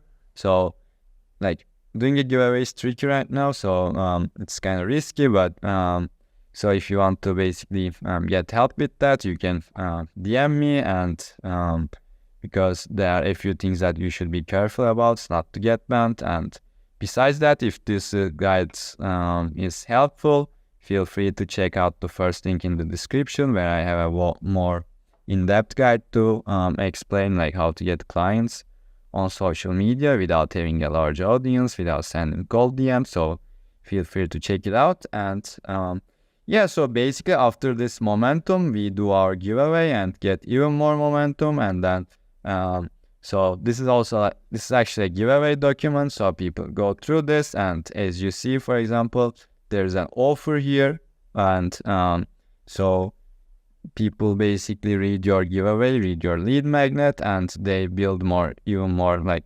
relationship, like you build even more trust, and that's the perfect actually time to make an offer to them. So for example, here I made an offer, like this is a earlier actually giveaway guide, and I wanted to repurpose it. So yeah, and then giveaway, they basically in the giveaway they face with this offer, and after that I basically have the post giveaway email sequence. So all the people that join the giveaway, they first get a reminder email. So I add a condition: if they don't open the yeah, as you know, so I send this giveaway with a email, and if they don't open the email, I basically send a reminder email to them, and with the reminder email I remind them to read the giveaway, consume the giveaway, because I spent a lot of time for it, and they commented, so they engaged, they are interested, so they should consume it, and they should basically get know you more, and maybe they are interested in your offer. So I send a reminder email, and then I send other emails with conversational CTAs to like get them talking about your problems, desires, so that if they are a good fit, you can book a call and you can sign them. And if you want more help about like those post giveaway email sequences, those like with conversational CTAs to get people talking about their problems, you can DM me on X. Hey everyone, in this video I'm gonna break down how I sign high ticket clients from a third world country. And by high ticket I mean like 500 to 1K clients, and I help my clients sign like higher ticket clients, but some people say 500 to 1K is mid ticket or high ticket, but I would also consider it mid ticket, but 1K is probably high ticket. So it's like yeah, it's probably mid to high ticket clients from a third world country. And I'm from Turkey, by the way, from Istanbul, Turkey. And actually Turkey is not considered a third world country, because I think first world countries are countries that are NATO members. So Turkey is actually a NATO member, so it's actually probably considered a first world country. But when it comes to income, it's probably not, because those first world like third world definitions are kind of changed. So in Turkey, like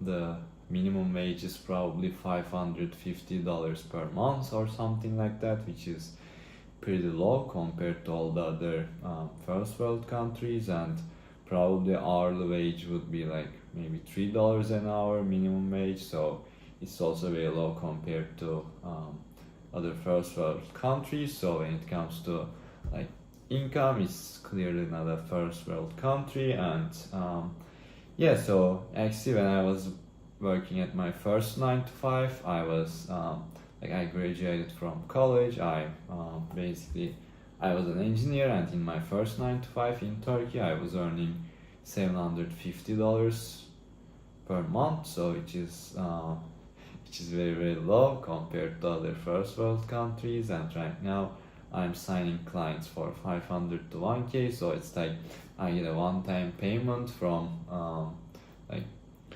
that's more than my monthly salary. Sometimes I make like 1k a day, maybe I don't know 2k in 5 days, 6 days, whatever. I make those kind of things, so it's like a lot more than what I make in a month, so which is actually very very good. But when it comes to signing high ticket clients from a third world country, I think there are a few things that are not spoken about, and I like to also go over them. So actually the first one is like pretty simple. So the first one is English. So if you want to sign high ticket clients, I suggest you target the English market, because other than English, I don't think it's very easy to sign high ticket clients from other countries, from like other languages. If you are not from a first world country, let's say I don't know, let's say like Switzerland has a like pretty high income, so it's like you can probably sign high ticket clients from Switzerland, but there are very few people there compared to all the English speaking people, and also you don't probably know their language, so it's like doesn't make sense. And when it comes to English, like the better you speak it, the easier it will be to get clients for you. For example, I consider my English pretty good, but it's not perfect. So if you are like I don't know, if your English is like considerably bad, like worse than me, I think it would be pretty hard, because there are all these people from third world countries like basically spamming like all the people online. So like I don't want to be basically calling a like a race out or something like that, but usually like Indians like spam a lot of people, and their English is mostly broken. So if you don't speak English that well, they'll think like you are I don't know, you are kind of a spammer, or I don't know, you don't basically yeah, so it's something like that. The better your English, I think the easier it will be to sign high ticket clients if you target the English market, which is I think it's a very logical thing to do, so I would suggest that. And the next thing is the premium brand feel, because I know if you checked out my profile on YouTube or on X or whatever, it's like I have a very quality profile picture, I have a very quality like banner, so I basically actually paid a lot of money for that. Maybe not a lot, but for my branding I paid like $500 for my brand logos, like brand colors and brand basically identity, and those banners and stuff like that. I paid like $500 for example, to get that premium feel, because if your profile picture is bad, if your basically account doesn't look quality, it doesn't look premium, and you are not from a like you are from a third world country, I think it's yeah, it's a deal breaker. But if you have that premium feel, like with your brand, with your banner, with your profile picture, you have good English, like your posts have like really good grammar and also really good copywriting, and you have that premium feel, I think nobody would care that you are from a third world country, because you basically engineered that feeling. But if you are from a third world country but you don't speak English well and you don't have that premium brand feeling, I think that's when the negative effects of being from a third world country comes in. And the third thing is actually social proof, because the more social proof you have, the better. And even in the case of not having the premium brand feel, like some people from third world countries like don't do branding that well, but they have a lot of client results, they have a lot of they have a good service with good pricing, and in that case they can get clients because their stuff is proven. And when they have a lot of social proof, maybe people don't care about the premium brand feel that much, because they will basically know that the service is good. But most of the people, maybe 90%, like 95% of the people don't have that social proof, like a lot of client testimonials, a lot of case studies, like a lot of good word about you and stuff like that. So when it comes to social proof, if you don't have case studies, testimonials, do work for free, especially for people from like first world countries, so that people associate that with you. So if you basically did work for someone in a like a high income country and you have his case study, you have his testimonial, I think it's a lot easier to get clients from other first world countries and like from US, from Australia, whatever. So it's like when you get that testimonial from someone from US, let's say, it's a lot easier to get also clients from US because you can show it to them. Look, this is like, I don't know, this is Michael, like he knows me, so you can talk to him if you want. And yeah, social proof is pretty important, but the right social proof. And if you don't have that, do work for free and get that social proof from the audience, the niche, the location that you are targeting. So if you have case studies from, let's say you are Indian and you want to get clients from US and you have like Indian case studies, I think it doesn't matter that much for getting high ticket clients. And yeah, so the last thing is actually associating yourself with other high value people, other high income people. So for example, when I was starting online, I have a lot of friends, like a lot of network that I know in my own country that are doing really well, that are like really high value people, that are like business owners, like executives, stuff like that. But when it comes to online business, like they weren't into online business, so I couldn't leverage my relationships with that, like with all the people that I got to know from, for example, in my school, in my workspace, in my, I don't know, other networks. I had all these high value network, but when it comes to online business, it was irrelevant because they weren't into online business. So in that case, I had to build my high value network from ground up when it comes to online. So I basically joined a lot of communities, I networked with right people, I sent networking DMs, I engaged with people, I joined free communities, I talked there, I joined paid communities, I joined mentorships, I joined basically masterminds where I network with other high value people. And as you build more, as you build your brand more, as you get more results, it's it's easier and easier to connect with those high value people. And when you hang out in those circles, when those people know you, when those people mention you, I think it's basically game over if you have that good English, premium brand feel, social proof, and if you hang out with other high value people, like other people from like high income countries, stuff like that, I think it's basically game over. Like you can be from a deserted island, but it doesn't matter because I think those are all the things that I need. I think at this point, for example, no one cares that I'm from a third world country, even if it's not a third world country, but it's like a kind of low income, like a developing country. So it's like, I think no one cares at this point because I have the English, I have the premium brand feeling, I have the social proof, and I'm associated with other high value people. So yeah, I suggest you basically follow this route and you'll be fine. Like in a month, in 2 months of work, I think you'll be fine. So yeah, don't like care about it that much. I think if you have these things, it doesn't matter where you are from, so you'll be fine. And yeah, at the beginning, I also suggest you attract those high ticket clients. And if you want to monetize your brand, attract clients with your brand without having a large audience, without being from a high income country, or without paid ads, without being cringe to get a lot of views, going viral. Feel free to check the first link in the description because I have a full guide there about monetizing your brand, so you can check it out. And yeah, if you like this video, please like and subscribe.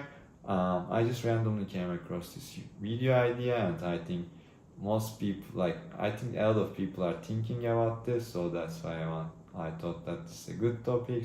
Hey, in this video I'll be covering how to monetize your audience without being salesy and without actually losing your friends. And I'm Onat from Leverage Creator. I make these videos to break down how I help my clients grow and monetize their audience online. And I'm sure you know this dilemma that, not the dilemma, but I'm sure you know these two sayings. First of all, your dream clients come from your friends, and basically you need to make friends to grow faster because your network is your net worth. And also when you have friends online, you get more engagement, you meet with more like-minded people. And when you actually want to monetize your audience, if your clients are from your friends, basically those will be the perfect matches and you'll get your dream clients, because I'm sure you know there are these dream clients where they choose you, where they choose to work with you for your values, for you, like yourself. But also there are these like bad fit clients that are basically they just want the outcome. They like always check the guarantee, they wanna like make sure they get the best deal and stuff like that. They basically don't know your value that much. So your basically dream clients come from your friends. That's a fact. And actually in the last few weeks I've closed a few clients, and like some of them were really close friends of mine I met online, but some of them were actually total strangers. So this made me think about the other points that I'm going to tell you right now, which is if you get salesy with your friends online, so you build all this network, like you build all this friends, and you are growing pretty fast. Like you have this basically tribe that like supports each other, and like you basically have this engagement boost from your friends. You grow faster, but then like you think that you can help them, so you basically try to sell them. But if you get too salesy, or if you get like even a little bit salesy, you'll basically lose your friends, because if they think that like you are trying to hard sell them or stuff like that, like they won't they'll be probably pushed away. So there's a really fine line between that, because as I told you, like your dream clients come from your friends, but also if you get salesy with them, like you can basically push them away. So you should like, that's what I call like social selling. Like you are this authority, but you are also friend. And when you come from this position that you are an authority, but also you are trying to help your friends, that actually puts you in the right position to help them in a paid way. Because if you don't have an authority, but you still want to help your friend, they'll probably don't see the value in your offering, and they think that you should just help them for free because you are friends and you don't have that much value, like that much more value over them. So this is like I don't this so like in order to compensate that, you will probably sell them harder, and when you sell to them harder, this actually will make them like pull back harder. So yeah, you'll probably like lose your friends, lose your network, and which makes it harder to grow. But yeah, and also it's like not what you tell them and how you tell them, because it's like, I think, dating, and so there are all these different cultures, like there are all these different age groups. So they are all basically like talking about the same things, like what do you do, what are your hobbies, or like where do you hang out, and like where do you want to meet and stuff like that. But all these different age groups and all these different like cultures, stuff like that, they basically that's totally different, like how you talk, how they talk, but not what they talk. So it's all about, also when you like trying to help your friends in a paid way, it's actually like it's all about how you talk to them. So you have to be chill, like you have to basically like make them see your value, and like not push it and just say that like feel free to do it and stuff like that. So it's basically you are coming from this authority position, but you are just like offering them help and you are not pushing them, because if you do that, you'll basically lose your friends. And if you don't have the authority, you'll probably like they won't be that interested, and you'll basically compensate that to like you'll basically compensate by pushing it harder and trying to sell them more, so you'll lose more of your friends. And yeah, so one of the best things that I did was actually making a lot of friends since the day I began my online journey, and that helped me a lot. And I actually never like made an offer to my like closer friends before, but I actually like made an offer to my friend a few weeks back, and he basically accepted it. So it's I think it's like shows that my methods are working for selling your friends, because it's yeah, it's pretty important in my opinion. Like you made all these friends, and if you have value to offer to them, if you have the authority, like why not? But at the same time, you have to be careful. So yeah, it's all about how you say things in the DM, like how you invite them on a call, if you close on the call, or like basically how you talk on the call. And yeah, that's yeah, I think that's why like that's how you basically monetize your audience, but without repelling your friends. And yeah, so feel free to, if you want to know more about my stuff, feel free to check the first link in the description. I have a more in-depth training there. And if you found this video valuable, please like and subscribe, because I'll be like putting out more of this stuff. And yeah, so that's pretty much it. And yeah, see you on the next one. Just first start with outbound lead gen, because that's the most accessible one to everyone. So outbound lead gen means you send the first message. So outbound DMs consist of both the cold DMs and the warm DMs. And cold DMs may not be a good fit for you, because if you are building a brand and if you are sending a lot of cold pitches to a lot of people, this may actually kill your brand. But with warm DMs, you always have the opportunity to build relationships with people, talk to them and see if they need any help and if they actually want to talk to you. And at that point, you can read the room and just decide whether you want to like pitch them a call or pitch them your service or not, if it's appropriate. So it's actually the best way to go. But there are a few cases that cold DMs may work well for you. So let's dive right into cold DMs. So as you can see, cold DMs are not efficient right now, because this is my message request and you can see all these people that are trying to send me cold DMs. And I always open my DMs and I know that like 90% of these people are trying to sell me something. So whenever I receive a cold DM, my guards are always up, because I'm just thinking that this guy is trying to sell me something. Even if he compliments me, like good profile, like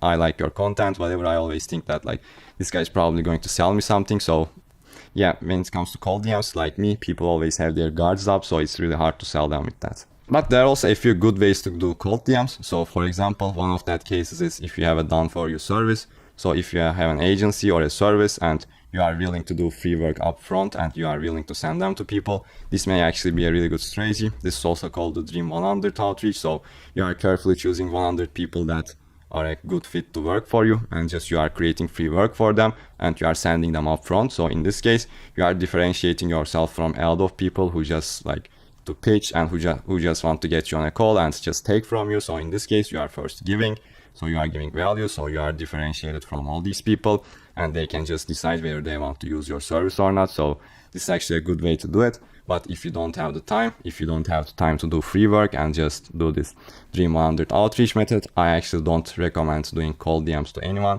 From my point of view, this is the only way to make it work in this, like in a saturated market. At least if you are not in a saturated market, it may work. Like I'm not sure which markets are not saturated right now online, because most of the markets are really saturated. So in a saturated market, this is the only way that I know that making cold outreach work. So that may be a good option for you if you have free time and if you want to provide a lot of free value. So when it comes to doing this Dream 100 cold outreach method, the best way to do it is to not send it to like a lot of random people, but you are finding people that who already built your audience. So they already gathered this audience together, and now you can leverage their audience to actually make your offer to relevant people. So for example, this guy says e-com growth in his name. So this guy probably has an audience of e-com brands, I'm not sure. It may be also like other e-com agency owners, but let's say that this guy has an audience of e-com brands, and if you also have an offer that serves e-com brands, you can basically leverage this guy's audience, like filter it and find a lot of people that are into e-com. And if you are providing an e-com service, you can just choose the best people and actually create some free work and send it to them. So in this case, this may be a good approach for you. Another thing you can do with cold DMs is that you can also offer them your lead magnet. So in this case, in the DMs, you are not maybe giving them free value, but you have a really well created lead magnet and you may be offering them. But in this case, your conversion rate with cold DMs will be a lot lower because the other method is like personalized, and this lead magnet method is like one size fits all. So this will always have like less conversion, less interest, but it's also a good method to start. And with this one, you can also ask them for their email and actually send them the lead magnet in their email, so that you are also collecting their email, and later you can send them emails to build more trust and relationships with them. Now let's talk about warm DMs. And warm DMs are my favorite. So warm DMs mean you are sending the first message to people who are already shown interest in your content. Maybe they followed you, maybe they engaged with your content, maybe they liked your pinned tweet, whatever. And this is a good method because most of the potential clients won't actually send you messages to work with them. They are maybe interested, but maybe people don't have time. Maybe they see your content and then they forget about you. So if you actually took the time and take the first step to them, you will be a lot more successful when it comes to getting clients with warm DMs. So first, they've shown you interest, and now you can message them to get to know them better, learn about their problems better. Even if you get no clients from that conversation, you actually get some valuable information about their problems, like what they're struggling with, or maybe if they're not struggling with that, now you can learn that, okay, I was going to help this guy with this problem, but he's not actually struggling with it, so maybe I need to help with them something different. So for example, this was one of my warm DMs that I sent to someone, and you can see that with warm DMs you get a lot more positive replies. And when we go to cold DMs, so I received all these messages and I haven't even replied to any of them, but with warm DMs you can see that this guy engaged with my content. And with my warm DM framework, I always tell people first why I'm messaging them. So in this case, I'm thanking them for engaging with my content, and I ask them a simple question. So sometimes I ask questions that directly talk about their problems. Sometimes I ask like less direct questions about their journey, about what they are doing. And sometimes I ask like even less direct questions like where did you came across my content and things like that. So you can see that this guy has a really positive reply, like from For You page, love your content. This means that this conversation has a high likelihood of going into a positive direction because this guy already shows that he is liking my content, which is like a really good first sign. So when it comes to doing warm outreach to people who engage with your posts, you can see that like all posts get engagement, but some posts are a bit different. So you can see that this post got viral and got a lot of comments, like 100+ comments and like 100+ likes, all that stuff. But you can see that this is a very general post, and this is not a very targeted post. So you can see the other post on the right is a lot more targeted, and it's like talking to my ideal customer. And even though this post got a lot less engagement, the people who engage with this post will be a lot more high quality leads, because with this post, like it's very random, it's very general. So all these people may not even be into online business. Let's make an example, and let's say that I'm helping agencies and I can create this post and still get a lot of engagement, but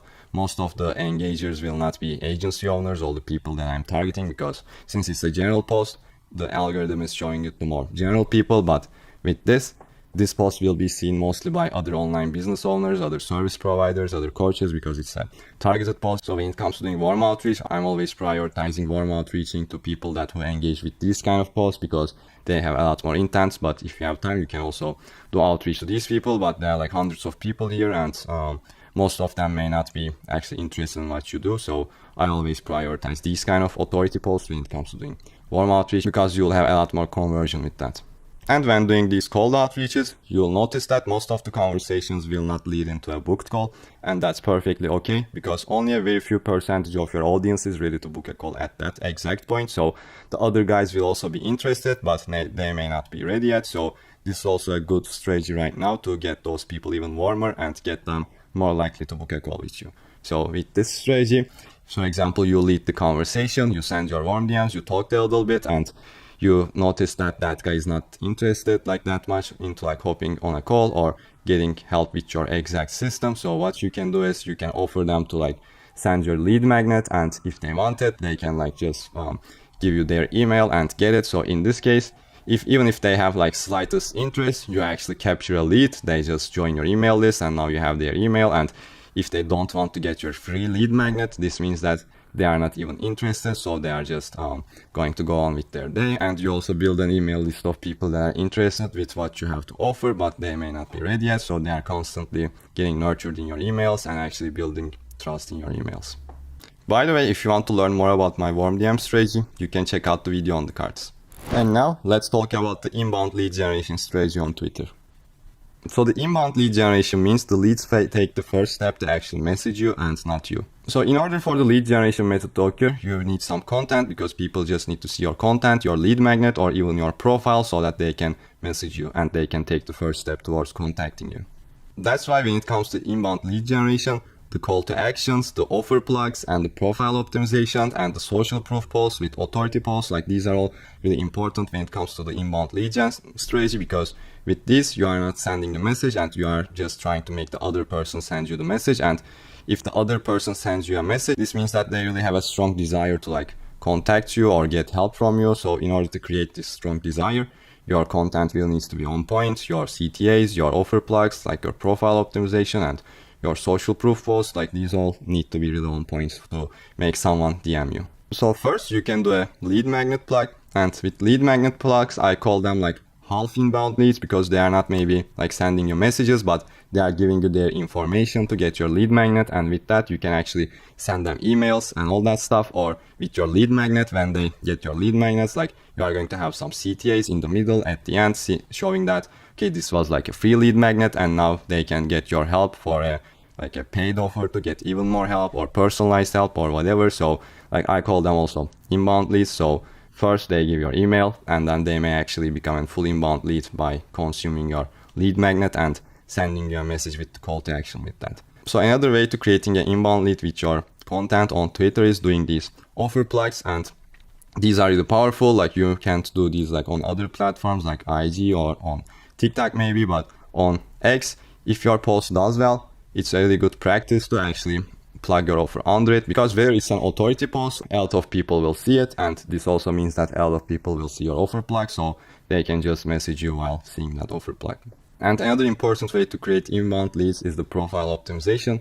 And most people think that profile optimization is not an inbound lead gen strategy, but they're actually very wrong, because the profile is like your landing page, a bio with a lot of authority, a clear banner that shows how you help people, and actually a good pinned post with a lot of authority, maybe some client results and a call to action. This is a very strong strategy to create an inbound lead, because they see your profile, they see what you are all about, they see your social proof, like it all blends well. And if you also have a call to action in your pinned post maybe, or in your bio, or with your like link in bio, this is a really good way to create a lot of inbound leads. Because if you create good content, a lot of people will see it, and if your content is good, a lot of people will want to check out your profile. And if you have all of these in place, now you have a higher chance of making people inbound leads. Yeah, after profile optimization, another way to create a lot of inbound leads is social proof and expertise content. Because as we also talked about in the warm DMs, your quality of content also dictates your quality of leads. Because if you just create like general posts, they'll attract just general people and not very high quality people. But if you create content with a lot of authority, if you create a lot of content that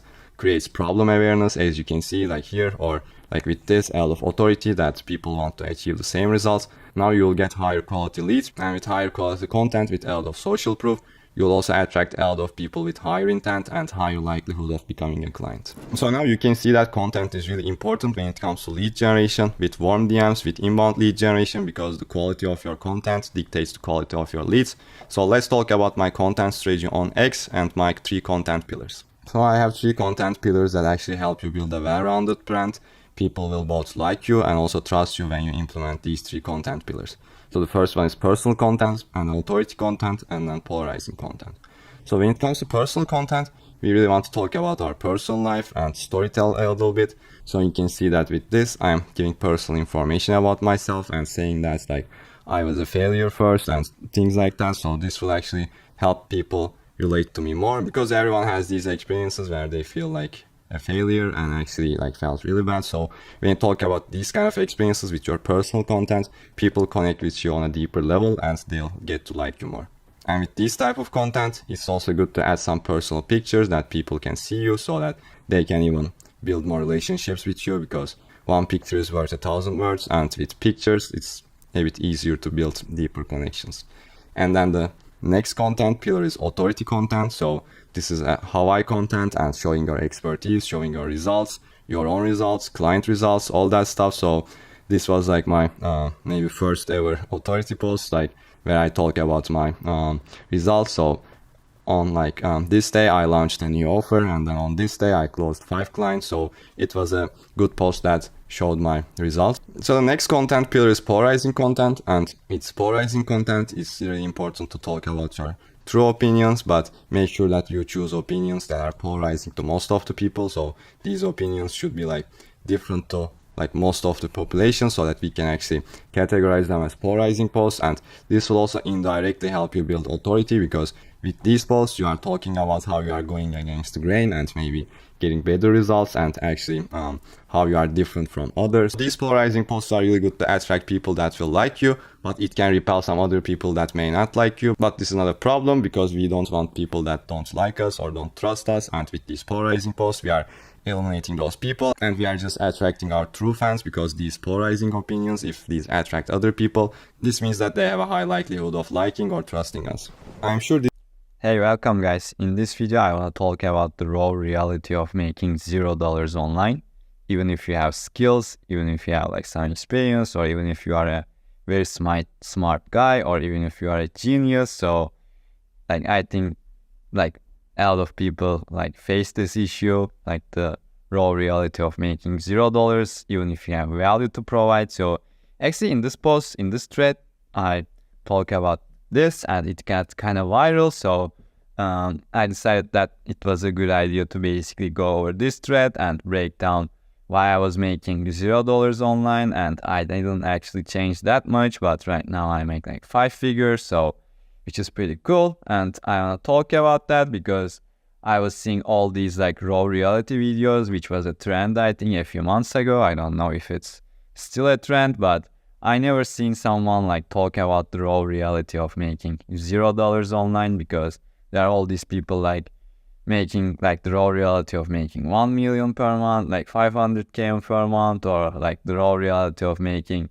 50k as a 9-year-old like kid, like whatever, and those type of things. But there's also a big raw reality where people is like literally make $0 online. And yeah, I want to talk about that because yeah, at first I was working at a 9 to 5. I was getting paid $750 per month, which is kind of not very optimal in my opinion to live a good life maybe. So I started building online, and at first I tried like a lot of online businesses, but I failed. So at some point I decided to basically, I didn't mention it here because I didn't want to like make this post too long, but actually the real thing is I failed out of online businesses, and I decided to work for an online business that makes money, that is successful, so that I can see the inner workings of a successful online business. So actually when I was trying SMMA, I was good at setting appointments, but I wasn't good at closing. Basically, I wasn't good at anything maybe. So at this point, I decided that I can be an appointment setter maybe. So I was watching a YouTube guru and someone that has like a very successful online business, online consulting business, and I was watching his videos to get advice. And at the end of one of his videos, he was saying that he's looking to hire appointment setters, and like this really came in the right time, because at that point I was really thinking about becoming an appointment setter. So this was like maybe the perfect opportunity for me. So I basically applied, I sent a Loom, and then they hired me. And I realized that I didn't know anything about appointment setting. So it was a really eye-opening experience to see some like an online business that's making like 500k per month and more. And I was working there, I was seeing the background, and basically I learned a lot of things there. And then I worked for another successful online business, and I learned all about basically lead generation, appointment setting, DMs, like outreach, stuff like that. So at this point I had one high income skill. That's what most people would call. So at this point, I was also understanding the importance of building your own personal brand, because I think I have to tell you that building your personal brand is important. And at this point, like, I was realizing that like I have to build my personal brand. I'm already too late, and I can't be sorry for myself for being late. I just have to start. So at this point, I realized that, okay, I can start building my personal brand, and I decided to choose X for it. Like, that's for another video, but I chose X, started building my brand, and on X, I realized that like there are a lot of people on X that came to X because of Danko, because of Andrew Tate. So there were like a lot of people here with skills. They know maybe email copywriting, whatever, like ghostwriting. They know design, like website design, funnel building, stuff like that. Like, because of those big figures, like a lot of people pushed to X to build their brand. So I was like, oh, okay, I know like how to generate leads. I know how to book appointments, so I can help you with that, because these guys have like good skills, and there are a lot of them, but they don't make money. So I realized that, okay, I can teach them my high income skill, but I realized that like I couldn't get clients even though I had this high income skill, because like you only need one income skill and then you are set for life is like a really, really big myth, and most people don't talk about this because they're just trying to sell you one high income skill, and you'll think that you'll make a lot of money, but it doesn't make sense. It's not true, because in order to take someone from stranger to client, basically you need a lot of skills. Like, you need to first like generate attention. You need to generate attention with content.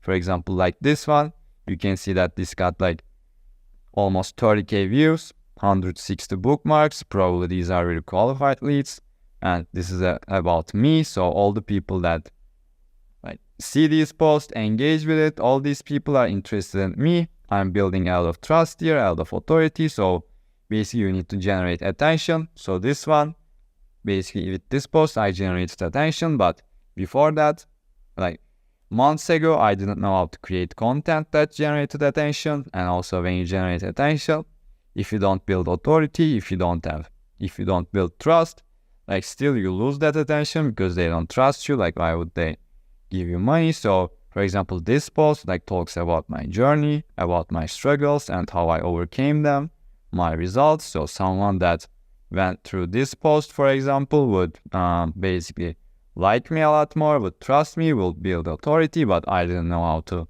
build authority, build my trust before. So basically you need to generate attention, generate trust, authority, and then after that you need to know like lead generation. So you need like a lot more than one high income skill. Basically you need to like generate leads, generate inbounds, or basically outreach, like book sales calls, set appointments, follow up with them. And then after that was actually my only high income skill at that point. So, and after that, once you book the call, if you are really, really bad at sales, if you have anxiety, if you can't talk to people, if you can't communicate, basically, if you have zero sales like ability, you won't sell to anyone. So again, like it's a bottleneck there. So basically this is like the theory of constraints. Most people don't think about theory of constraints when it comes to skills, because as I said, you need basically many skills to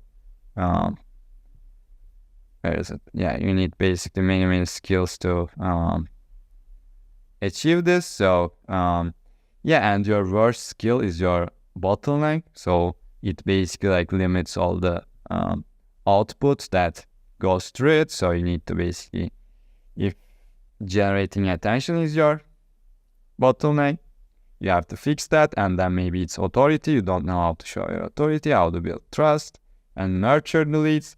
Maybe you can work on that. After that, maybe you have to work on your lead generation and like booking sales calls in the DMs, stuff like that. If you don't know that, like if you don't have that much authority, it's very hard to sell people in the DMs. So you need to book sales calls to have a reasonable conversion rate, and then you need to basically know sales. So that's that, and basically that's the raw reality of why most people make $0 online. But there's also more, just doing what works, because like when you basically consume content about offers from very, very good people. They say that like, don't sell something that's never done before. That's a recipe for failure, which is kind of true, but this pushes people to blindly do just what works and doesn't work, because let's say you saw an offer that works, you kind of copied it, you are pushing the same offer, so why would people choose you instead of that person that you copied? If you copied that person probably kind of looked very appealing, both to you but also for the buyers. So if you just copied that person and that person is doing it for months, maybe he has like maybe piles of client results, like so why would someone choose you basically? So it's like it doesn't make sense. So that's why it's important to basically have your own positioning, have your own perspective, add your personality, and from your own unique experiences, you kind of create this unique positioning where you attract people like you, that people resonated with you. So it's very, very important. And the next kind of thing for me was, this is more about generating attention. This is also one part of the equation. I think most people that start online don't know how to generate attention. They just do a bunch of cold DMs and they think they generate attention, but you need to do it in a way that builds your brand, not takes away from it.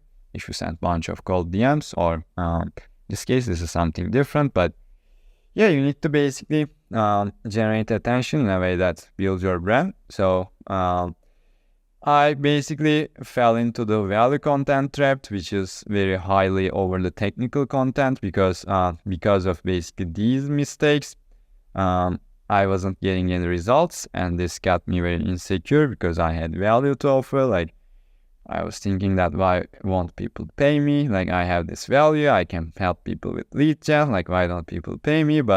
And then after that, I wanted to basically prove myself. I wanted to prove that I have value to provide. So I created this overly technical content, very in-depth. But as you know, these type of contents like don't work well on social media, because people are on the timeline just for the quick dopamine hit, and they don't care about, like, they don't have the patience, they don't have the attention span to consume all those overly technical content. So that kind of killed my attention generation part of the funnel. And then I decided to basically, I learned that I have to tease, I have to show the results, I have to show people what they want, not what they need. So that was another part. And then at this point, when I solved this, I was like, okay, now I have more than one high income skills.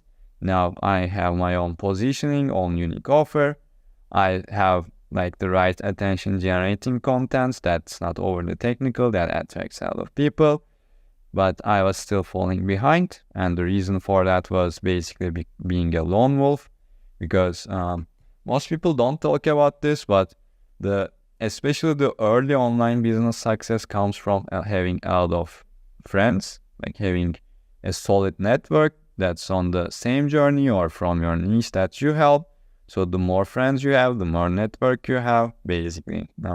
The faster you grow, the faster you can attract the right people. So I was neglecting that. I was thinking that, okay, I know all of these things. So right now I can be a lone wolf, like hunt alone, stuff like that. And then I can get a lot of results, but I couldn't because there wasn't anyone that supporting me.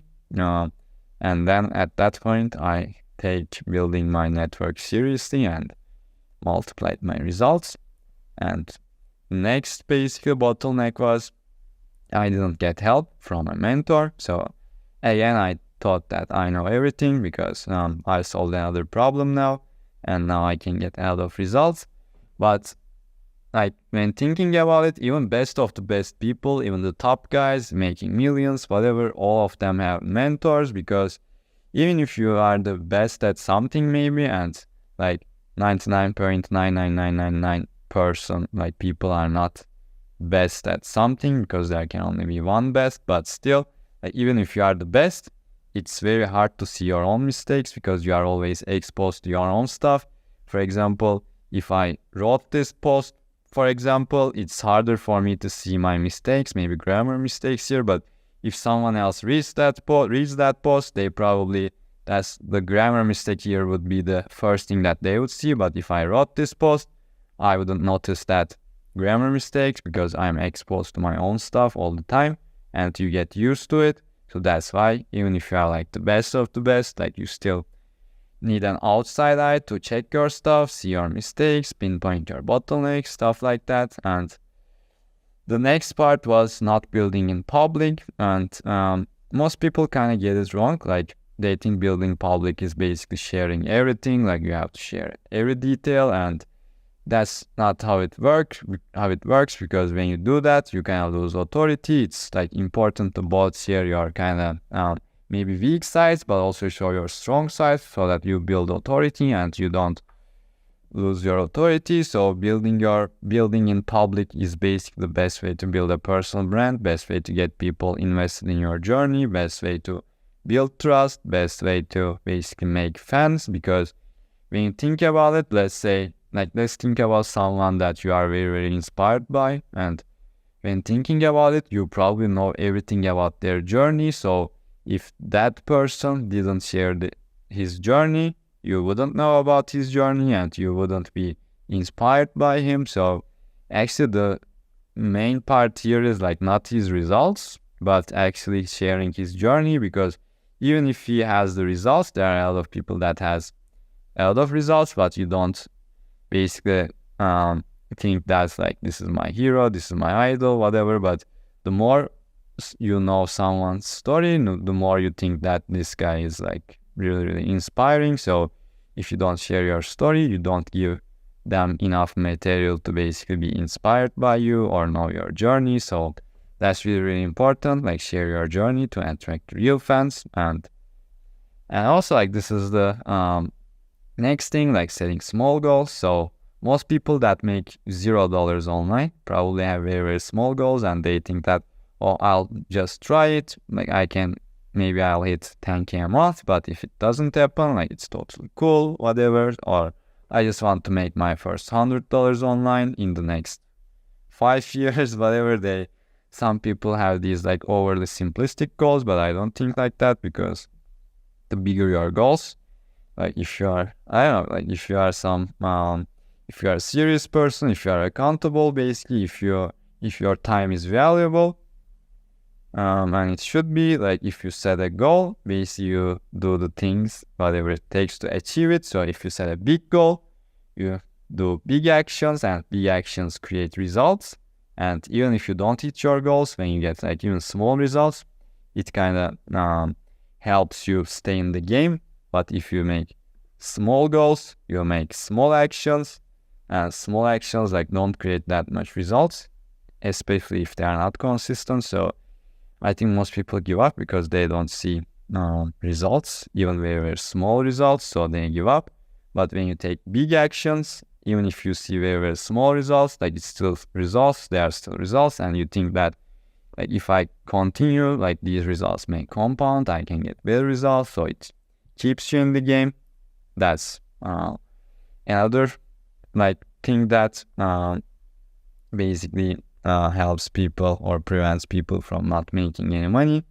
And this is actually connected to this one. This is also about mindset. So having that safety net, basically, if you are forced to do something, you are gonna do it. But if you are like comfortable at failing, if you think that I can like fail online, I can like create a page without my face on it and without my name, I can, if I fail, like nobody knows I exist, so I'm still like, I can still feel comfortable, like I don't feel sad. So it's like, I think it's a big mistake, because the more safe you feel failing, this is kind of maybe doesn't sound good, but if you are comfortable at failing, you'll fail. But if you eliminate all the options, if you eliminate all the plan Bs, if you go all in, and if you fail, if that's a really, really big thing for you, I think you'll do whatever basically it takes to win. So this was basically my journey from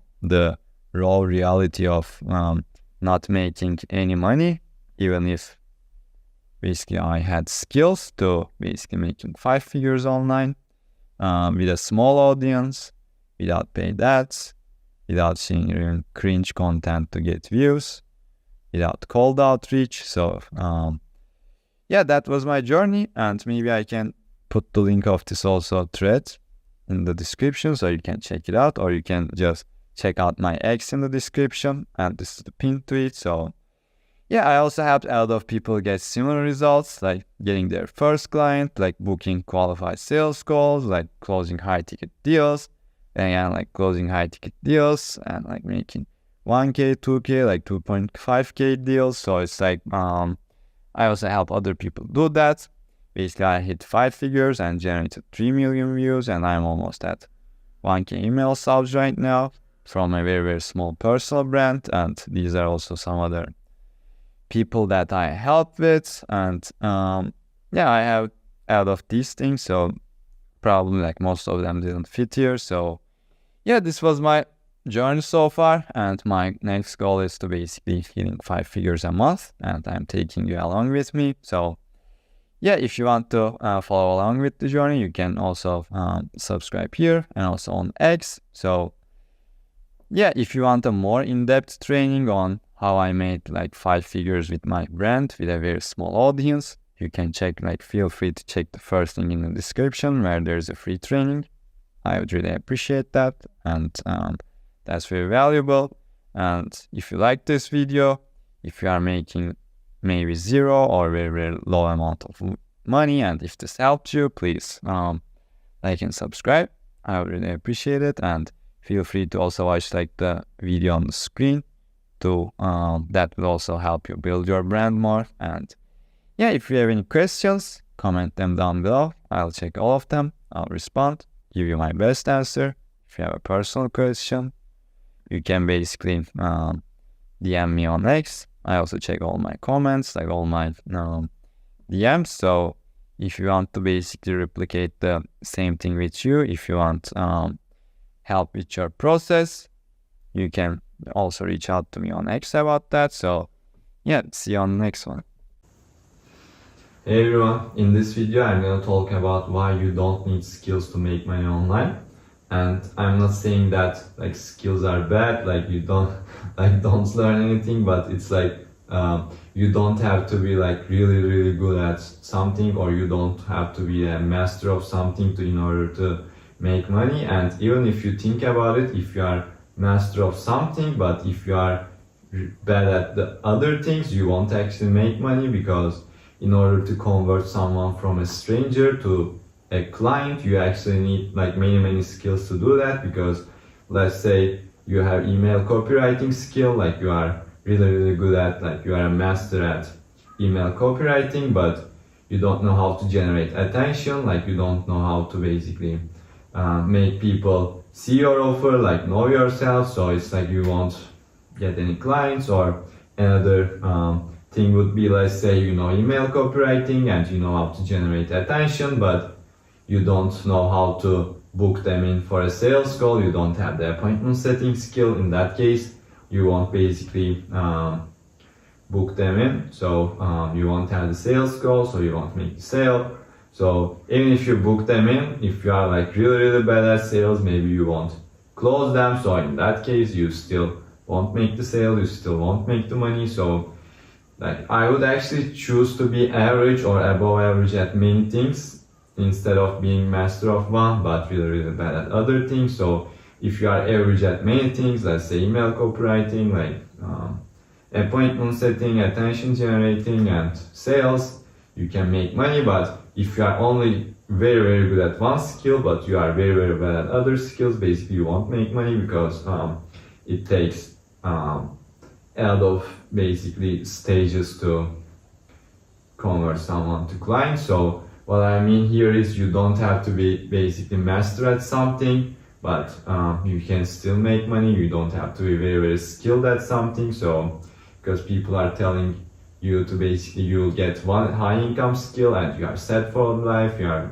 gonna make 5K, 10K, like 20K a month with just one high income skill, and you'll basically you are inflation proof, like you are basically you are set for life. But that's not the case. And yeah, if you are basically above average at like many skills, you'll make money, but in that case you'll have competition, like you'll have saturation, because you don't basically stand out, you are above average at many things, and so you basically like have a hard time dealing with the competition. So in that case you actually need these two things to basically make money online, and these are not skills. So it's like you have like a basic knowledge of many things, but you are not very skilled at something. So in that case you actually need two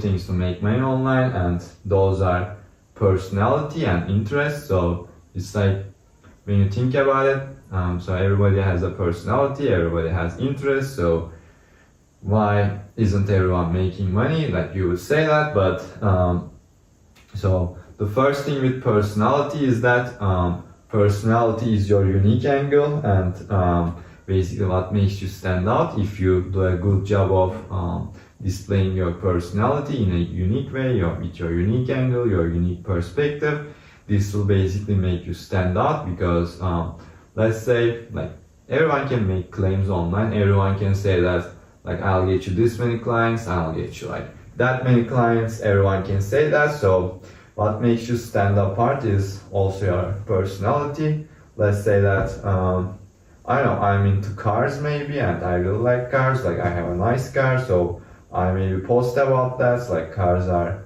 kind of like my personality. So if someone sees that and he's also a car person, like, he's more likely to buy from me, because that's like those personalities connect, and you have your unique angle. So your personality is kind of like your attention generation system, because like your personality, your unique angle generates attention. And also the another part of personality is relatability, because people like to basically buy things from people that they can relate, and sharing your personality also does that for you, like creates that relatability. As I said, like a car guy is more likely to buy from another car guy. So and that's also because relatability and your unique angle also generates attention, because I think you are also seeing that all these people are sharing their personalities online, and some of them are doing it like really well, and they get a lot of attention, they get a lot of views, and this actually makes them generate attention for their offer, which is really important. And yeah, the second thing is, as I said, it's interest. So basically this is kind of similar to skill, but it's not the same, because you can be interested in something, like you can, I don't know, like spend a lot of time learning it, like you are really curious about it, like you are very interested in it, but that doesn't mean that you are very skillful at that particular thing. So let's say, like let's say I'm very interested in like playing basketball, and so I basically spend time every day like learning about basketball, like like learning a lot of things about it, and this makes me a few steps ahead from someone that's like just started basketball. And in that case, so if someone wants to learn like playing basketball, I think the best way to learn it is from someone 2 steps ahead of you. So if I were to like get basketball lessons from, let's say, let's say LeBron James, and he is like so far ahead of me, and it wouldn't make sense for me to basically get basketball lessons from him. Like I know that I won't get basketball lessons from him, but it's still if I were to like get it still wouldn't make sense, because he is like so advanced that he kind of lost touch with what a beginner would think, like when dribbling the ball or when shooting the basketball. Like he kind of lost all the connection or all the relatability with that. But if I were to have a coach that's like 2 steps ahead of me, and basically can teach me all the things, because that would be a lot better for me, because he just dealt with the problem that I'm having. So it's like it's easier for him to basically explain and explain it in a relatable way, so that I can understand how to solve these problems. So yeah, and another way to basically even boost that is to relatability. As I mentioned, it's part of personality. So let's say I want to learn basketball and I'm a short guy, so I wouldn't want to basically learn playing basketball from a long person, because like first of all the positions in the field are different. So a long person he also like dribbles the ball, he also like shoots the ball, but it's kind of different. His tasks are different, his duties are different. So if I want to learn basketball and if I'm a short guy, I would learn it from a short guy. So if you, for example, being short in basketball is a disadvantage, but if you talk about like, I don't know, how short you are and still, I don't know, like you know how to shoot, like you are shooting a lot of 3-pointers and basically you are, I don't know,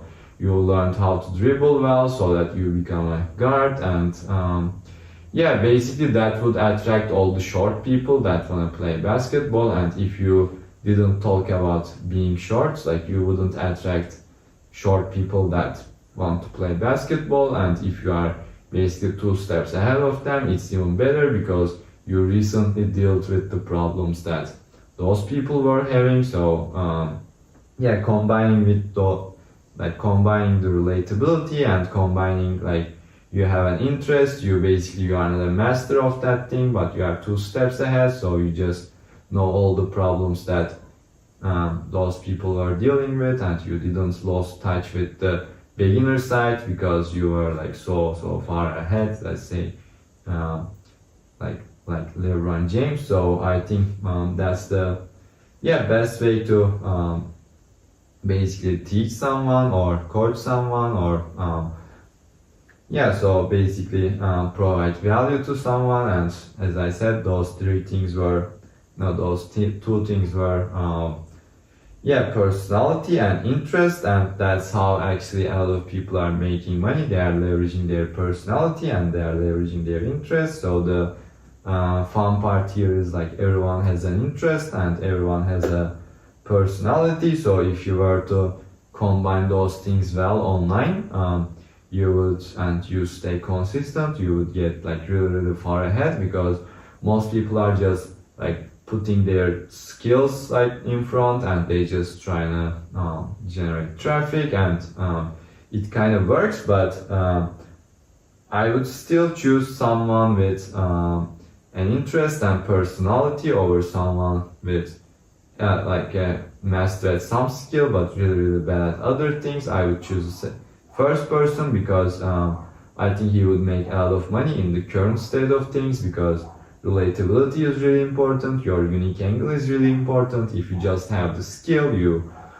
just share value and you don't talk about yourself, like you don't build a personal brand. I think that person with basically a personality and interest will be so much far ahead of you. So that's the reality now. And I'm not saying that like you don't develop your skills, like don't build yourself, like at the same time build your skill, but just know that it's not the main thing, because as you are basically like showing your personality and like working on your interest, at the same time you can also build your skill. But in order to start making money, you don't have to be like a master at one thing. So that's basically all there is to it. And so if you don't want to show your personality, or if you don't want to like show your unique side, you basically need a lot of skills. So I think that's like the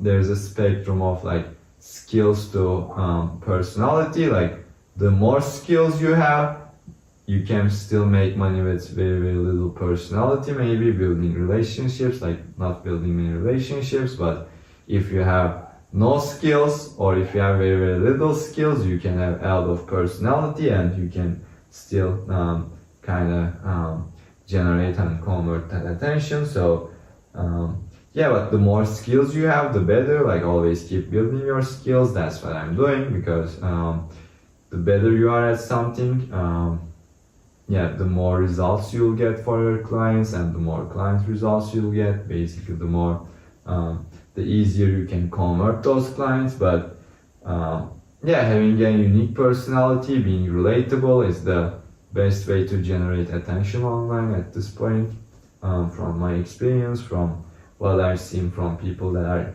killing it. And yeah, so and if you add skills on top, that's even better. In this video, I want to talk about why you should sell your time to make money online. And I generated 5 figures from my personal brand with a very small brand in the last few months. So the most of that was selling my time. And I don't mean to say that you continuously have to sell your time without ever like building more leverage and without ever like building more leverageable income streams. But I think the first thing you should do is basically sell your time, especially if you are making less than 10K, because at that point your time is not worth that much in terms of money. So like, why not just sell it to actually make more money? Because I think this is kind of similar with that passive income trend. Maybe a few years ago, like everyone was trying to like earn passive income without actually having an active income, or like with, I don't know, just earn passive income with investing, stuff like that. But if that person like doesn't even earn 10K a month, like what's the point of basically investing your money to make passive income? At that point, you need to basically work on your active income, spend time to make more money, and then maybe invest that money into yourself again to build more systems, maybe do the same thing with less time. And then at that point, maybe you can invest your money to basically make passive income. And this is probably kind of the same. So everyone is talking about building leverage online and like maybe creating products, creating like leveraged assets that you can sell without additional time, so that you can basically make money while laying on the beach, while swimming. But especially at first, I don't think this is a very logical approach, because let's say you want to make 10K a month, and if you sell your time, maybe you can sell your time for like a certain amount of time for 1K a month, and you do a service for them, and at that point you need 10 people, 1K each, and you'll make 10K a month. So maybe this is not that hard, but when it comes to selling it without spending any effort, like spending any time, you maybe need a course, or I don't know, like something that's that can be like something that you can basically give to people without any additional time. So at that point, maybe you are selling it for $100, but at that point you need like 100 people to make 10K a month. So it's like selling each individual piece is easier with lower price. For example, selling something for $100 is a lot easier than selling something for 1K. But if you add everything on top, for example, if you add the difficulty, like perceived difficulty of selling 1K offer, and you multiply it by 10 times, you get 10K, and you also get the unit difficulty of selling like $100 offer, and you multiply it by 100 so that you get the full 10K. And at that point, if you multiply the $100 thing for 100, like it will be a lot harder to make 10K with that. And the second part is you need basically the social proof to continuously get clients easier and make more money, and you need also real world experience to improve yourself and get better client results so that you can charge more. And then after you charge more, maybe you invest it back to build systems, build a team. So yeah, first of all, if you are just doing this leverage model of like selling a product or maybe selling a course, whatever, you basically don't improve your skills because you are not in the arena like doing it. You just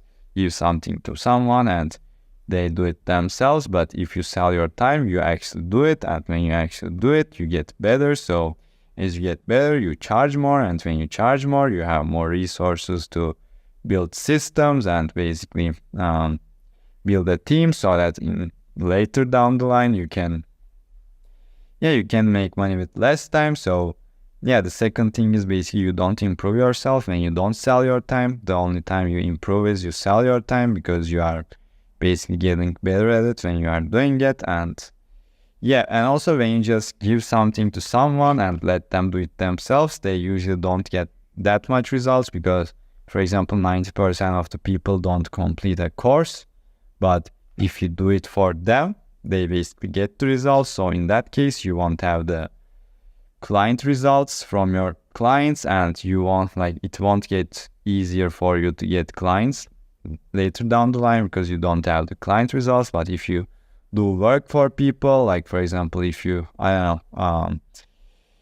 if you are writing emails for them, as you write emails for them, you'll get better because you spend time doing it. And when you write emails for them and give it to them, they just use it and they get the results. So they'll say to you, they'll tell you that, oh, I use your emails, maybe I got 4 new clients, whatever, I sold this thing, and then you basically have the client's results to leverage in your own marketing. But if you were to give someone a course about email marketing, maybe first of all, 90% of those people won't complete it, so they won't get any results. Even with the 10%, maybe not all of them will do it well, so they still don't implement it well by themselves, so they'll still don't get the results. So yeah, from a product, from a course, 90% plus of people won't get the results, so you'll have less client results, and the more clients results you have, the easier it is for you to get clients. So if you don't sell your time, you will basically have less social proof, and if you are to sell your time, you will have more social proof faster. So it's if you are basically starting out less than 10K a month, less than 5 figures, I think it's a no-brainer. So yeah, if you want to basically build your brand, and while you are making money, you want to also build this leverage to make more money in the future with less effort, you can feel free to check out the free training in the first link in the description. And if you enjoyed this video, please like and subscribe. And also, if you found this valuable, you can also watch the video on the screen, which will be also very valuable probably for you. So yeah, and if you have any questions, if you have any feedback, please comment them down below. I check all the comments, I answer them, so you'll get your answer. And if you have a personal question, you can ask me on X, which is also in the description. And yeah, so see you on the next one.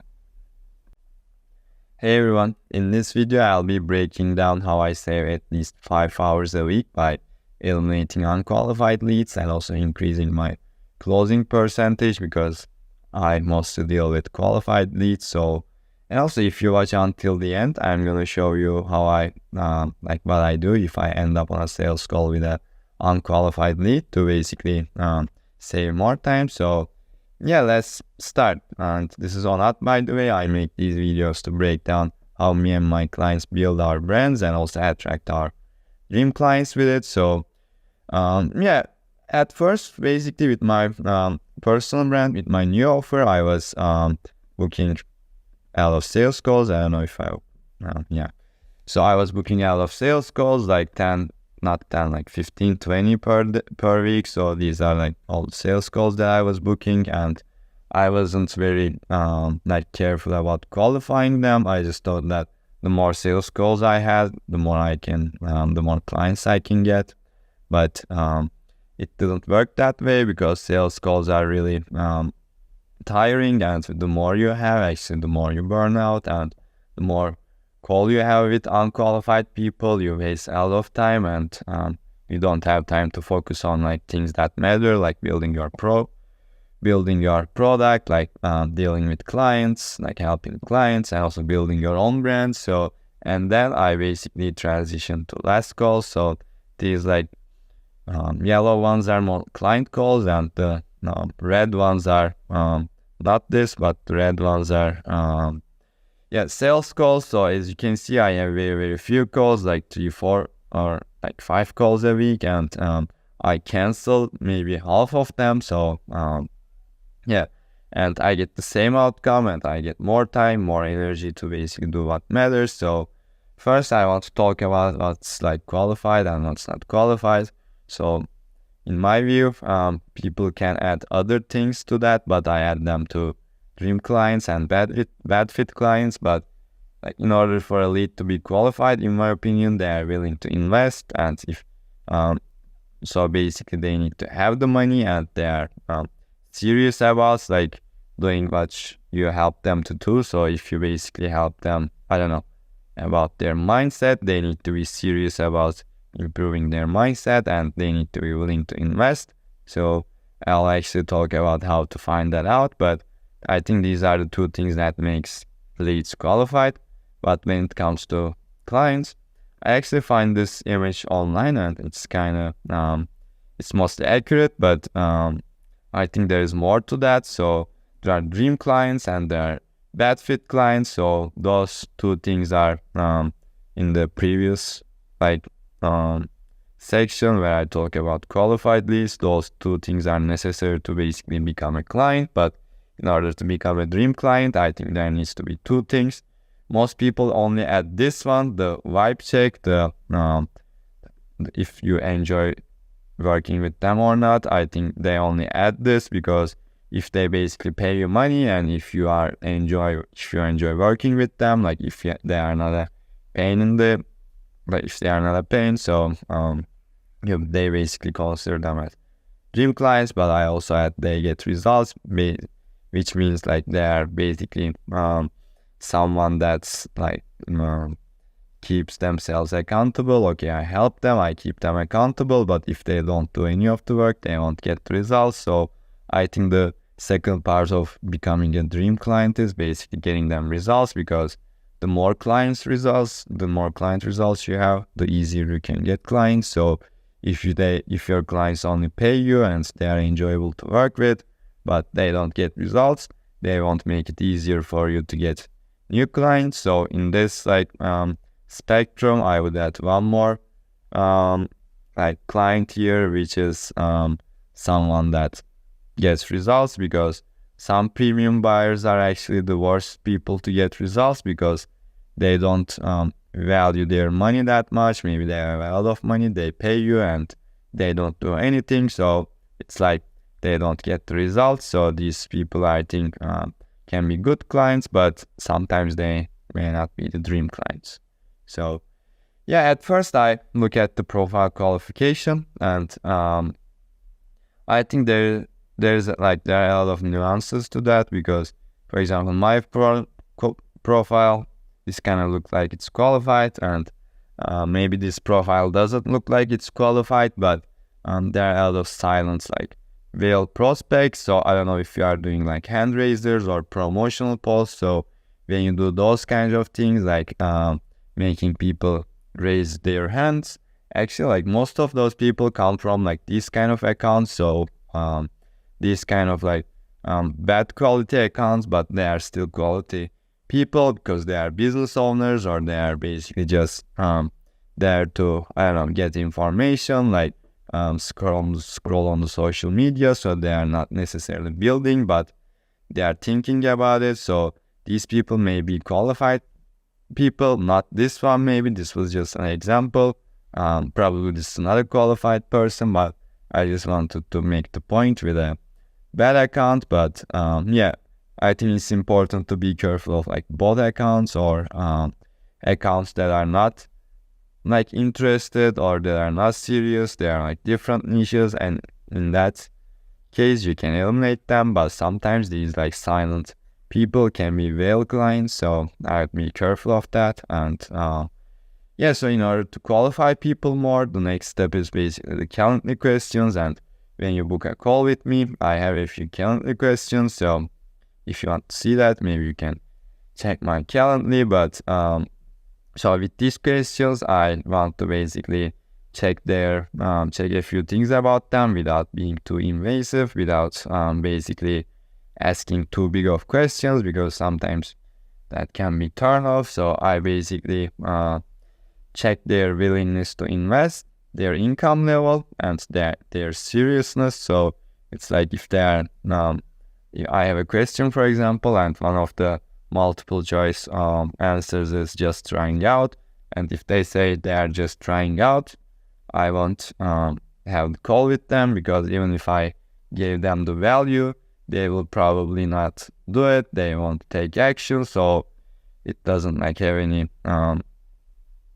it doesn't have any meaning. And if they are not serious, they probably won't pay. So it's a waste of time. And even if they don't pay, they won't basically take the action 99% of the time. So I would add questions basically to like learn more about your stuff, so that if they look like they are qualified, you can take the call or just cancel it.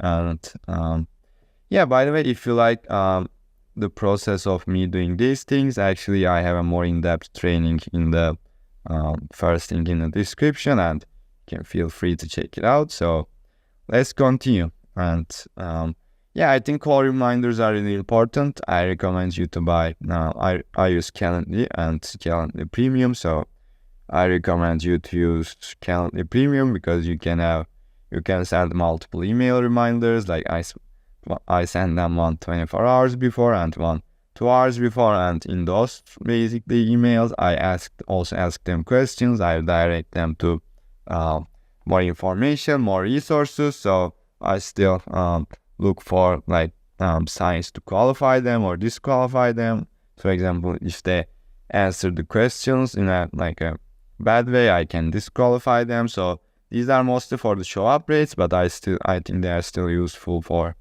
qualifying them. So, and this is the sales call qualification part, because if you even if you qualify people before the sales call, you may get on a sales call with someone that's not qualified. So in that case, I think you should listen to your gut instinct. And if you feel that they are kind of unqualified, like they won't invest in your stuff, I would basically go hard on disqualifying them early on, so that you don't waste full 30-40 minutes. So and basically if you get on a call with someone, you don't have to stay there for 30 minutes, or you don't have to make an offer to them. It's not mandatory, or you don't need to convince them to buy, even if you are sure that they won't buy. Why do you convince them to buy? So in that case, if I feel that they are kind of unqualified, I basically just try to unqualify them more.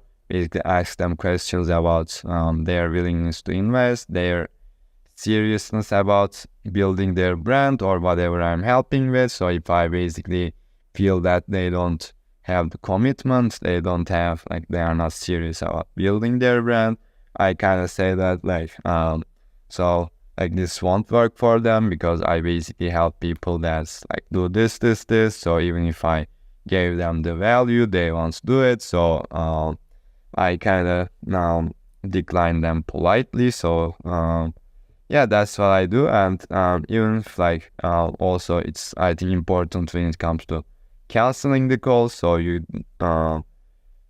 basically you shouldn't be rude. You shouldn't say that I'm canceling this call because you are not qualified or something like that. I basically say something like, I changed my plans and I need to cancel the call for now. Thank you for your interest, stuff like that, so that you are polite and you kind of still keep them in the loop, because as you know, unqualified people can turn into qualified people in months, weeks, or I don't know, years. So it's always important to keep your relationships, never sacrifice a relationship without knowing, so by being rude or stuff like that. And so as I mentioned, if you want a more in-depth guide on building and monetizing your brand, you can check the first link in the description, and feel free to do that.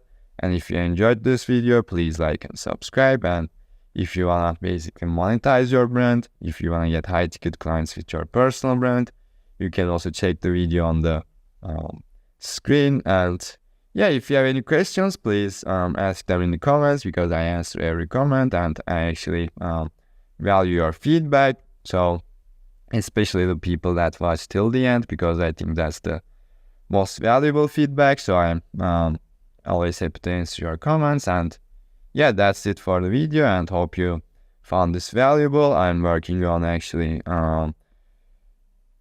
creating 2 to 3 videos per week now. I was kind of inconsistent, but I'll be back on track and basically bombarding you with even more value. So yeah, see you guys on the next one. Hey, in this video I want to talk about the smartest path to make your first $1,000 online.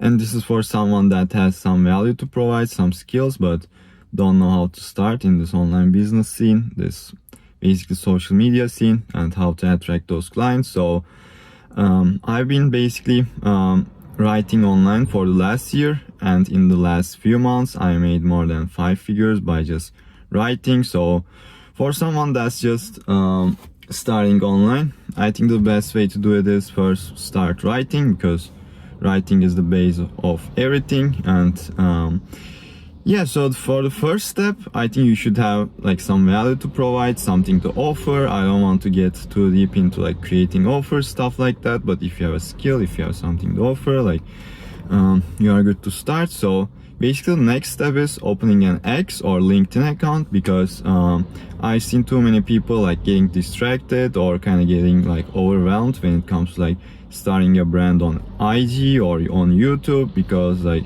in order to do that, basically you need to be good on video, you need to put your face out there, and you need to film videos, make them look aesthetic and stuff like that. Maybe this video isn't that aesthetic, but still. So the first thing is opening an X or LinkedIn account, because by this way you can just share your ideas by writing and get good at writing, which is not that hard. And by this way you can basically generate attention for what you do, for your offer, for your brand. So first step is opening an X or LinkedIn account. And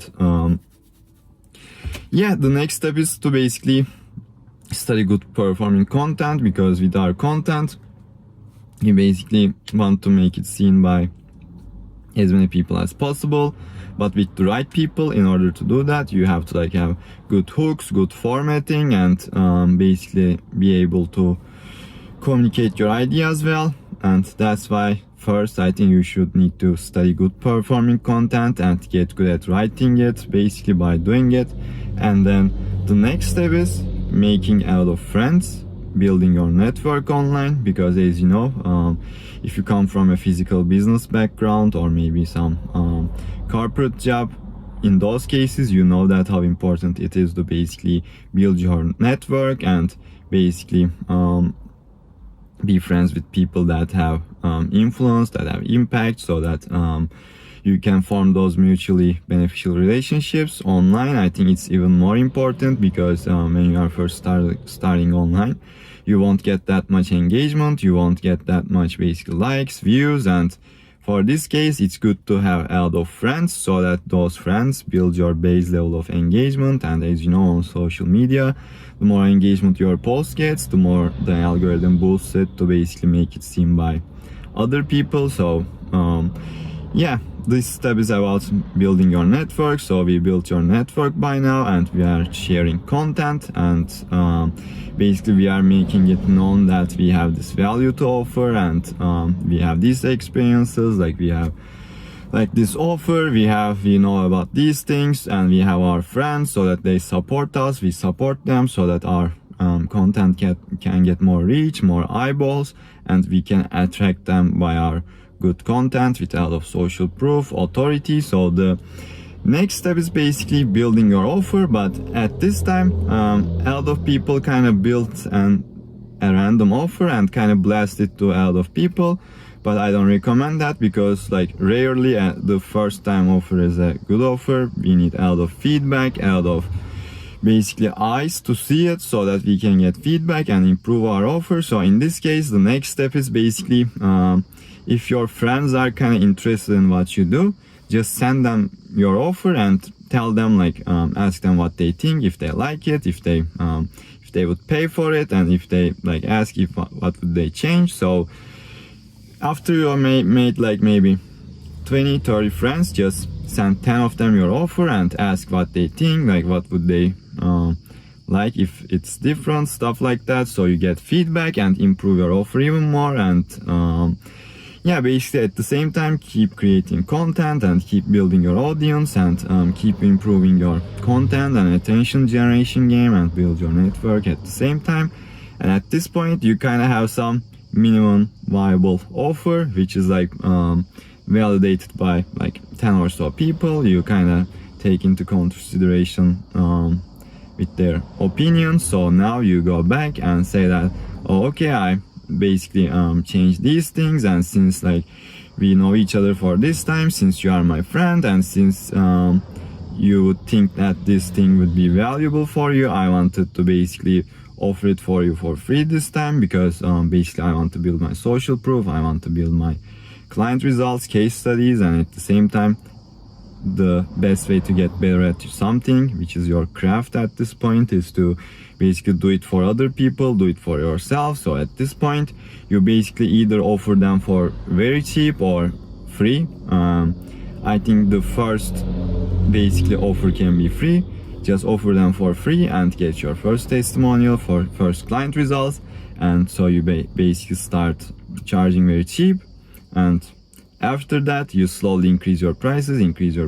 Maybe you start with $50 and $100, $200, like 2 times every time. Each client you get, you can double the price until you get to a place where you think it's a fair value. Maybe it's 1K for you, maybe 5K, I don't know, it depends on the service. But with this basically you also get authority, social proof, so you leverage it in your content more, you share social proof in your content more, results more. So with this case basically you also build your social proof, so you'll grow even faster, because on social media people are shallow, they just wanna see the results. So yeah, right now you got your first few client results and maybe first $1,000 online, and you build a brand that generates attention, that has results, that has proof to basically attract people. So yeah, so basically after that the compounding effect starts, and yeah, that's how I made my first $1,000 and basically the next 5 figures online, by just writing, sharing my ideas, offering people what I do, and kind of getting that social proof and leveraging my content more and attracting more people. So that was the process that I followed. And if you want a more in-depth guide on how I basically made 5-figure plus and generated 3 million plus views online by just writing tweets, you can feel free to check out the first link in the description. I have a more in-depth guide there. And if you like this video, if you enjoyed this, please like and subscribe. And yeah, also if you want to see more of my content, you can basically watch the link, watch the video on the screen. I'm sure that will help you a lot. And yeah, besides that, if you have any questions, feel free to comment them down below. I check all my comments and I respond to them very fast. So if you have any questions, you can comment and I'll get back to you real fast. Or if you have a more personal question, or if you want to reach out to work with me personally one-on-one, and to do that you can DM me on X, which is also a link in the description. And yeah, this is all for now. And yeah, writing online is the, I think, best way to basically start building your brand online and start sharing your ideas, start building that surface area so that you have more reach. Like the more you share, the more people kind of see your content, the more people see you, and yeah, the more people know you, the more money you'll make, because there's a saying that which is the best known beats the best. So yeah, let me know what you think, and see you on the next one.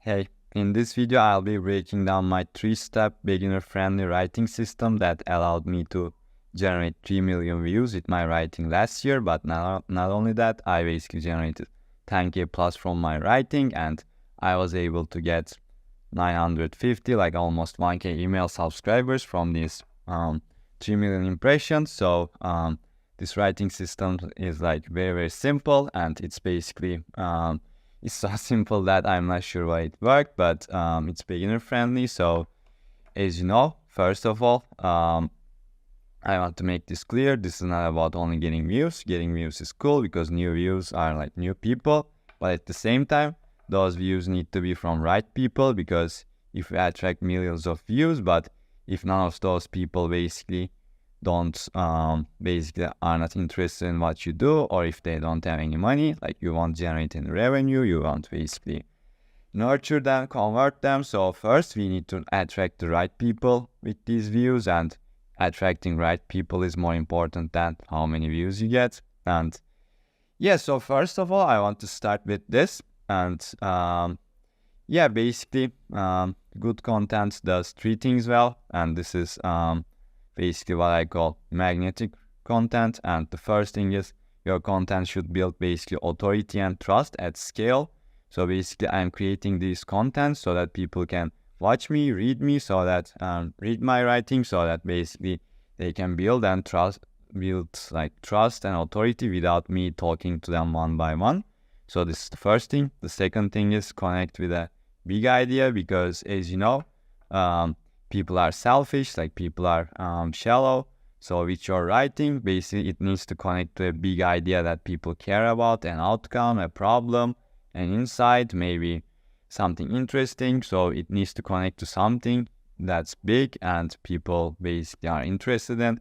And the last thing is it needs to be engaging and easy to consume, so that these basically two things attract the right people, but we also want to attract like a lot of right people. So it's like making it engaging and easy to consume makes it basically decreases the friction to consume the content, because on social media people don't have that much patience, people don't have basically that much attention span. So it's really important to make it engaging, easy to consume, decrease friction, and the last part is basically achieving that.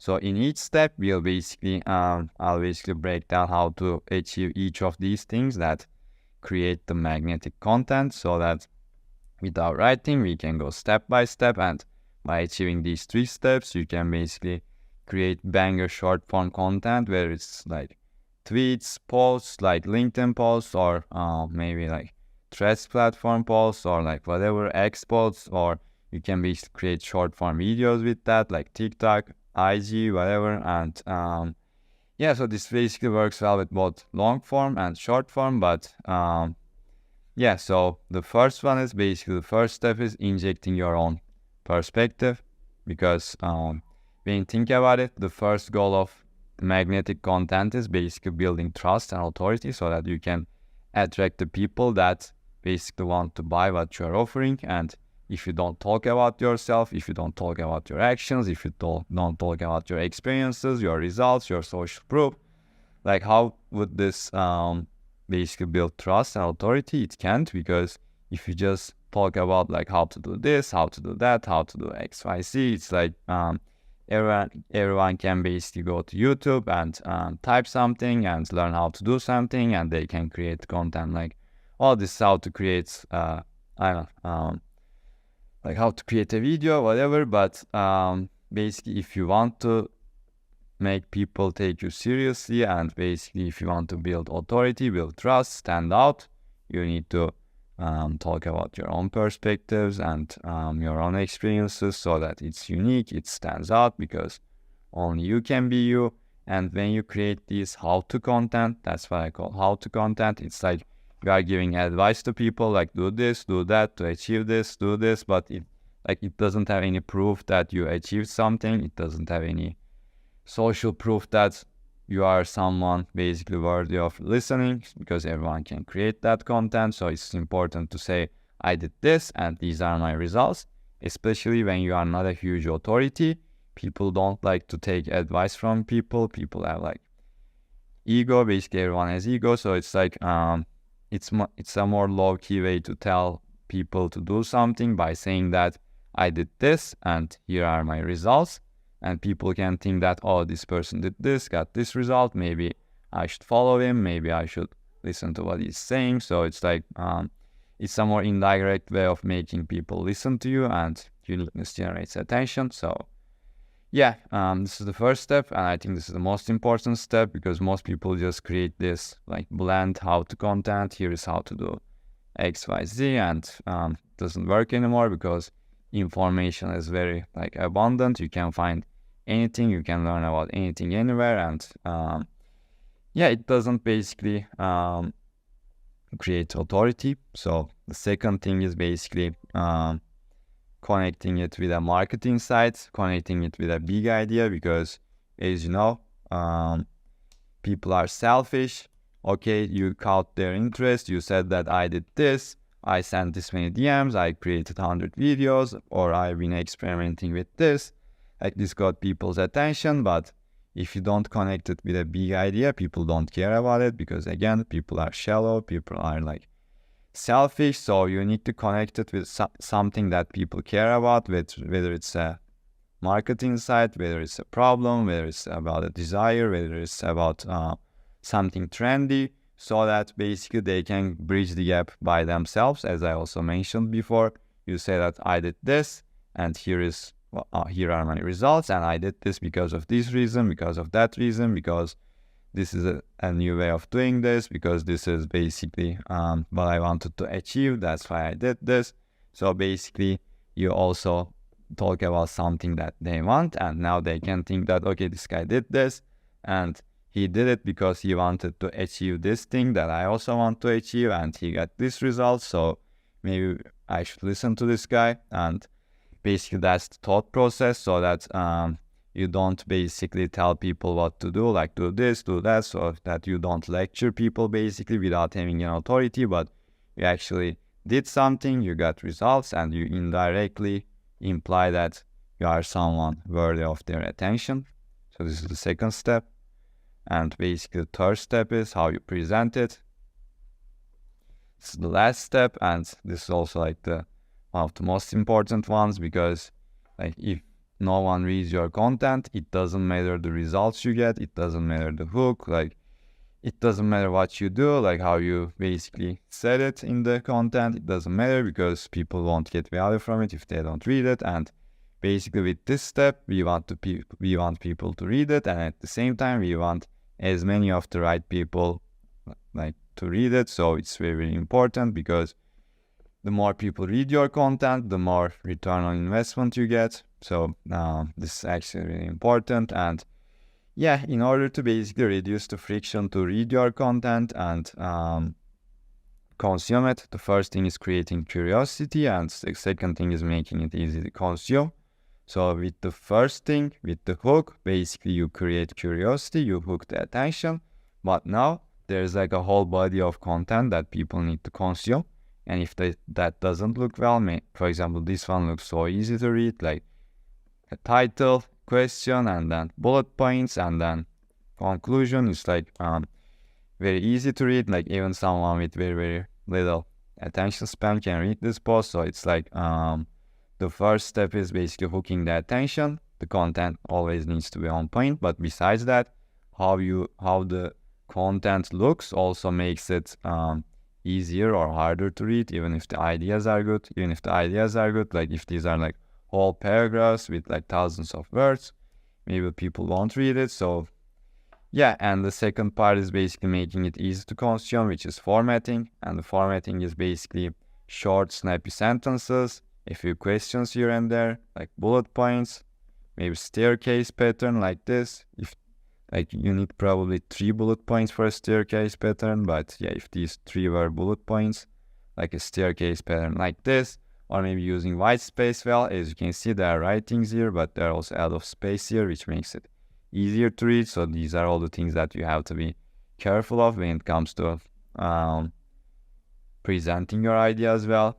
And yeah, the bonus part is basically synthesizing content, because as you can see, I presented the content as step 1, step 2, step 3, which kind of makes it seem like, okay, now you have to do the first step, and then you have to do the second step, and now you have to do the first step. But actually, when it comes to synthesizing content, this is like a loop, and you can start from anywhere, and I explained it here basically, and that's why it's so basically the content flows well and you don't get stuck. Basically, you can keep on creating, because you can start from anywhere.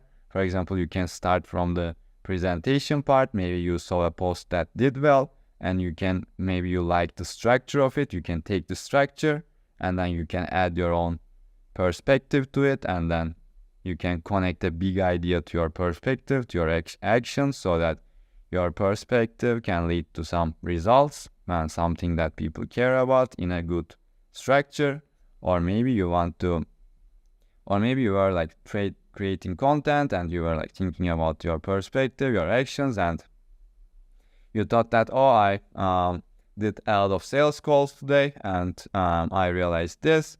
So you can maybe start with this, saying that like this week I did like 30 sales calls, and basically in my sales calls I tried to like implement this strategy because I want to achieve this goal, and it worked out this way. So at that point, like you can also connect it with a big idea, saying that maybe you need like you want to maybe handle objections before they come up in the sales calls, and then you can say that basically this is why I did this, so that I pre-handled the objections, and when it comes to closing the deal, I had no objections, so I closed the deal. And people that are reading this, maybe some of them are having a lot of objections when it comes to sales calls, and they think that, oh, this guy did this and he pre-handled the objections and now he didn't have objections, so it's like maybe I should listen to this guy. Or maybe you are just consuming content and you saw in a post that like I don't know, AI will be a huge trend. Maybe you saw that like something about AI, and you maybe think that, oh, I was using this AI tool and getting these results, and you can maybe start something like, I was using this AI tool to get these results because like AI is like improving real fast right now, and you can basically leverage AI to decrease time and effort to do something. And basically the main idea here is to using AI to decrease the time and effort for achieving something. People always care about reducing the time and effort, so that's your marketing side, that's your big idea, and you connect it with your actions, your perspective, which is using some AI tool maybe at this point. And you basically I also suggest everyone to basically, if you like a post, like bookmark it, like save it somewhere, find some good formats, or basically analyze your own posts, and if some of your posts did well, like save them somewhere and look at the structure, so that when you have these two steps, you can look at a basically well-performed structure, and you can emulate the structure with different ideas, so it flows well. It's like a 3-step process, or that you can start from 2 to 3, 1, 1, 2, 3, whatever, and it always works. So this is the power of synthesizing content, and with that you can go with the flow. So yeah, basically these are all the 3 steps that allowed my content to both get a lot of views, but also build authority and connect it with a big idea, so that people are interested in what I have to say. And yeah, basically these were the results that I got, hitting 10K plus by just writing ideas. Like I just started creating videos because I wanted to do more. I have the bandwidth, but with just writing I was able to achieve that, and with videos now I'm going with the next step. But yeah, you can just achieve this with writing, because when you think about it, like at first actually I didn't think about I could create a personal brand with just writing, because I saw all these people that are like filming videos, YouTube videos, like reels, whatever, creating all these like visual content. But actually, I mean, it just comes down to generating attention with your content and providing value. It's just like you generate attention and then provide value. That's the whole process when it comes to making money online, and you can generate attention with writing. If your writing is basically good, I generated 3 million impressions last year, and basically I was able to provide value for these eyeballs so that they decided to pay me, and that's how it happened. And then they wanted to learn more about me, so they joined my email list. And yeah, these are basically all the things that I achieved, but also my biggest motivation is basically helping my clients do good things, because it's not only about yourself.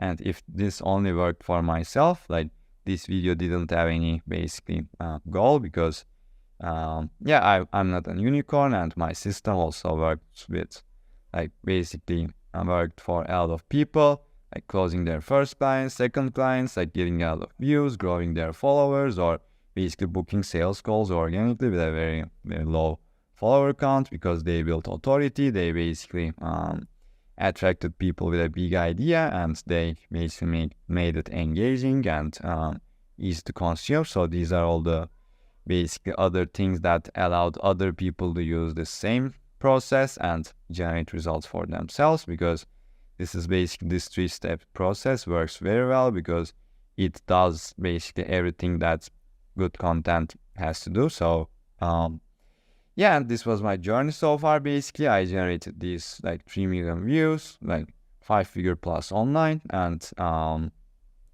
yeah, basically I used to hate writing in school, and actually now writing is the best part of my day because I can express my ideas, I can express what I do, and with my writing I can help people win too, and I can teach people about writing. So it's about the best thing ever right now. And yeah, so basically this was just an appetizer. As you can see, this is a thread that I wrote on X, and it did really, really well. It got a lot of bookmarks, a lot of views. So, but again, this was just an appetizer. So if you want to basically get my free training on how to build and monetize your brand by just writing and join almost 1K plus other creators, you can basically feel free to check the first link in the description.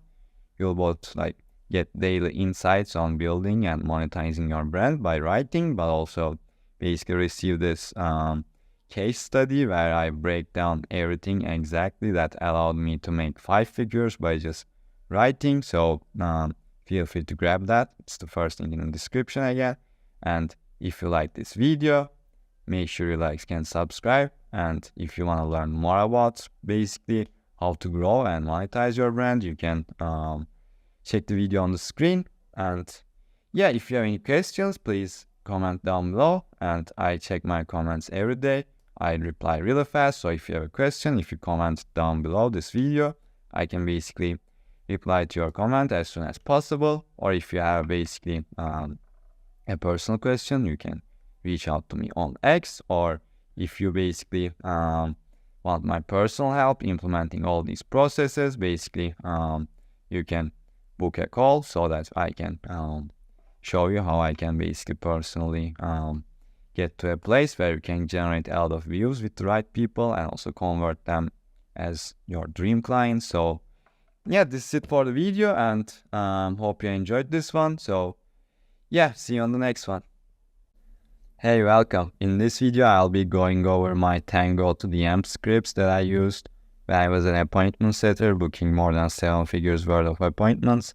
And also when I started my own personal brand, I generated 5 figures from my own personal brand with basically a very small audience. And yeah, I'll be going over all those things so that you can learn them and implement them in your lead generation and appointment setting processes so that you can book more sales calls with your offer. And if you are first time here, it's on it. I make these videos to break down how me and my clients build our brands and also attract dream clients with it. So yeah, let's start. And this was an old giveaway actually, so that I did on X.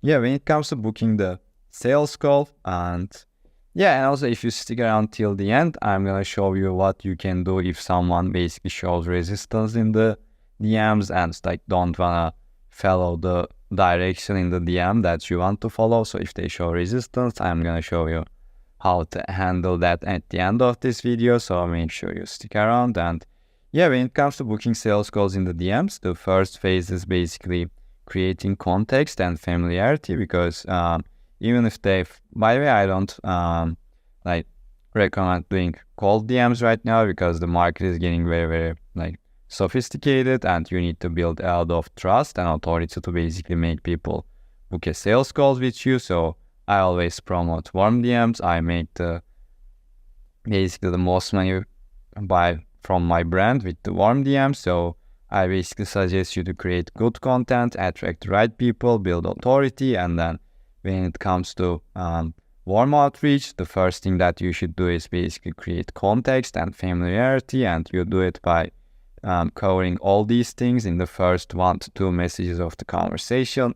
You basically indicate the reason for reaching out, saying that's like maybe thanks for following me if they followed you, or like maybe you noticed something in their profile, you can mention that, and then you can as I said, mention something personal besides the first one. So maybe you like compliment on something, but also compliments got real fake on social media in the maybe last few months, maybe a year. So yeah, when someone compliments me as the opener message, I instantly think that, oh, this guy will pitch me maybe the next message, maybe the message after that. So make sure your compliment or whatever you are mentioning is genuine, and then asking the opening question, make sure you ask an open-ended question and not too invasive question. Like I see people like asking how is my business doing, or not how is my business doing, but how many clients I have, like how much revenue I'm generating currently as the first question, or what are my business numbers like. And if you don't have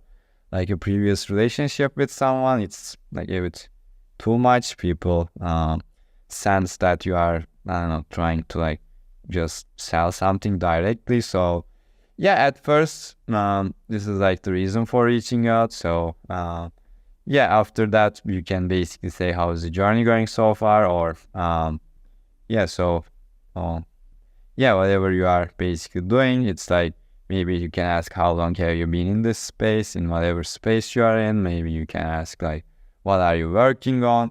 Or actually, this is kind of like an old document. I created this maybe a year ago. So the thing that I'm using the most right now is that this or that question, because it's also easier to answer. But open-ended questions are also good. But when you just ask a yes or no question, the conversation kind of ends. So I think it's better to ask something like a this or that question, which is like, are you doing this or that? Like, this depends on your niche, but maybe you can say that if you are, for example, an email marketer, maybe like, are you using emails to do this, or are you using this type of emails? Maybe something like that. This is easy to answer. So, and also it's intentional. So yeah, that these could be like good openers. And after that, what I do in the next phase is, when you create the context and familiarity, the next phase is basically finding a gap. Because if you want someone to jump on a call with you, basically they should be incentivized to do that. And the incentive for that would be something that they are lacking, something that they are having problems with, or something that they are desiring that you can provide or you can solve, so that you basically justify it to hop on a call together. So this is really important. And if they don't have like a problem, they don't have a desire, they don't have a pain point, if you ask something like, for example, what are your goals, and like, or if you ask that like, how are you doing right now, maybe I see like people asking questions like, how are you doing, like, are you doing this, to basically find and pinpoint any problems. But the prospect always says that like, I'm doing amazing, I'm growing, I'm making a lot of money, or I'm basically having no problems. Like, sometimes people are still forcing it to book the sales call or book a call, and it doesn't make any sense. Because if the person is doing good, if the person doesn't have any pain points, like, why would you book them on a sales call, or why would you try to sell them something? Like, the only reason that you want to basically sell them something is to solve their problems. And if they don't admit to you that they don't have problems, it's like a bit hard. Maybe you can follow an indirect way to basically try to figure out their problems, not basically directly asking. And it's also some kind of an authority thing. When you don't have that much authority, people that don't open up that easily. But when you have a solid personal brand, when you have like a solid social proof with a good brand, when you ask a question, basically people seem to open up more easily. But this is also not, sometimes people still have problems, but if you don't have authority, people don't like to admit that. So also keep that in mind. Maybe you need to work on your authority. So yeah, you can basically ask like these questions to find out if they have problems. For example, you can ask about their goals and how far they are off from their goals. So this creates that gap. So that's why we call it find the gap. So you are asking about their goals, and you are also asking about how far they are off from their goals. So if their goals are here, if they are here, basically this is the gap, and you found the gap. Maybe you can yeah, a bit like agitate the pain, maybe make them make them aware of the pain a little bit more, and then you can like spark some curiosity, which is our next phase. So you can ask like how far off from your goal, or like what methods have you seen work the best, and then if they say something like with a bad strategy, and then you can say that, oh, we are doing this, like this is more efficient, we do it in last time, we do like we generated this result maybe, which is sparking the curiosity. So you can ask these questions to basically find out without what they are currently doing to, without basically being too salesy, without being too promotional, and then you can basically propose something that's more efficient, like which is the sparking curiosity phase. So you can say that like, have you tried this, or like I've been getting these results, so that they can so that they can feel curious. For example, you can ask like, okay, so you are creating, for example, YouTube videos, like how many hours a week are you spending creating these YouTube videos? Maybe they said 10 hours, and then you can maybe ask, oh, like we've been using this method, or we've been like placing talent, or we've been placing editors and YouTube strategists in other people's like businesses, and we like creates maybe 3 videos a day for like in one, like with 1 hour of work. So you are doing like 10 hours, but we do it in 1 hour, stuff like that, so that you can create some curiosity, but you don't tell it exactly how you do it. So otherwise you kill the curiosity, and you basically don't have the leverage to make them jump on the call. So the point here is you create the curiosity, you kind of tease it, you maybe tease the results, but you don't tease you don't tell the how that much, so that they feel curious. And the only reason that the only like way that they can learn how you are doing it is to jump on a call with you, and then on the call basically you explain it, and then offer it to do it like for them and stuff like that. So that this curiosity thing basically helps you to get them on a call. And that next part is pitching the call, which is basically if you do everything well, it's very smooth.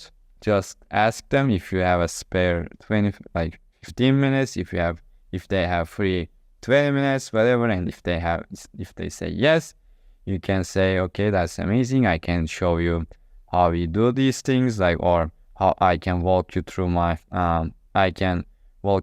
process. So it's like or you can say, I may have a few ideas on how you can implement this process. So you can basically say a few things, but the main thing here is you just ask like, do you have 15 minutes this week, which they'll say yes to, and then you can even like do these in separate DMs, like doesn't matter that much, but you can say like, I can show you how we do it, or I can walk you through my process, or maybe I may have a few ideas on how you can do the same, stuff like that, so that they'll say yes. And then basically you send the Calendly or whatever thing you are using. And so this was the thing that I mentioned in the beginning. If you face any resistance because you are asking all these questions, and I know some people like to hate on people that sell, and I don't know how they are going to make money, but some people just say, oh, you are selling me something, like you are a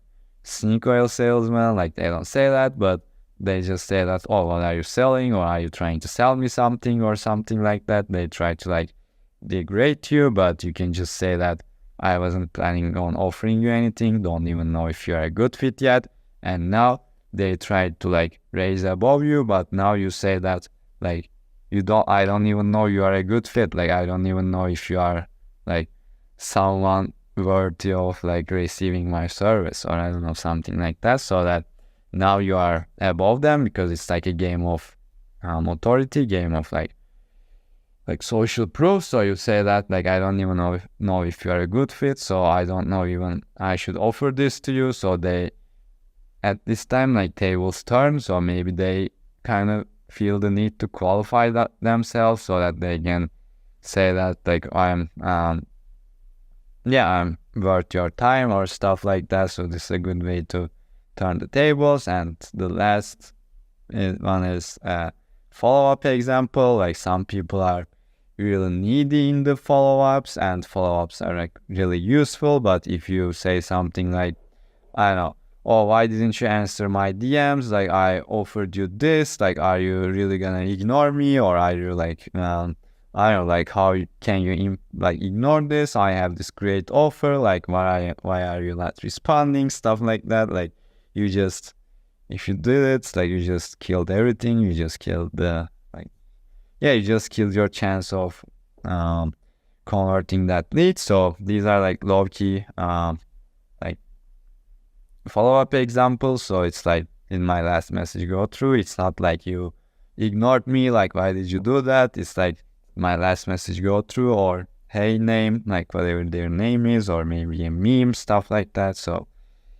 yeah, and I suggest you like use these kind of low-key follow-ups, and also track your leads so that you can follow up on time and not let the leads like go away for a month and then come back. So it's also, lead to speed is important. And yeah, so if you basically want a more in-depth guide on monetizing your brand, you can like feel free to check the first link in the description. I have more stuff there, more in-depth stuff there. So besides that, if you enjoyed this video, make sure to like and subscribe. So yeah, and also feel free to watch the video on the screen. So build and monetize your brand and get more, like learn how I do that with myself, with my clients. And yeah, thanks for watching. So if you found this video valuable, make sure you comment. And if you have any feedback, whether it's positive, negative, like feel free to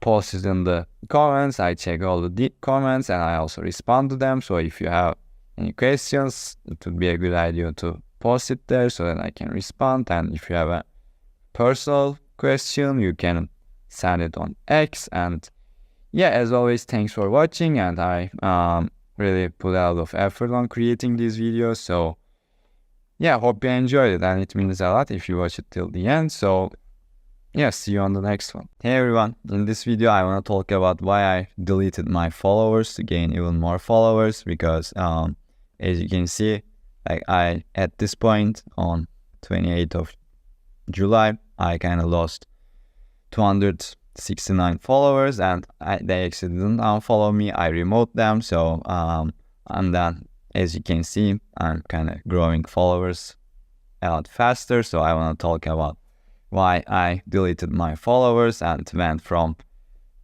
basically 3.3k followers to 3k followers, and kind of started growing faster. So if you are new here, it's Onat, and I basically build these videos to break down how I help my clients and myself build my brand and also get our dream clients with our brand. So that's the purpose of these videos. And yeah, so at this point, I kind of I wanted to basically kind of remove the dead followers, because like when you think about the algorithm, let's say this circle is your own followers. So these are all the people that like follow you, and the outside of the circle is basically not your followers, like all these people that don't follow you. So basically when you create a post, first the algorithm sends your post to like a few people, maybe to this person, and this person.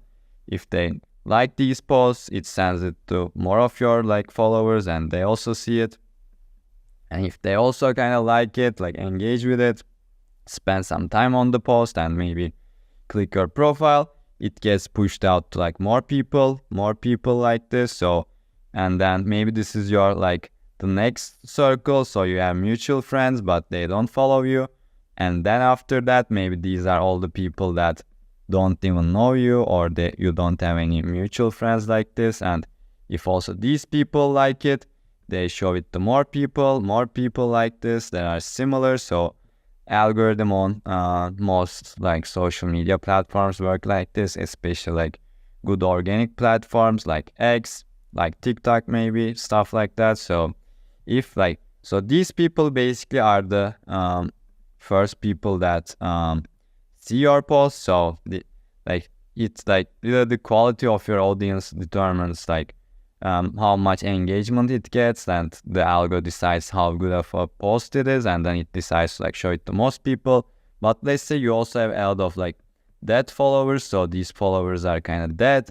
They are like bot accounts, or they are basically they don't use the platform anymore. So the algorithm like kind of randomly sends your post to your followers. So let's say it sends your post like these people, and also kind of randomly like these few people. But you can see that, okay, these like red guys saw it, engaged with it, but these blue guys are like dead, they are non-existent, like they don't spend time on the app, or they are kind of bot spam accounts, or they are very, very unrelated accounts. So in this case, if these people don't use the platform, you won't get engagement from these posts. So basically this blocks this kind of virality loop where you get pushed to more people. So these people don't even see it. So this kind of gets blocked.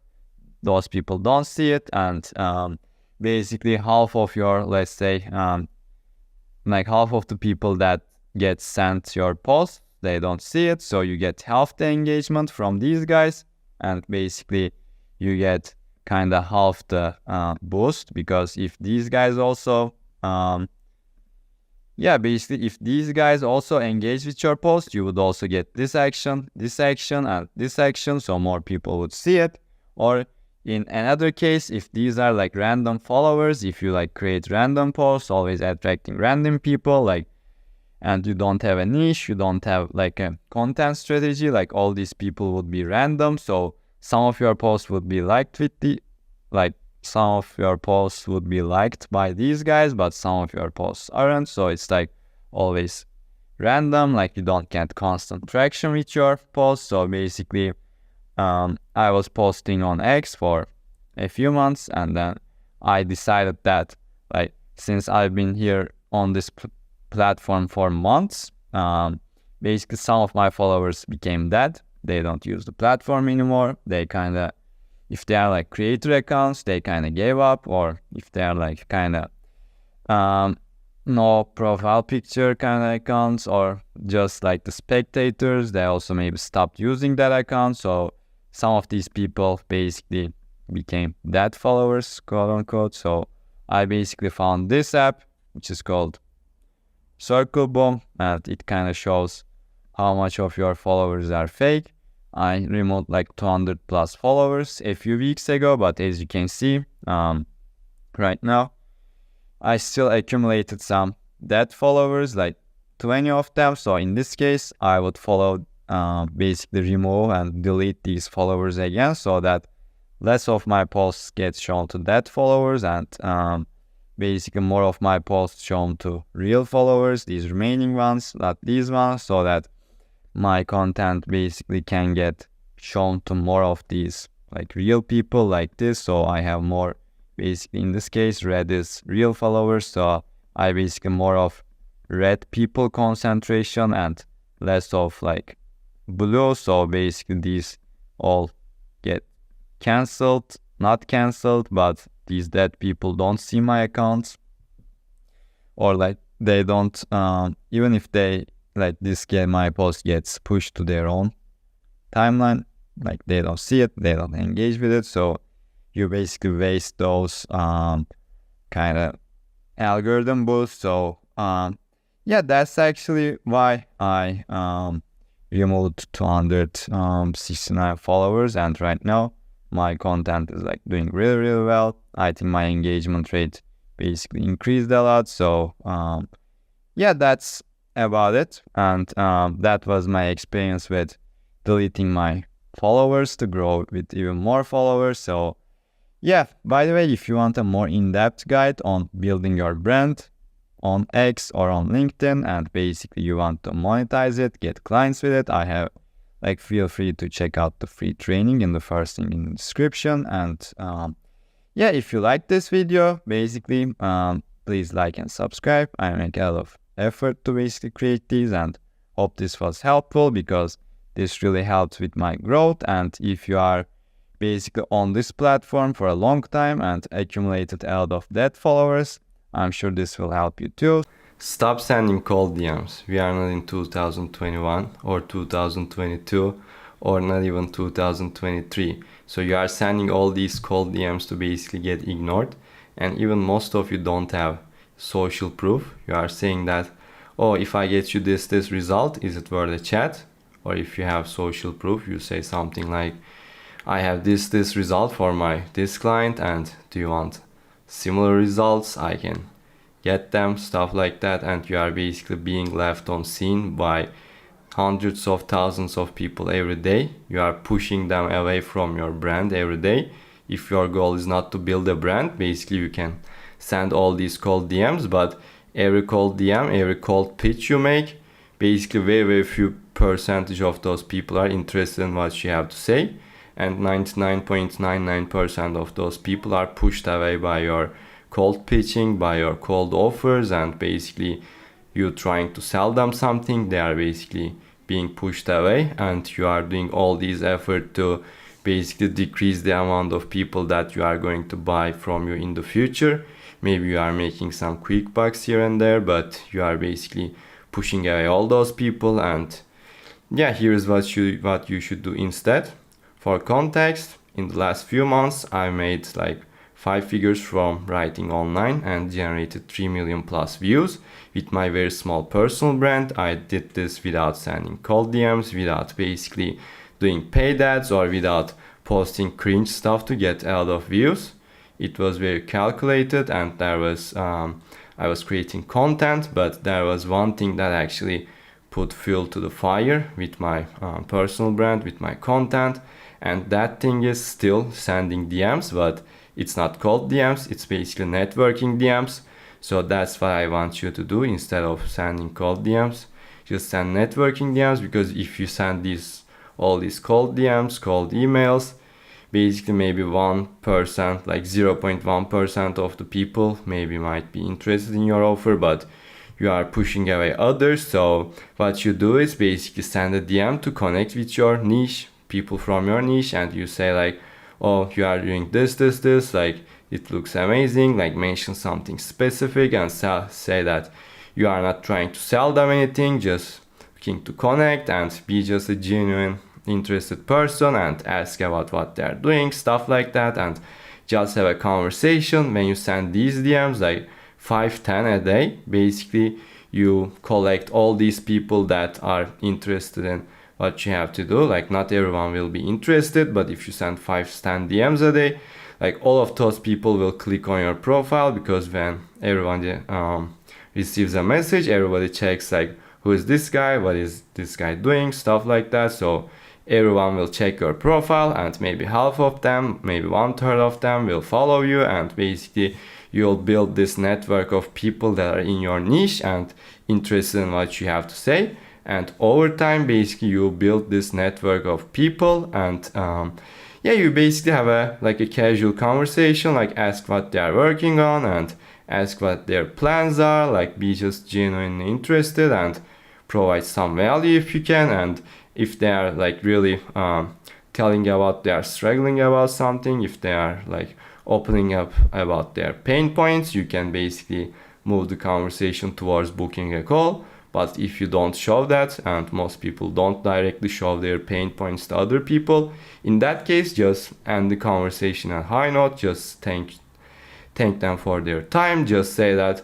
oh, it was really nice chatting with you and stuff like that. Thank you for your time. And I enjoyed talking with you. I love your content. I love engaging with your content, or I love your business, stuff like that. Just end it on a high note and just leave. And just let your content do the warming up, do the nurturing, like do the conversion basically window accelerated. So just do your own thing, and at like some point you'll notice that all these people that you network with, some of them will continuously basically like your posts, like comment under your posts, and they basically mention things. And at that point you can maybe reach out to them again and say that, oh, like thanks for engaging with my contents, like what are you doing since we last talked, what are you working on? You mentioned that you are working on this, you are doing this, like how did that go, like how is everything going, stuff like that. And at that point maybe you can like point the conversation in a more salesy way and just trying to like figure out their gaps, their pain points, their struggles, and yeah, this will become a much more natural sales process. And also when you don't go for that quick bucks and basically let 99% of the people ignore you, you'll attract a lot of friends, a lot of fans, and basically all those people will engage with you. Basically some of them will follow you, and then most of them will engage with you, comment under your post, they'll be your friends, and by this way you'll build an audience of your network, of your niche, like a network out of your niche, and all these people will engage with you, see you as a friend. And at that point, as you know, in the social media algorithm, like whatever platform you choose, basically the more engagement you get,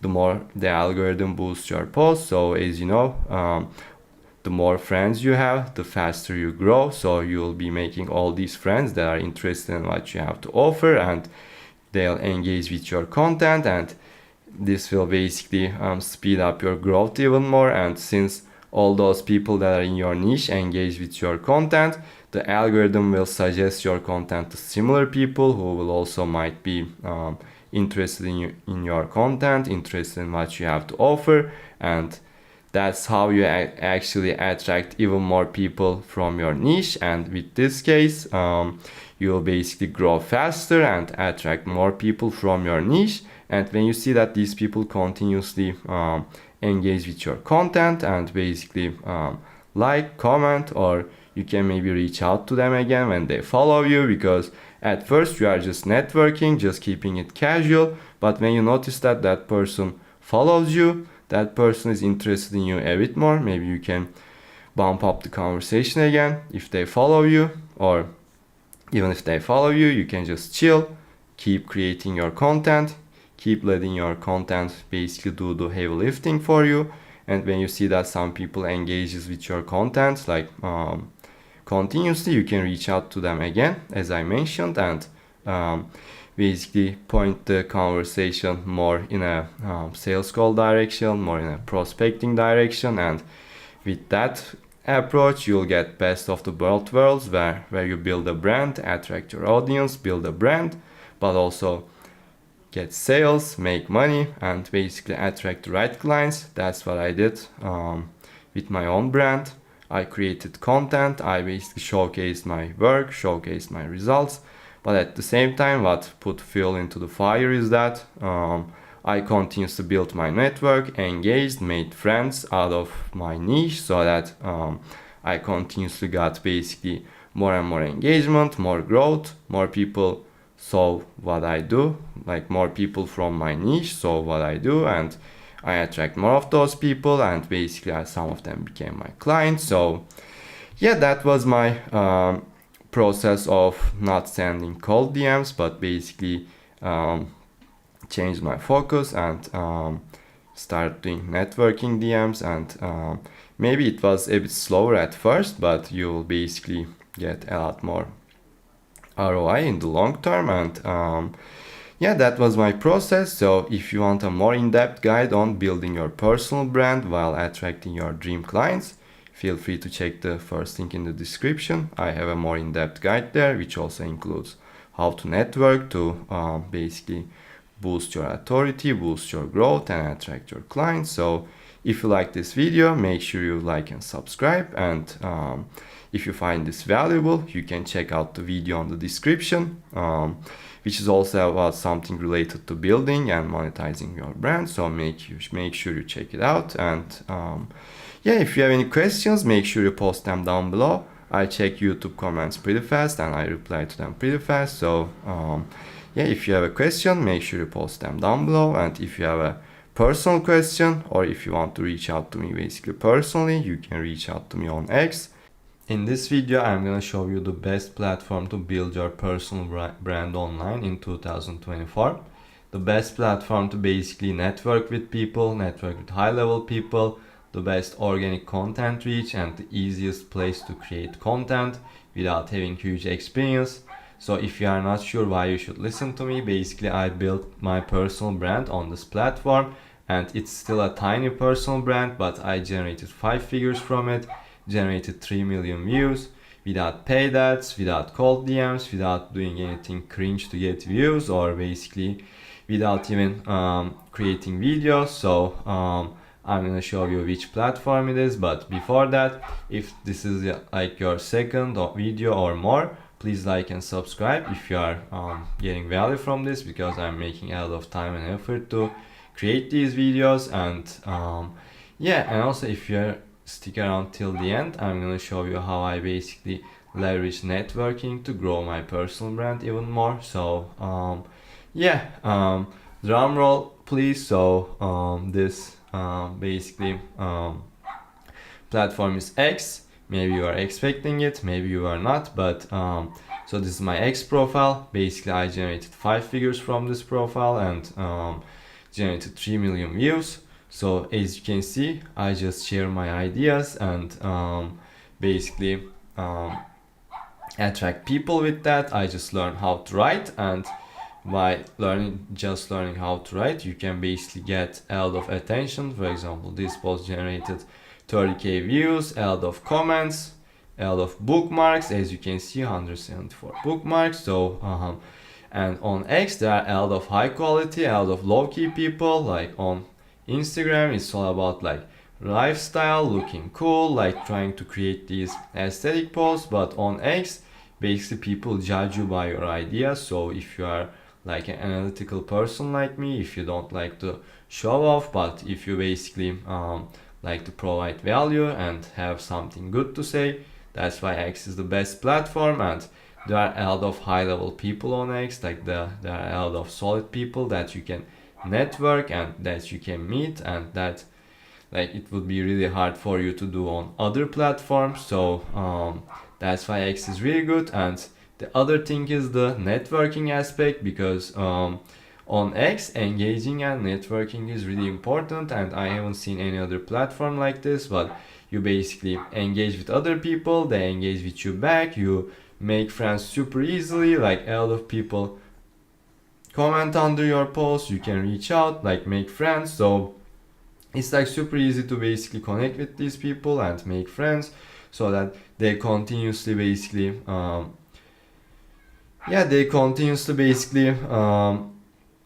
engage with your content. As you know, with social media, the more engagement you get, the more basically your content gets shown to new people. So and you can just do it by writing and making friends. So if you like get down to the core, like I just generated 5 figures from my tiny personal brand by just basically writing my ideas. Of course, I worked a lot on my content, and how you write is like super important, but it's just writing my ideas and making friends with people that can be interested in what I have to offer. So that basically I built a network of people that would benefit from my service. And I basically, instead of sending all these cold DMs, all these like cold emails, whatever, and just pushing away all these people, I just made friends with them, provided value, and wrote my ideas and write down my ideas. And if people liked my ideas, liked my content, they basically followed me, became a friend. And even if they didn't buy from me, they are my friends, so they keep commenting under my posts, engaging with me.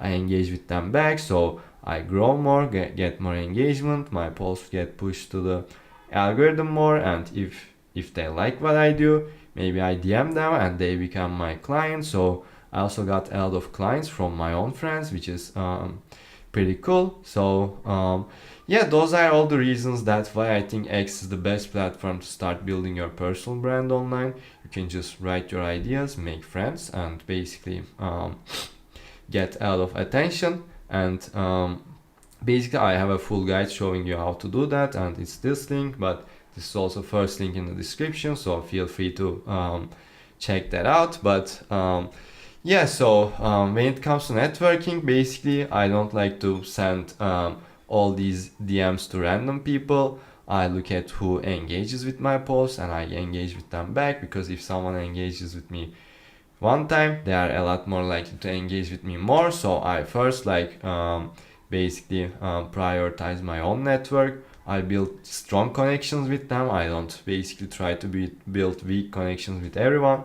First, I build strong connections with my own basic network, and then that becomes my base level of engagement. And if your content is good, this really helps you push your content to a lot more people. And yeah, by doing that, basically, that's how you grow your network slowly. You get new people that engage with you, you network with them, you make friends with them, and some of them are interested in what you have to offer. Maybe you can jump on a call, provide your solution. So on X, like, everything is super chill, easy, and you don't have to have this basically fancy edited long form videos that are scripted, or basically you don't have to create all these like aesthetic lifestyle posts, pictures that basically that are not maybe your style. So yeah, so basically, if you want a more in-depth training around how you can build your personal brand and generate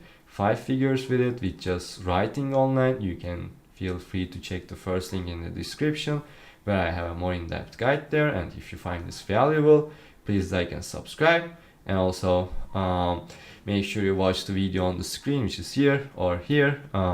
It's also about building and monetizing your brand online, so I'm sure you'll find that helpful. And if you have any questions, please comment them down below, because I check my comments. I always respond to them on YouTube, so you'll get a response to your question pretty fast.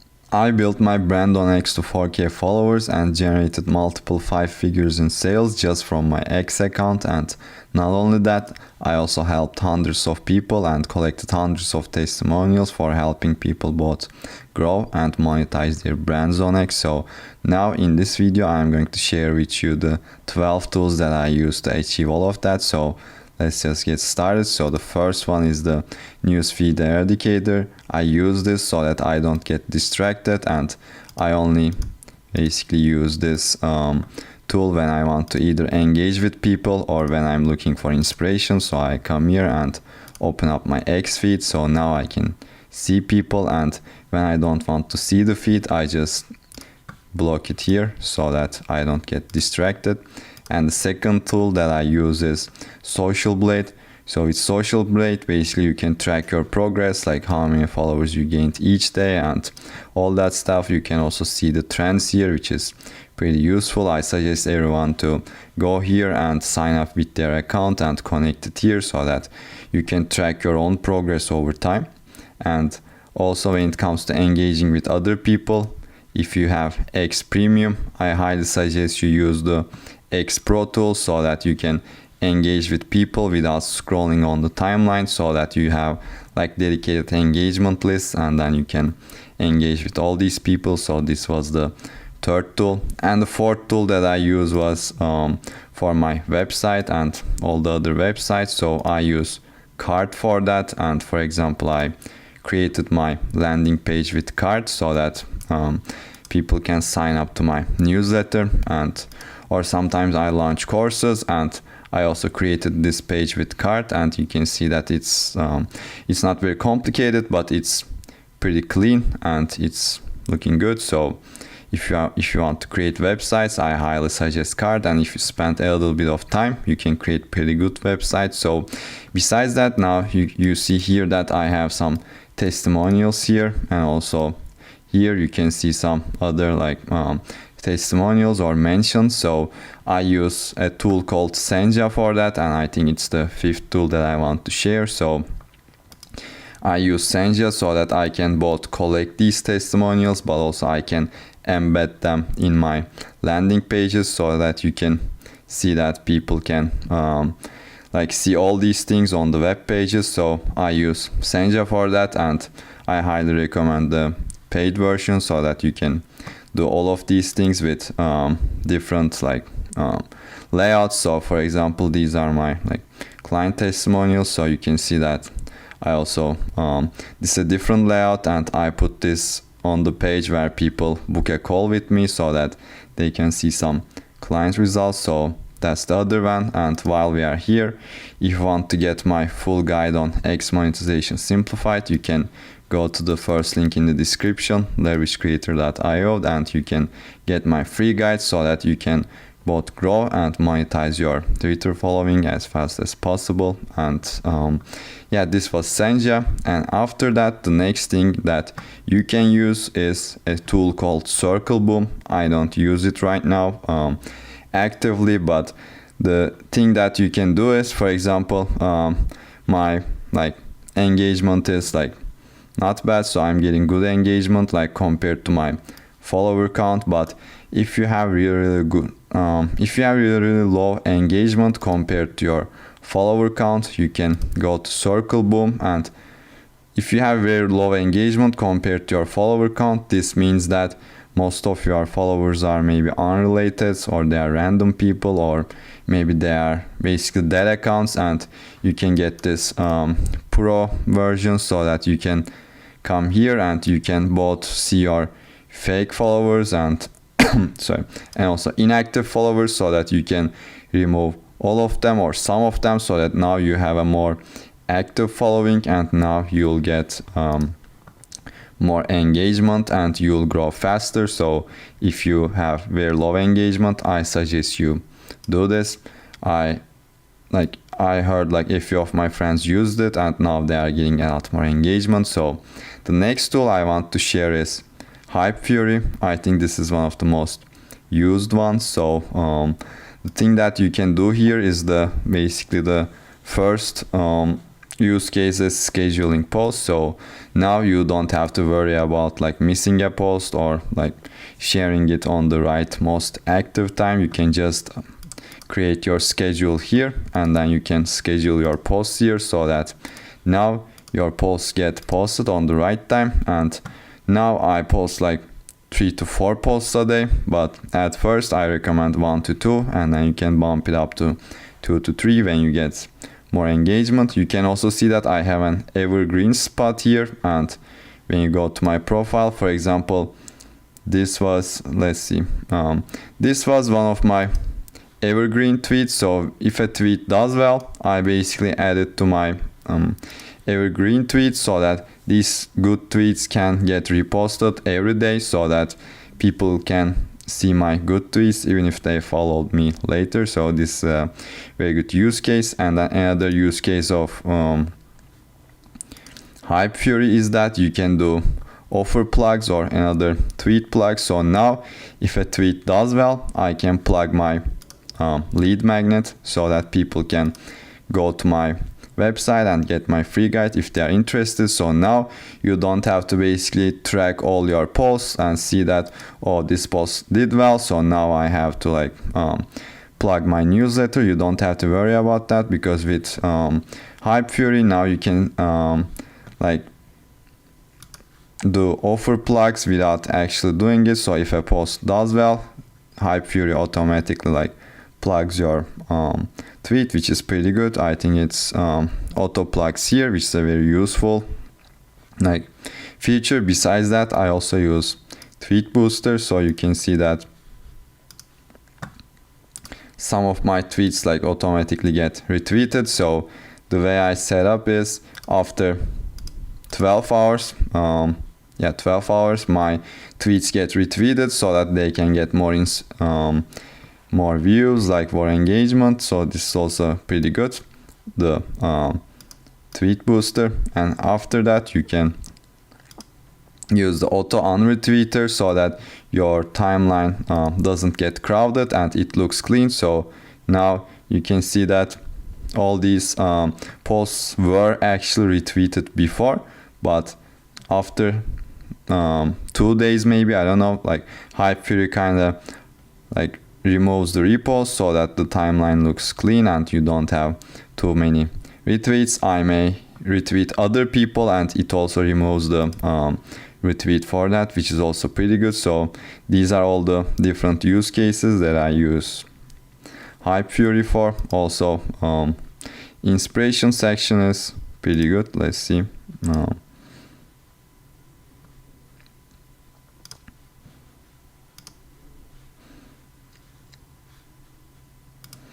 Yeah, so you can get inspiration here, both from your best tweets, or you can look at marketing related tweets. I don't recommend like copying these tweets, but these are very good for ideas. And the next tool that I use is for my giveaways. I use a tool called Pactora. You can also do it in Canva, but I like the mockups in Pactora better, so they look like more like a package. So you can use this tool for creating visuals for your giveaway. So let's look at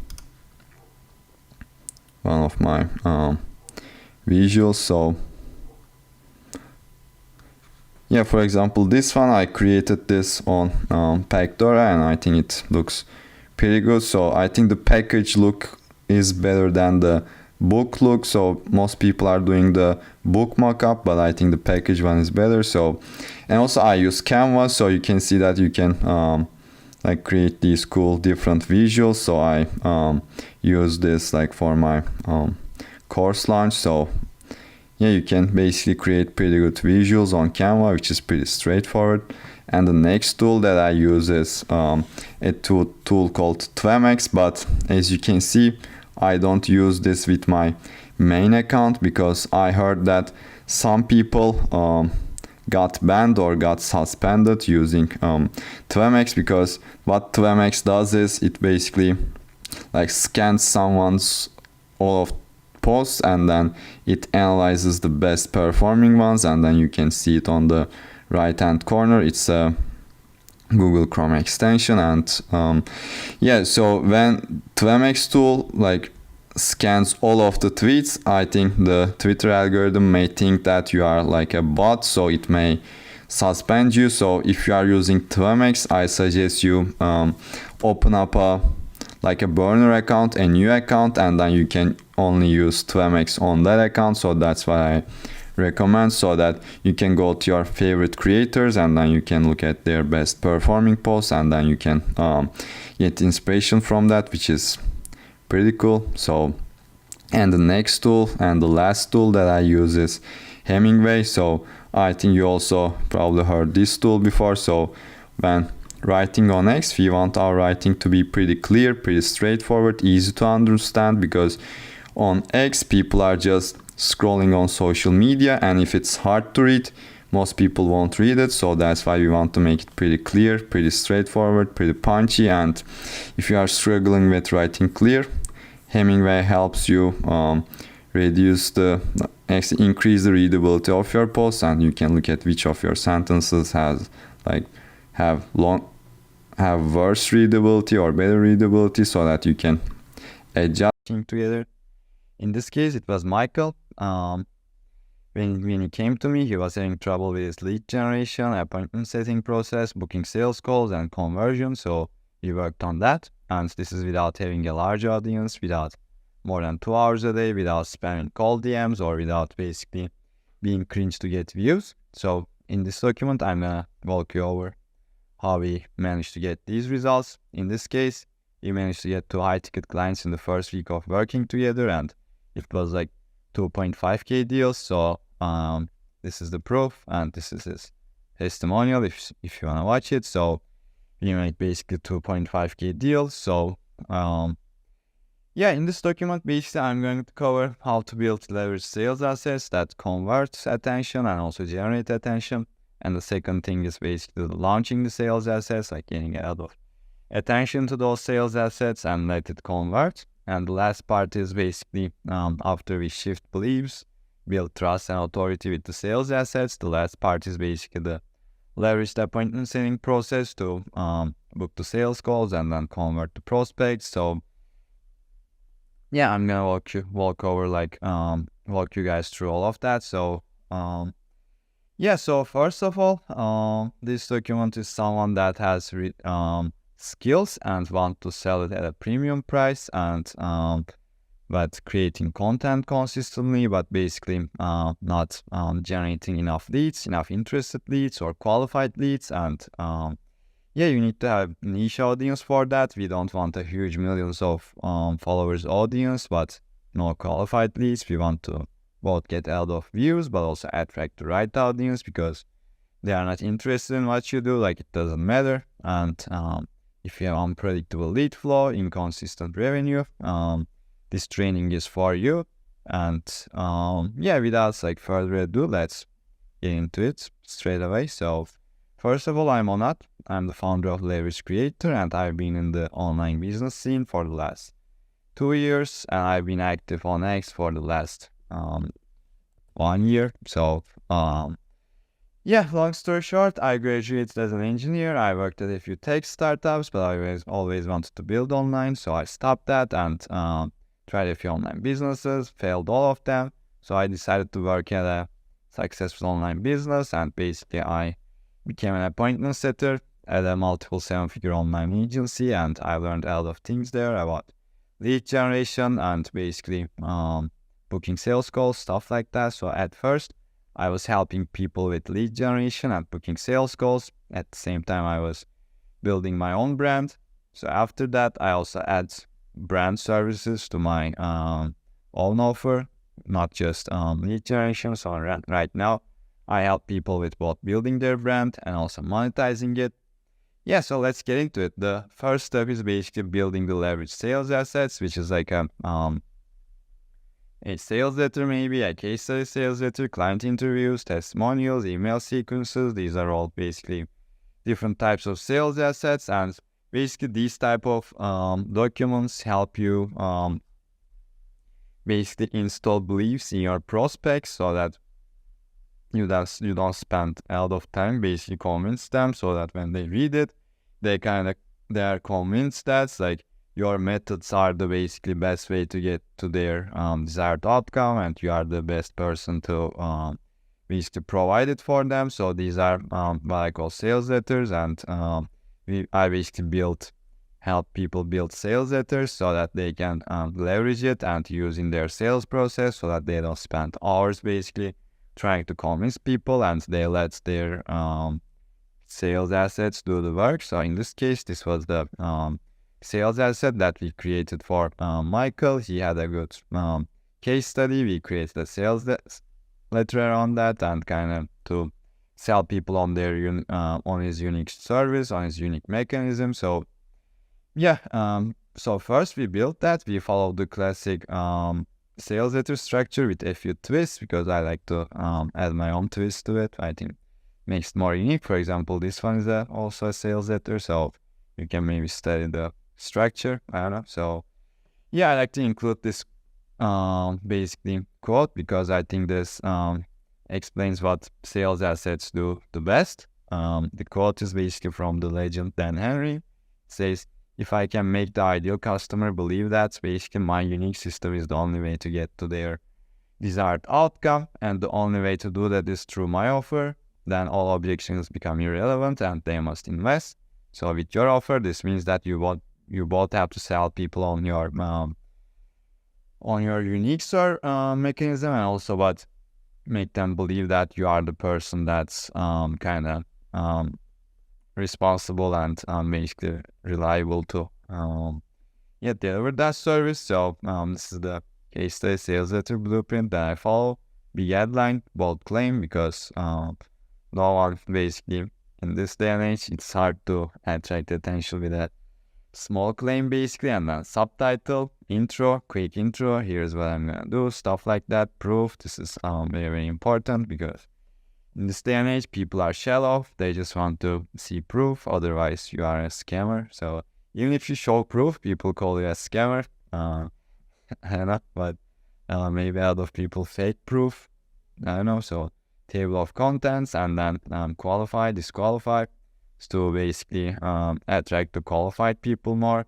A little bit of backstory, like what I did, the process, which is what I'm doing right now, and a summary, next steps. So yeah, basically we create the sales asset around that and around his best client results, so that we can let the asset do most of the converting, and we can just talk with the qualified prospects and just sell people that are ready. So yeah, and basically if you want help implementing this system, if you want my personalized help to basically get you landing your next 5 high-ticket clients, building an audience of 1K plus engaged fans, and making like $3-4 per basically follower, feel free to basically check out the links below. So let's continue. The second step is basically launching the sales asset successfully, because okay, you created the sales asset, but if no one sees it, that it doesn't matter. It's meant to be seen. So now we need to drive traffic to it. And so basically driving traffic involves 7 things in my opinion. The first one is bold results. If you have bold results, if you don't do anything, just put it out there. People will be interested because people like results. If it's like big results, people will be even more interested. So next step is basically giveaway launch, because on X giveaways work really well. You can basically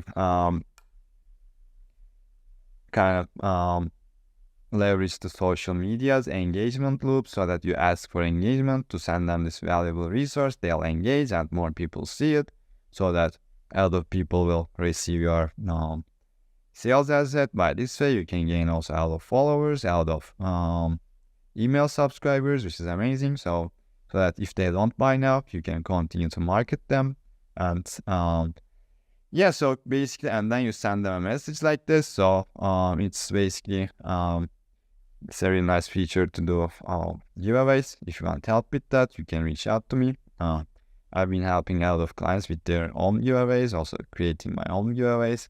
I've been getting like 50, 100 email subs sometimes. So yeah, the next thing is email list launch, because as you know, we if you build your email list, those are your most loyal fans. So we want to launch it in the email list. We kind of have this email launch sequence with our email list, so that we send them to our email list and then we remind them like, did you read this, stuff like that, so that we make sure everyone in our email list consumes this, because we spent a lot of time and effort. So yeah, that's really important. And the next thing is, after we did this launch, you can still continue to leverage this asset because it's yours forever. And why not just continually use it if it works? So basically, we plug our lead magnet, our sales letter, under our post that did well, because basically, if you get a lot of views in a post, if you plug it under the post, this one also gets a lot of views, and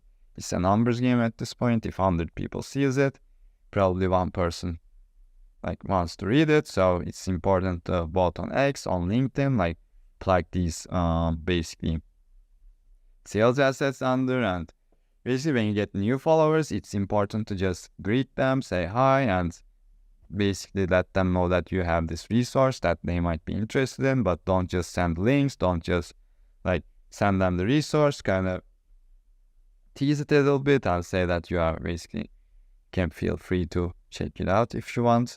This is also a good way to continuously leverage the sales asset. And basically the next part is automated outreach campaigns. I don't usually do that anymore, but yeah, one of them negates luck, and if you want to do that, you can do it. But yeah, I don't do this anymore. So yeah, the next part is audience growth in general. The more you grow your audience, the more people follow you. You can send this to them, or more views your post get, you can plug it under your post. So basically, the more people know you, the more you can sell to them, and the more people can read your sales letter. So the last part is basically the audience growth in general.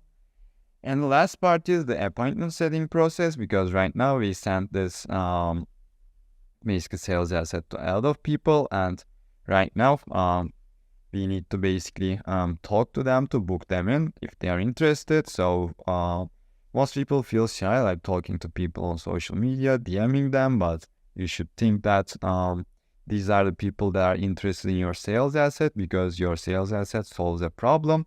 And if they have a problem, they basically raise their hand to get it as a solution, to read it. And at that point, if they are interested, you can help them personally, you can help them one-on-one, you can do work for them to basically solve that problem for themselves, because not everyone has time to do it themselves. Even if you, for example, consume this document, maybe you can take this and implement it and get a lot of results, but also you'll have a lot of problems on the way, or you don't want to basically do the guesswork, so maybe you can get my help. But yeah, so make sure that those people need your help.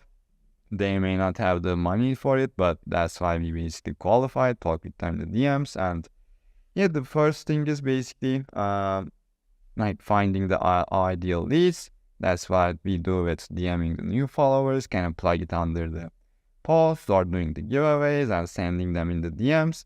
And actually this part is like, I don't do this part, but yeah, and then we ask their emails to send them in the emails. This also shows micro commitment. If someone doesn't give you their email, that means that they don't trust you. So even if you like DM the new follower and said that I had this resource, are you interested? And if she says like, oh, okay, cool, but if she doesn't give your email to you, it's like they don't trust you enough. So it's like a micro commitment to see the qualified leads. And then at this point, when we get their emails from giveaways, from asking their emails in the DMs, basically we have this email sequence launch, and also we have this DM conversation and follow-up. So I have my own email sequence to basically nurture them and also start conversations with them and book them in.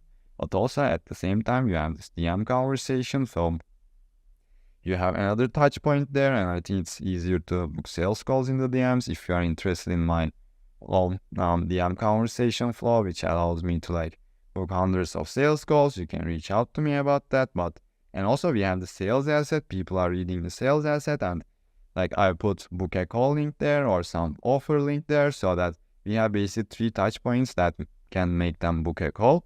The more touch points you have, the easier it is. And as I said, having the email is like a micro commitment, and we have the email sequence to both nurture them and also book them in, which is also a sales asset. And the next thing is basically the actual DM conversation. So yeah, basically first we create familiarity and context, and then we find the gap in the DMs. We kind of try to figure out their pain points if they have any, and if we find them, we dig a little bit deeper, and then basically we spark their curiosity by talking about how we helped other people solve these problems, so they have the incentive to book a call.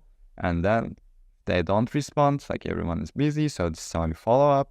And you can get this document to see my follow-up system. And yeah, so this is the overall summary. We built sales assets, we launched the sales assets, get traffic to it, and we have a lot of conversations to kind of move people towards the call, move people towards the conversion, because as you know, conversions happen faster in conversations. If you don't talk to these people, maybe they wouldn't be interested. They are interested in talking to you, but they are kind of procrastinating. And when you talk to them, you kind of help them, push them towards like the conversion window. It's great. So I hope you find this basic document helpful. And now let's talk about how to find your Twitter analytics. This is my profile, and obviously I assume that you have Twitter Premium if you want to grow and monetize your account. So we go to Premium, and then we go to Analytics. So this is where the magic happens. And as you can see that you can choose the time frames here, and in the main graphic you have the impressions, but you can also add secondary metrics here to compare both. At the same time, at the bottom you can see the metrics individually in this week. So this is the weekly view of the impressions, engagement rate, profile visits, new follows, and you have replies, your likes, reposts, bookmarks, and shares. And also you have video views and media views. So these are all the views you get to your media, the pictures and videos combined, or just your videos. So all of these basic numbers are great, the impressions, the likes, the profile visits, but at the same time you can use these numbers at a much deeper level so that you can actually understand how authoritative you are, or how good your profile is, or basically how good of a relationship you have with your audience. So let's get deep, and actually let's get the 3 most important metrics to understand all of this in a better way. So when it comes to all these numbers, I actually look at 3 metrics, and here they are.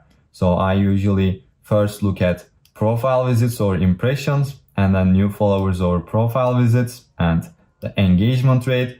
So comparing these metrics in this way actually helps you understand about your authority, your profile, so in a so much better way, because first of all you have the profile visits over impressions, and what this means is that, let's say my content was viewed by 100k plus viewers, but at the same time, if your content doesn't have authority, if your content doesn't stand out, nobody will want to check your profile. So this means that the more profile visits you have out of your impressions, this means that your content stands out more. Basically, your content has more authority and you are doing things that not many people do. So for example, in this case, I have 100k plus impressions and 1.5k profile visits. This means that my profile visits or impressions conversion rate is close to 1%, and we want this rate to is close to 1% or even above. So that means that if the higher this percentage is, basically the more authority you have, because when people see your post, when people view your content, they instantly want to check out your profile, and that's what we want, because if people don't go to your profile, basically they can't follow you. So the first thing that we want is when people see our content, we want them to go to our profile and check us out. And if you don't have authority, people won't want to check out your profile. So that's the main idea here. And then the second thing that I look at is, which is also equally important, new followers over profile visits ratio. This indicates a good authoritative and a good profile that stands out, because let's say that you, in this case, I get 129 followers over 1.5k visits. This means that 1.5k people visited my profile and 130 of them wanted to stay. So in this case, we want this rate to as close to 10% as possible. In this example, mine was 8.6%, which is pretty good, but always it could be improved. Also, another thing was, yesterday one of my posts got viral, so my post was seen by maybe a lot of random people, and that's why it kind of decreased some of these metrics maybe. So it's also something to take into consideration. Sometimes your posts go too viral and attract a bit random people, but it's okay sometimes. So yeah, the main idea here is that it's good to have a lot of profile visits, but if you don't get new followers out of that, it doesn't mean anything, because people basically go to your profile, maybe they check it out and they don't make the time and effort to follow and learn more about you. This means that your profile wasn't good enough. So there's room for improvement for that. And the ideal rate here is the 10% conversion rate. And the last thing that I look at is the engagement rate. We want the engagement rate to also as close to 10% as possible. My engagement rate dropped a little bit. As you can see, it dropped 26%. So it was around 10%, but as this post got viral, it got too many views, which decreased the engagement rate, but it's okay sometimes. So with the engagement rate, this shows that you have a good relationship with your audience, and the better relationships you have with your audience, this means that more of your posts will consistently attract traffic, consistently attract the right people. Because if you don't have the high engagement rate, and if you just rely on going viral, or if you just rely on posting under big accounts to get views, this means that you won't consistently attract new traffic and you won't consistently attract the right people. This is a really bad scenario, because in this case, you are just relying on the algorithm, relying on the luck to go viral and attract new people. We don't want that. That's why we build relationships with our audience, and our content is consistently, predictably doing good, and we are predictably getting new followers, getting new leads, and that's what this engagement rate is all about. So that's also what I look at when it comes to getting new clients and analyzing their profile. This is also super important. So make sure that you get this as close to 10% as possible, and then you'll consistently attract new people. Okay, now let's talk about the best times to post, because when you post actually matters a lot. The first 6-hour window of the post is really important. The more engagement you get in that first 6 hours, it really determines the performance of the post. So if you post at a time that's when your audience is really active, this really increases the chance of your post getting a lot of views. So we want to optimize for that. That's why we have this audience tab here. You can check out your age range, you can check out the countries and the gender of your followers, which is also something cool to look at. But most important thing here is when your audience is active. You can see that my audience is mostly active around this time, which is it's 8-9 a.m. Eastern time. So Actually, if you create English content and actually want to attract an English speaking audience, most of your best active times will be around this time, where it's like 8 a.m. Eastern to maybe 2 p.m. Eastern. So that's like most of the active time that your audience will get. And also you can see that weekdays are a bit more active than weekend days. So if you are optimizing for a big launch or some kind of a giveaway, I don't know, it's good to do them in the weekdays, because you can see that we have more activity here. And also the more engagement you get in the first 6 hours, the more your post has the potential to get a lot of views. Another useful Twitter analytics tool is that the content section. So in this section you can look at your best performing posts and basically sort them according to different metrics and get a good idea of what kind of posts work, what kind of post doesn't work, so that you can do more of what works and less of what doesn't work, which is pretty important to constantly improving your game, constantly pushing better content. We can sort this out in terms of engagement or impressions. For example, this was the post that got viral yesterday, which got a lot of views. It kind of decreased my engagement rate, but it's okay. So we have other posts here. So these posts all got a lot of engagement. Also, the likes is really important. So what kind of post got the most likes, you can really optimize for that. And actually you can compare this to impressions. So the more the post gets likes compared to impressions, this is also a good metric that you can look at. And also reposts are really important. So these are all the things that you can look at to basically see what kind of posts work well, what kind of posts doesn't work well, and optimize more of these posts that get a lot of impressions, a lot of likes. So yeah, that's all about the content section. If you want to consistently create good content, make sure you follow the people that are a few steps ahead of you in the same niche, and make sure you analyze their best performing content so that you can see what posts to emulate and what posts to use in your own content. So look at how they structure their posts, look at what kind of hooks they use, and look at how they engage with their own audience to see it for yourself.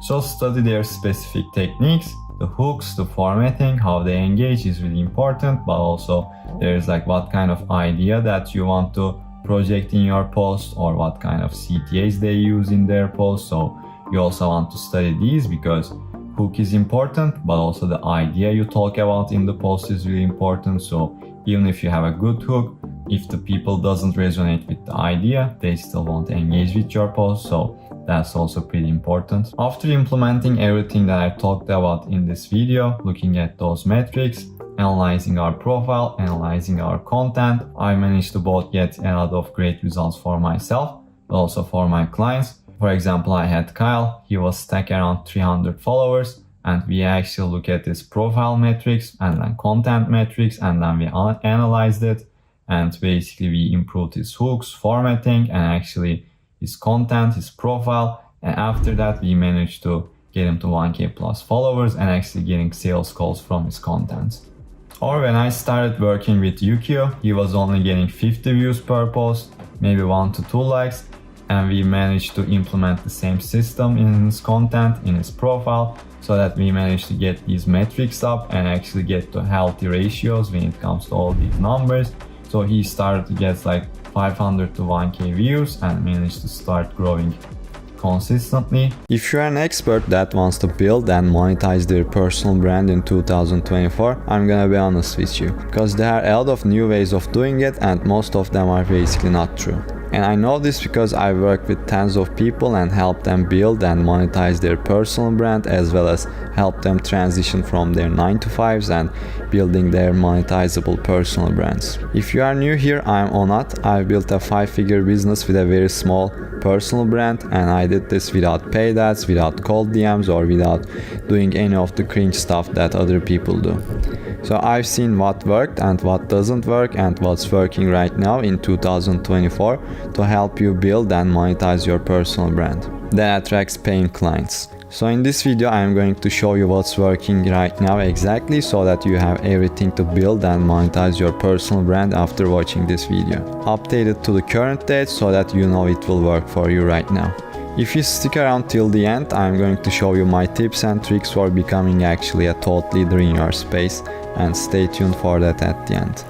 The first thing is, some content will always beat no content, because let's think about it. We have expert A that has 0 tweets, but we have expert B that have thousands of tweets. So as you can see, when you have thousands of posts, you know what works and you know what doesn't work, because if you don't post, you don't have any data to analyze and iterate and actually see what works. So you are basically stuck there and waiting for the perfect time to start.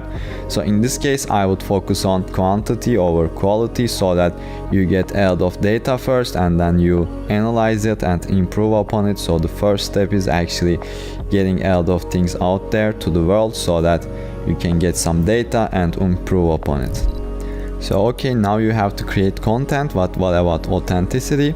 So the second step is always authenticity over perfection, because when you think about it, there are all these people that are trying to convey the perfect image, but this doesn't work because it doesn't feel realistic for people and people can't resonate with that. And when it comes to building a personal brand, one of the best things you can do is being relatable. When you are relatable, you attract a lot of people that are also similar to you, that you can help the best. But when you try to be perfect and when you eliminate being authentic, you actually stop being relatable. So my advice here is always share your wins, but also share your losses, so that people can understand and see your journey and they can relate with it, because no journey is complete without both wins and losses. So the second step is basically both being authentic but also not trying to be perfect. By the way, before we move on to the next point, in the first link in the description I left a 100% free course that goes over these points and also many more when it comes to building and monetizing your personal brand, and actually my 12-step proven framework I used to build a 5-figure business with my very small personal brand. So if that's interesting, you can check it out in the first link in the description. And the third step is story-driven content, because technical content alone won't make you stand out. There are a lot of people that think that, okay, I have this amazing authority, I have this expertise, and now whatever I say, people will listen to it and I have this value to provide, so everyone will come to me. But this isn't the case, because there are so many people that have similar expertise to you. There are so many people that have similar authority, maybe more accomplishments. So just leading with the authority doesn't work, because you don't stand out. There are also so many other people like that. But when you actually share your story, share your personality, this makes you stand out because everyone is different. You can also attract people that are similar to you, who have the same personality. Yeah, so the main point is people buy from people that they can relate to, and that's what you can achieve with authenticity, but also as sharing your story and sharing your journey, so that people can listen to your story and actually relate to you, and that makes you stand out. And the fourth point is about being a thought leader, because this is really important. And in order to be a thought leader, basically you have to be one step ahead of everyone in the game. And in order to do that, you have to be on top of your game, as well as sharing and observing all the insights and all the new trends in the market. And observing is also not enough, and implementing these new insights and these new strategies and these new trends, so that you get new data. And when you apply these new trends and get this new data, now you can have unique experiences about the trends in the market, and now you can talk about it in a different way compared to other people, because they just know the trends but they don't have experience, they don't implement it. So the key thing here is you can observe and basically pinpoint these new trends, but now you can take action on them and also get new data, and with this way you can talk about them from experience, and this makes you stand out and become actually a thought leader in your space. So having worked with so many different experts from so many different fields, those are my best thoughts on the new way of building a personal brand in 2024. As I mentioned, you can check the first link in the description to see my 12-step proven process that helped me to build and monetize my personal brand, and basically build a 5-figure personal brand from a very small audience. So take all of these thoughts and apply them to your content strategy if you want to build a personal brand that's authentic and that attracts the right clients this year and for years to come. And of course, there are things that we couldn't cover in this video, like the exact step-by-step framework that I use to build and monetize my personal brand and also my client's brand. So if you want your hands on that, and if you want my personal help when it comes to implementing all of that and removing all the guesswork and removing all the trial and error, make sure you drop me a DM on X, which is also a link in the description. If you found this video valuable, please like and subscribe, and also make sure you watch the video on the screen to get more help for building and monetizing your personal brand online, and see you on the next one. Peace. Every day you watch online business gurus who have hundreds of thousands of followers give you tactics and strategies to build a personal brand and the secrets to getting a lot of likes, comments and views. But do they know if it really works? I mean, all of these big gurus have built their audience 2 to 3 years ago, right? The world is changing so fast that we don't even remember what was working last month. And you also think that all the social media companies don't change their algorithm at all? They change. And they change a lot. I can say this with all my heart because I built my personal brand this year. Not using the old tactics from 2021. But what are those tactics? Let's look at what doesn't work anymore. Everyone approaches social media like a math formula. So the first thing is they just create how-to content. They create content without adding their perspectives, experiences, and they just create this boring content that people can find anywhere on Google, on YouTube. So just providing the technical information is not enough anymore. You should use your authentic voice, not just an echo from someone. And they still do desperate visibility tactics. For example, they comment under other big accounts to steal their views and get some followers from them. Or they just join engagement groups with people that are irrelevant to their niche and services. And this just attracts all the random people without even building relationships with them. Another thing is buying paid promotions so that they think that they will shortcut the process. Another thing is they still believe the volume myth. They think that volume without quality will still work because they just want to push a lot of volume with no quality. For example, just distributing the same content with all the other platforms without any other effort. And this doesn't work because all these platforms have their different type of content that works the best. And as a result, you spread yourself too thin, basically trying to be everywhere. Another thing is they fall into the engagement trap. They chase likes and comments that basically don't convert. Or they just give tons of free value to get engagement, but this just attracts the free value seekers that also don't convert at the end. And this is all caused by focusing on just numbers without even building real relationships. So that's the actually main problem. These old tactics, the desperate visibility tricks and chasing likes, those things might have worked before. But now they are falling short. With changes in algorithms and the demand for authenticity, what used to get attention is not enough anymore. First, let's talk about the algorithm changes. All the social media platforms, including X, are basically prioritizing different content types right now. All the old growth tags and the desperate visibility tactics are getting shadow banned right now from the more advanced algorithms. What actually works is actually building real relationships with real people without these growth tags. The second reason is the market sophistication, which means that everyone is getting better. People don't want this soulless content and they are getting tired of all this basic advice. That's why authenticity is getting even more important right now, because people want to see your actual perspective instead of these basic advice. Another thing is using all these old personal branding tactics is simply wasting your time.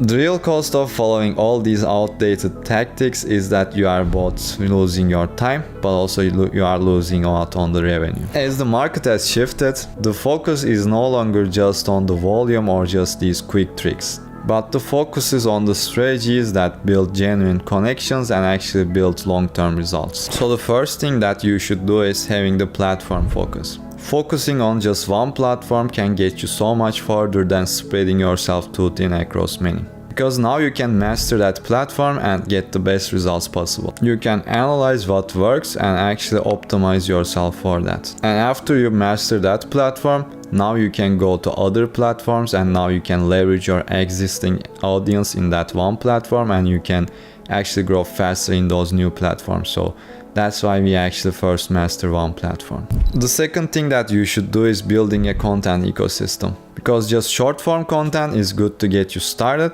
but it's actually not enough for the long term. If you are new, you can start with short form content like X, LinkedIn and other short form video platforms to get some quick momentum.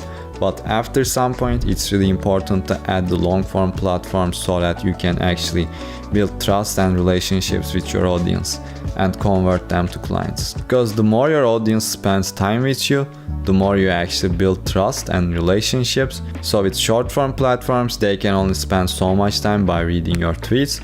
But when you add the videos, when you add the emails, they can spend so much time with you so that they can actually get nurtured and learn your principles and actually get ready to buy from you.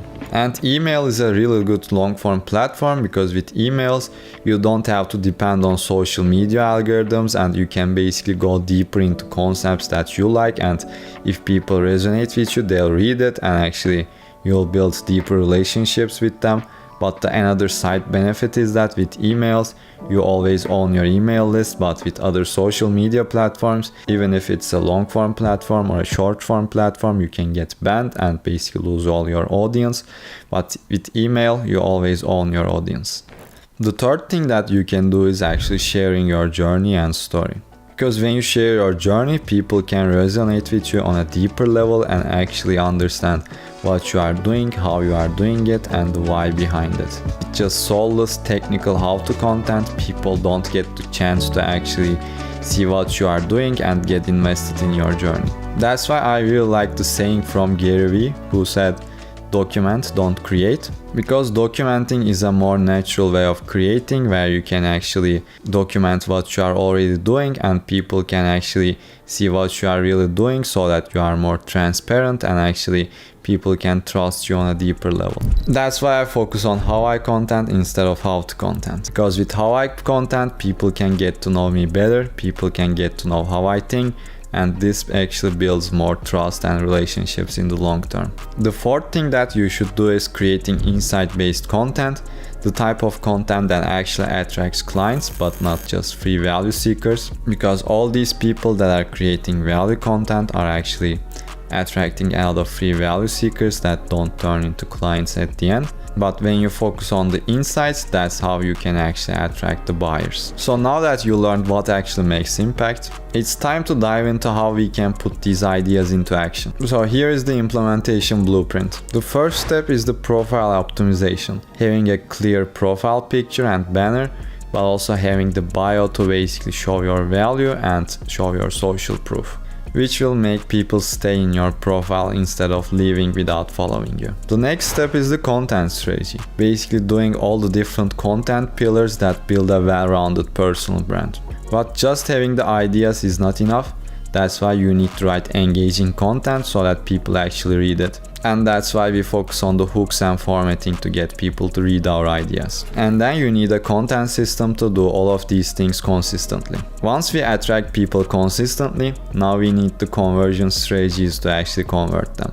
The first step is spotting the right people that are qualified buyers, and then having the right conversation to see that if people need our help or not. And then we can create curiosity to make them hop on a call so that we can actually see if we can help them or not. You know Daniel Fazio makes $1 million a month with many businesses right now. But do you know that he made $3 million just from Twitter before scaling client acquisition? $1 million from his core sales using only Twitter for his marketing. I'm on it. I've helped hundreds of people grow on Twitter and scale their businesses. In this video, I'm gonna explain how Daniel Fazio got 150k followers and turned his Twitter into a money printer. By the end of this video, you'll be able to use this exact system for yourself, even if you have 0 followers. So before starting cold email wizard, Daniel Fazio did a lot of things, and we can see that first he started Amazon FBA. He made a little bit of money with luck, as he said, but then he lost it all. So he understood that physical products are not for him, and then he started Facebook ads agency, and he also didn't like that. And then he started Instagram agency. I think this was one of his first early success when it comes to making some money. So he was helping people gain followers, but at that point the Instagram algorithm update killed his business because he was using following others to get follow backs, and that was his way of helping his clients grow. But then the algorithm killed it, and then after that he started the lead generation agency.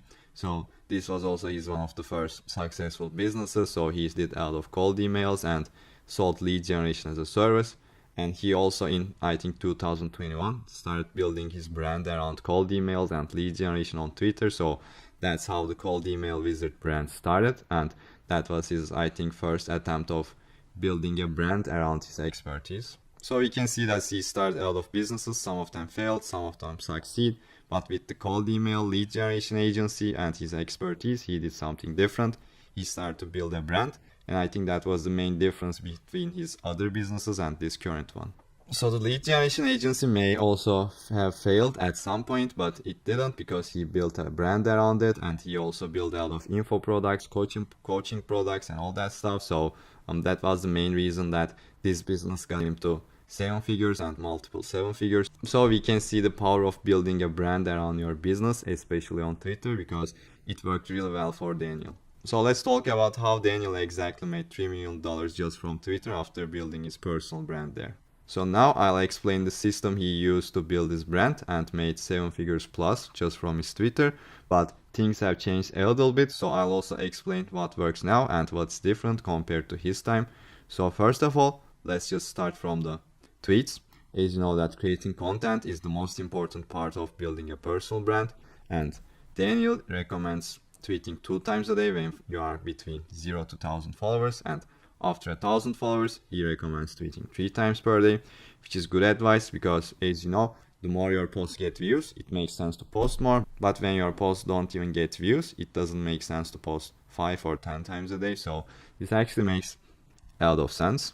So he just says that you have to post 2 or 3 times a day.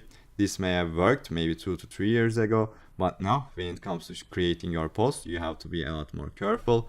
So you have to be a lot more careful about your hooks, your formatting, your content strategy, like what type of contents you are posting and how they are building your brand. So right now, when it comes to creating your content, you have to be extra careful about it. And I think that was also his advantage because he started building his brand 3 years ago. So posting 2 to 3 times a day with these follower counts is good advice, but when it comes to the actual content strategy, I want to get deeper and I want to share you my content strategy, my 3 content pillars, because as I also told you before, you need to get a lot deeper right now. So I have 3 main content pillars, which are flex, authority content, polarizing content, and personal content. And each of these types have these different purposes.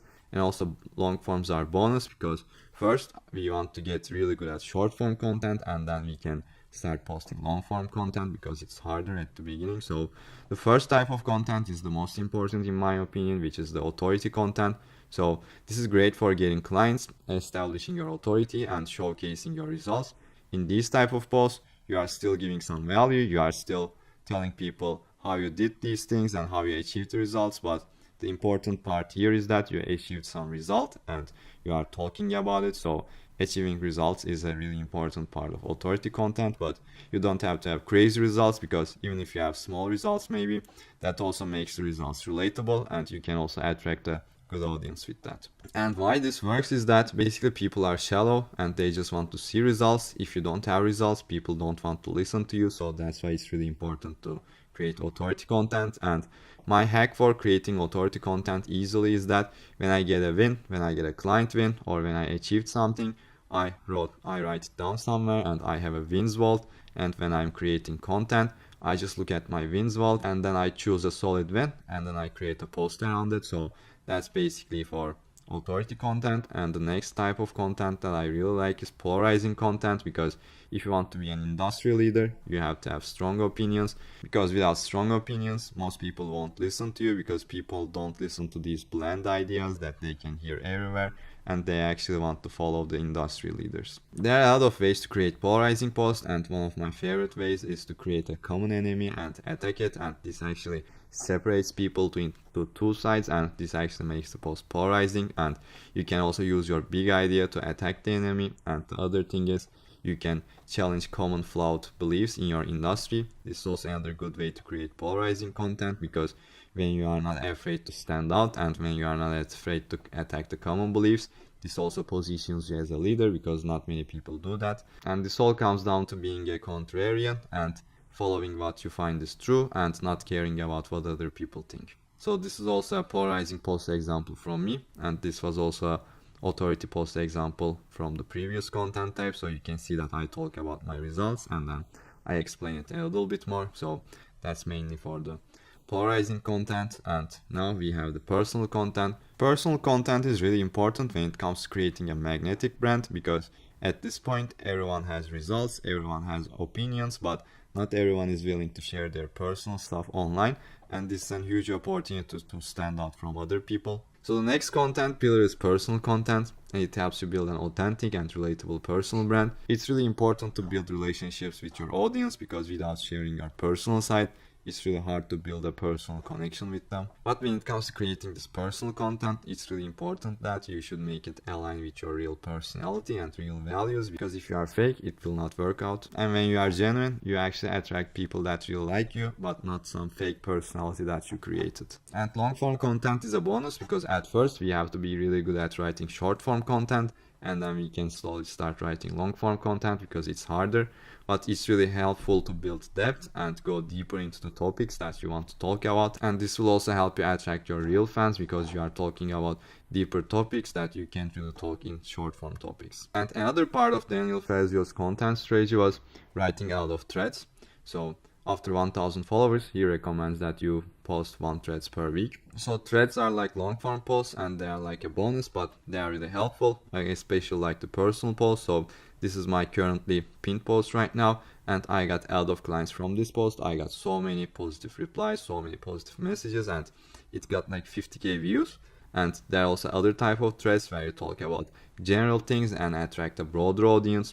And these type of threads have a higher likelihood of going viral. So this can attract a more broad and general audience and a lot of people. And personal threads will not do that, but with the personal threads, it really builds relationships, it really helps people get to know you better, but it will attract less people. But if a personal thread got 50k views, you can be sure that this has built a lot of relationships and a lot of people liked you. But with the general thread, you can maybe attract hundreds of thousands of views with just a thread, which is also very powerful. So Daniel Fazio recommends 1 thread per week, which is pretty good, but it may not be realistic for most people, because when it comes to threads, I like to go for more quality rather than quantity. Another thing that Daniel Fazio did was responding to comments, which was very clever, and it's even more important right now because with the Twitter algorithm, it's a very social algorithm, and the more conversations you have, the more you keep people in the platform, and the more you keep people in the platform, the more algorithm likes you. So with your post, if it creates conversations,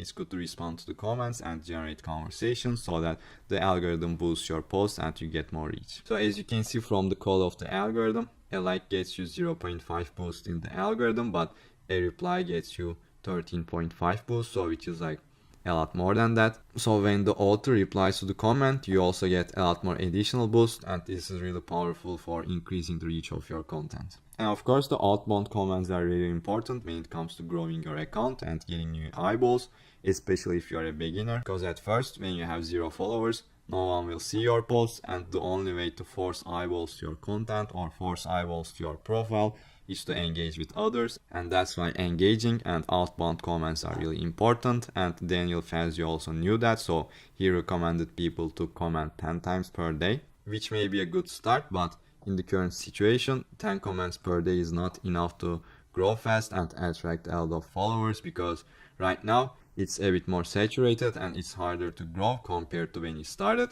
10 comments per day right now, it's very suboptimal, so I suggest you comment a lot more than that, especially if you are a beginner. But if you are already an established person, if you already have a lot of results, you can get away with 10 or maybe with 0 comments. But when you are starting out, I suggest you comment at least 50 times a day, and these comments shouldn't be to random people. You have to comment under people that will be interested in what you have to talk about, and they should also be the people that take the time and energy to engage with other people. That's because when you engage with them, they'll also return the favor, because at the end of the day, we also want their engagement so that our content gets more engagement and the algorithm pushes to more people. So that's the goal of engagement, and that's what we are pushing for. And I suggest you start with at least 50 comments per day when you are starting out in 2025.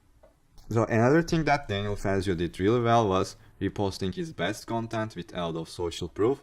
I also currently do that, and I learned it from him. So I chose all my tweets that did really well or have a lot of social proof, and I went to Hype Fury and I added them as evergreen tweets, and Hype Fury randomly retweets them every day. So each day I get the chance to show people some social proof some of my best tweets, and this slowly nurtures my audience and makes them see that I get a lot of results and I have a lot of social proof. He retweeted a lot of client wins, a lot of client results, so this resulted in him getting more course sales because people saw that his customers, his clients were getting a lot of results, so this made other people buy a lot more of his products. And another thing that Daniel Fazio leveraged really well was giveaways. He probably gained thousands of followers from his giveaways, if not tens of thousands, because back then giveaways were really powerful and not many people were doing it. But as people realized that giveaways are really powerful and you can get thousands of followers overnight with just some giveaway, a lot of people started to do giveaways, and this decreased the power of the giveaways because the more people do something, the less effective it gets, and this was the case for the giveaways. So right now giveaways are still powerful. I still suggest people do giveaways. I actually did one a month ago, but when it comes to doing giveaways now, it's really hard to gain like thousands of followers with just one giveaway or get like hundreds of thousands of views with just one giveaway, so it's a bit unrealistic. So maybe you have to decrease your expectations a little bit compared to 3 years before, because it's an easy way to get some additional boost both when it comes to getting clients but also growing your account. So after covering all of this, now I want to talk about Daniel Fazio's cardinal rules because they are really powerful and they are really important. So let's look at his cardinal rules. As you can see that there are 6 of them, and the first one is, if you don't have much followers, you need to focus on engaging. And I also talked about this in the engaging section, and you can get eyeballs to your profile in 2 ways, either with content or with engaging. And at first your content will not get that many views, so engaging is really important to force eyeballs to your profile. And the second cardinal rule goes hand in hand with the first one. So as I also talked about it, as you get more followers, your tweets become more important because now you have eyeballs just with your tweets, and you can create better tweets to get more eyeballs, and now the better content you produce, you get a lot more results compared to the previous one. And the third cardinal rule is you should respond to your DMs to get content ideas, because both with DMs and with comments I get the best content ideas with them. When it comes to DMs, people ask me a lot of questions like, how do you do that, how do you do this, like do you have any advice when it comes to like this thing. So all of these are really great content ideas. And also responding to other people's comments, I also get really good content ideas.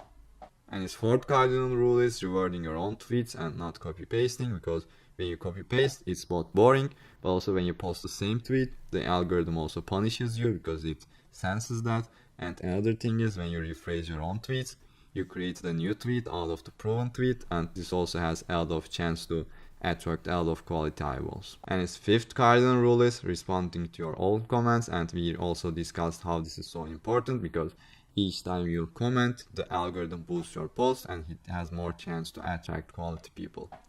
And his sixth cardinal rule is the CTA, so posting your product or landing page below your tweet. So I also do this a lot when it comes to offer plugs or lead magnet plugs, because if a tweet does well, it gets a lot of eyeballs.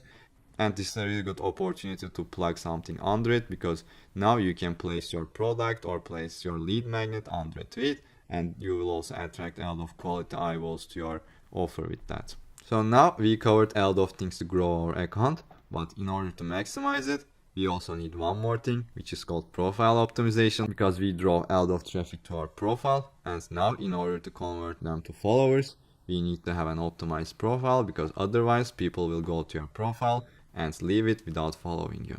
So when it comes to having an optimized profile, I look at 3 things. These 3 things should be really clear when someone enters your profile. So the first one is value proposition and how you help people. So when people go to your profile, it should be very clear that what you do. And the other thing is what you have achieved, because there are a lot of people that are creating content, but most of them haven't achieved anything, and that's a really important opportunity to make you stand out. And you can say that I achieved this, I did this, and this will help you stand apart from all the competition. And the last part, which is kind of a bonus, it's not mandatory, but it's also very similar to having personal content. So personality and humor in your profile is really important, and this helps people instantly build relationships with you and makes them like you more, which can turn into even more clients and even more growth. And after looking at the profile, they just scroll a little bit, and the first thing that they see is your pinned tweet. So after going to your profile, your pinned tweet is the first content that they see. So it's really important. And when it comes to pinned tweet, I also like to have similar things, your value proposition, your authority, your personality. So I also like to have all of these things in the pinned tweet because it's also a really important opportunity to build relationships and build even more trust. So as you can see, my pinned tweet is personal. I talk about my failures, but after that I switch and I talk about my wins. So this both builds authority and also shares my personality, and it also makes people understand how I can help them. So a pinned tweet is also really, really important when it comes to building trust, and I highly suggest people add personal pictures or some videos in their pinned tweet so that people can get to know you better just by looking at your tweet.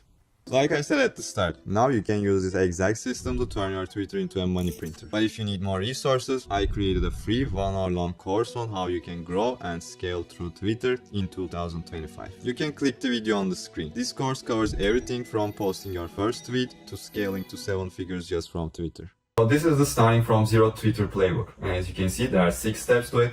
And we are starting out with profile optimization, which is the first step. So first of all, people don't care about you and they care about what you can do for them. And with profile optimization, we are helping people clearly understand how you can help them. And there are a lot of elements that you should nail down to create a good profile. And the first one is profile photo. So first of all, I get so many DMs about how my profile photo looks different and makes me stand out in the timeline. Humans are drawn to faces, and your profile picture decides if someone will trust you or follow you. So with the profile picture, it's really important that your face is clearly showing and you are separated from the background. And when someone is scrolling on the timeline, when your picture is even tinier, they should clearly identify you and they should clearly separate you from others. And also one of the first things that people see when they go to your profile is your banner. And when it comes to banners, I don't like having direct offers in the banners. I see a lot of people do that, especially people with lead generation offers. They say that I get you this many appointments per month and stuff like that, but these clear offers make you less likely to be followed by other people because they think that you are going to sell them something. So in my banners, I like to have general ideas and attract a more broad audience with that and not push away people just by having your offer. And after people skim through your profile picture and banner, the next thing that they look at is your bio. So a good bio has 3 elements. The first one is the value proposition, the second one is the authority, and the third one is the personality and humor. If you have all these 3 things in your bio will stand out. So first of all, I like to start with value proposition. I talk about how I help people. I help them attract clients and grow on Twitter, so that's my value proposition. It's good to have helping you, showing you, teaching you, that those kind of things in your bio because it shows that you are providing value.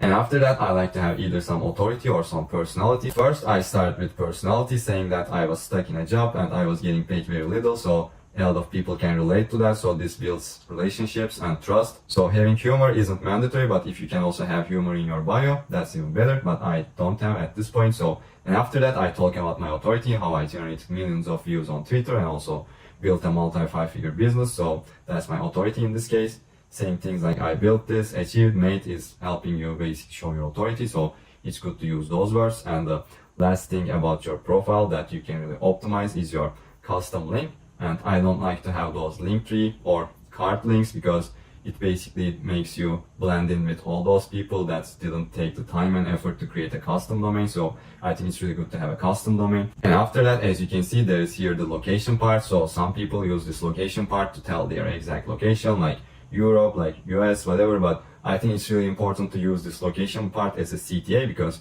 if you just put your custom domain, people don't know what you have in that domain. So it's really important to tell them here that they are going to get a free guide, they are going to get a booking link or whatever they are getting. If you tell them what they are getting, this creates clarity and this makes people a lot more likely to click on your link. Yeah, so these are all the things that you need to create an optimized profile so that when people land on your profile, they'll be a lot more likely to follow you. So the next part is also an extension of your profile, but I like to talk about it in a different step. So the next thing is your pinned tweet. This is also very, very important. So when they look at your banner, profile picture and bio, the next thing that they see is your pinned tweet. This is the first content that they see when they land on your profile. So it's really important to optimize your pinned tweet and have a good pinned tweet because so when you don't have a pinned tweet, when people land on your profile, they are going to see a random tweet and you don't know that that tweet is good or that tweet is bad because I'm posting hundreds of tweets per month, per year. So some of those tweets are not good. And if the first tweet that people see when they jump on your profile is not a good tweet, this will also make them less likely to follow you. So it's really important to have a good pinned tweet and with the pin tweet, it's also similar to your bio. I like to have some authority and also personality so that you can both show that you are capable of getting results, you generate results for yourself or for other people, but you are also showing that you are relatable and people can trust you, so you are building relationships. And with pin tweets, I think a short tweet is not enough to do all of that, so it's important to have a good long form tweet or thread so that people can just read it and get nurtured. So it's not just some tweet that takes like 5 seconds to read, but if people are interested, like in my pin tweet, there are pictures, there are like also a lot of other tweets. I even have videos. So if you have all of this, some people won't of course consume the whole tweet, but some people will be more interested and they are going to go through all the pinned threads. So it's really important to have those like videos and also have that like in-depth explanation so that people can really trust you. So this is an extension of your profile, but it's the first content that they see, so it's really important to optimize it. So after they see your profile picture, banner, your bio, your link in bio, and also your pin tweet, hopefully now they decided to follow you. So when they follow you, now in their timeline, they are going to see your posts all the time. So now we are going to talk about how you can create good content so that you can constantly nurture them and also make them buy from you at some point. So now we are going to talk about the different content types that you should post so that both you can get new followers, but also nurture your existing followers and also make your existing followers buy from you. So as you can see, there are 4 content types that I use at this point, and long forms are a bonus. So the first one and the most important one is the authority tweet. So this is an older authority tweet from me, so where I made my first $10,000 probably, and so basically I'm showcasing my results and I'm not giving it all away with just like a lot of value and a lot of technical stuff, but I just flex my results. So that's why authority tweets are really important, because you are showing your results and now people are getting curious. So how did this guy get his results? Because you are also not telling every step, you are just like broadly mentioning it. So that's why authority tweets are really important. But at the same time, if you just post authority tweets, like they won't do well and people will get bored. That's why also you need other content types to keep it fresh and also make people a lot more likely to follow your journey. The second type of post that I really like is polarizing posts, because with polarizing posts, you are going against the grain and you are really differentiating yourself with your different ideas, and you are showing people that you are a leader and you are someone worth following.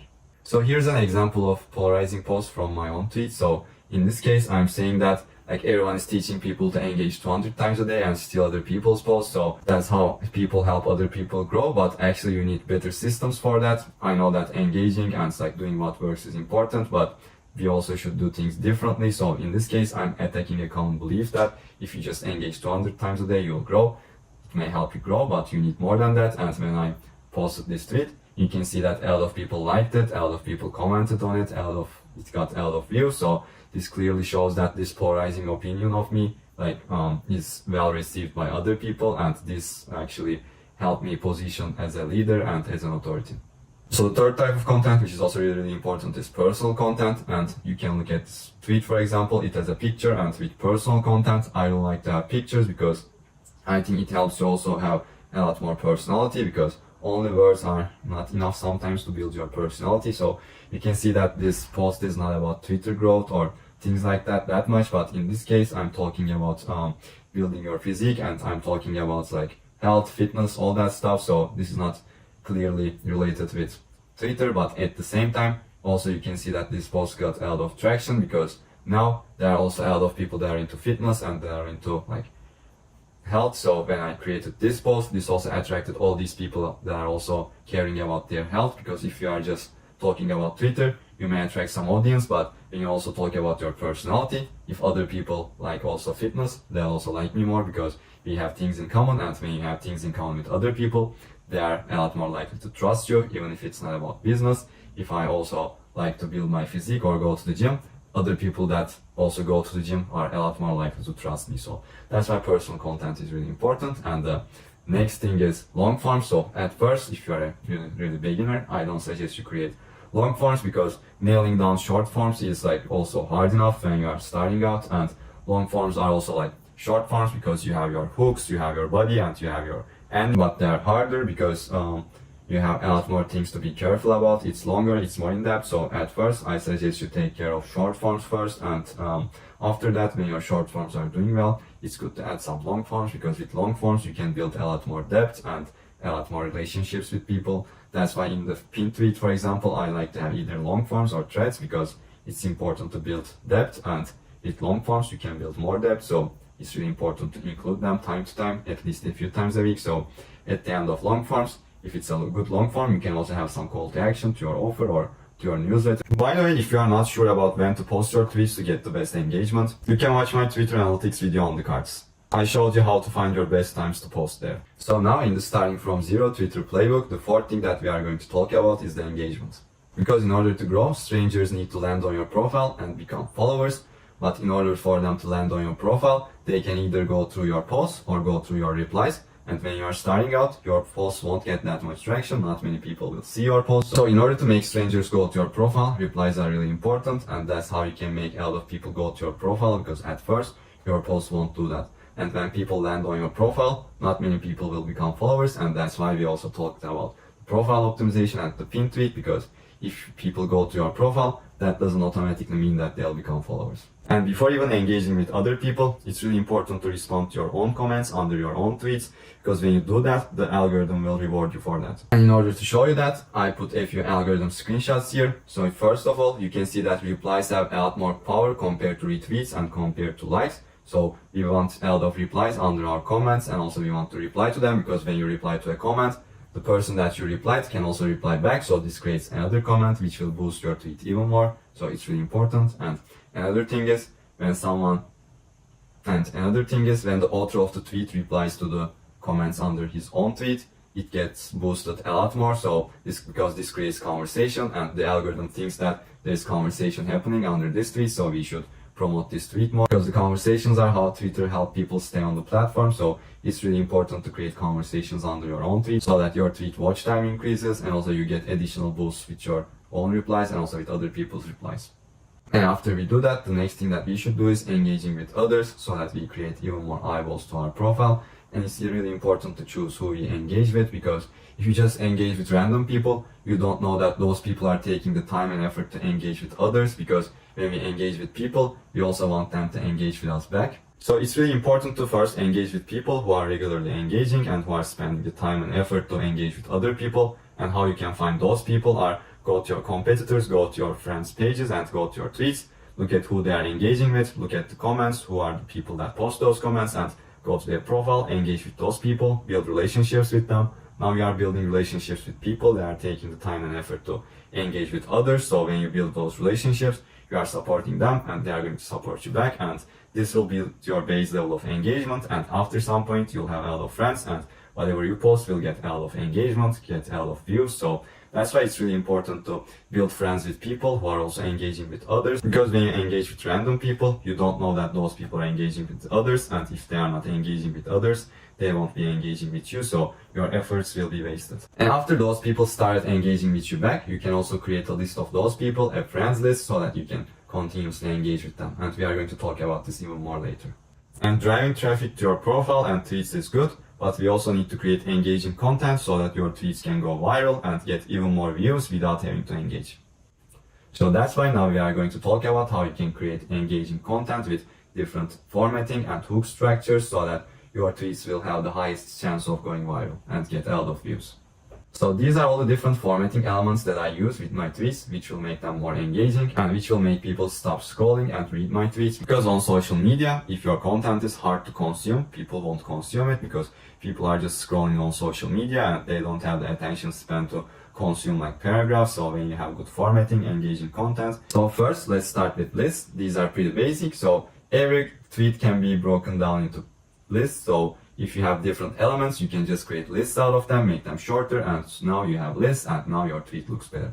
And after that, especially for long forms or mid-form tweets, varying sentence lengths are really important, because with those type of tweets, you have a lot of written content, and in order to make it not boring, it's really important to have different sentence lengths, because now it's short, now it's long, and it's not monotone, it's not boring. So this will make people a lot more likely to read your long form and mid-form tweets. And after that, we have white space. So this is maybe the most used formatting element in all of the engaging tweets, because every engaging tweet has line breaks, and when you have line breaks on the right place, it really makes the tweet easy to consume, because if it's easier to consume, people are a lot more likely to read it. So when creating your tweets, it's really important to use white space well and use a lot of line breaks, so that people don't feel that it's hard to read. And after that, we have bullet points. These are similar to lists, but now you are also listing different elements and using bullet points so that people can also read it very easily. And after that we have 1-3-1 rule. This goes hand in hand with lists and also with bullet points. So when listing your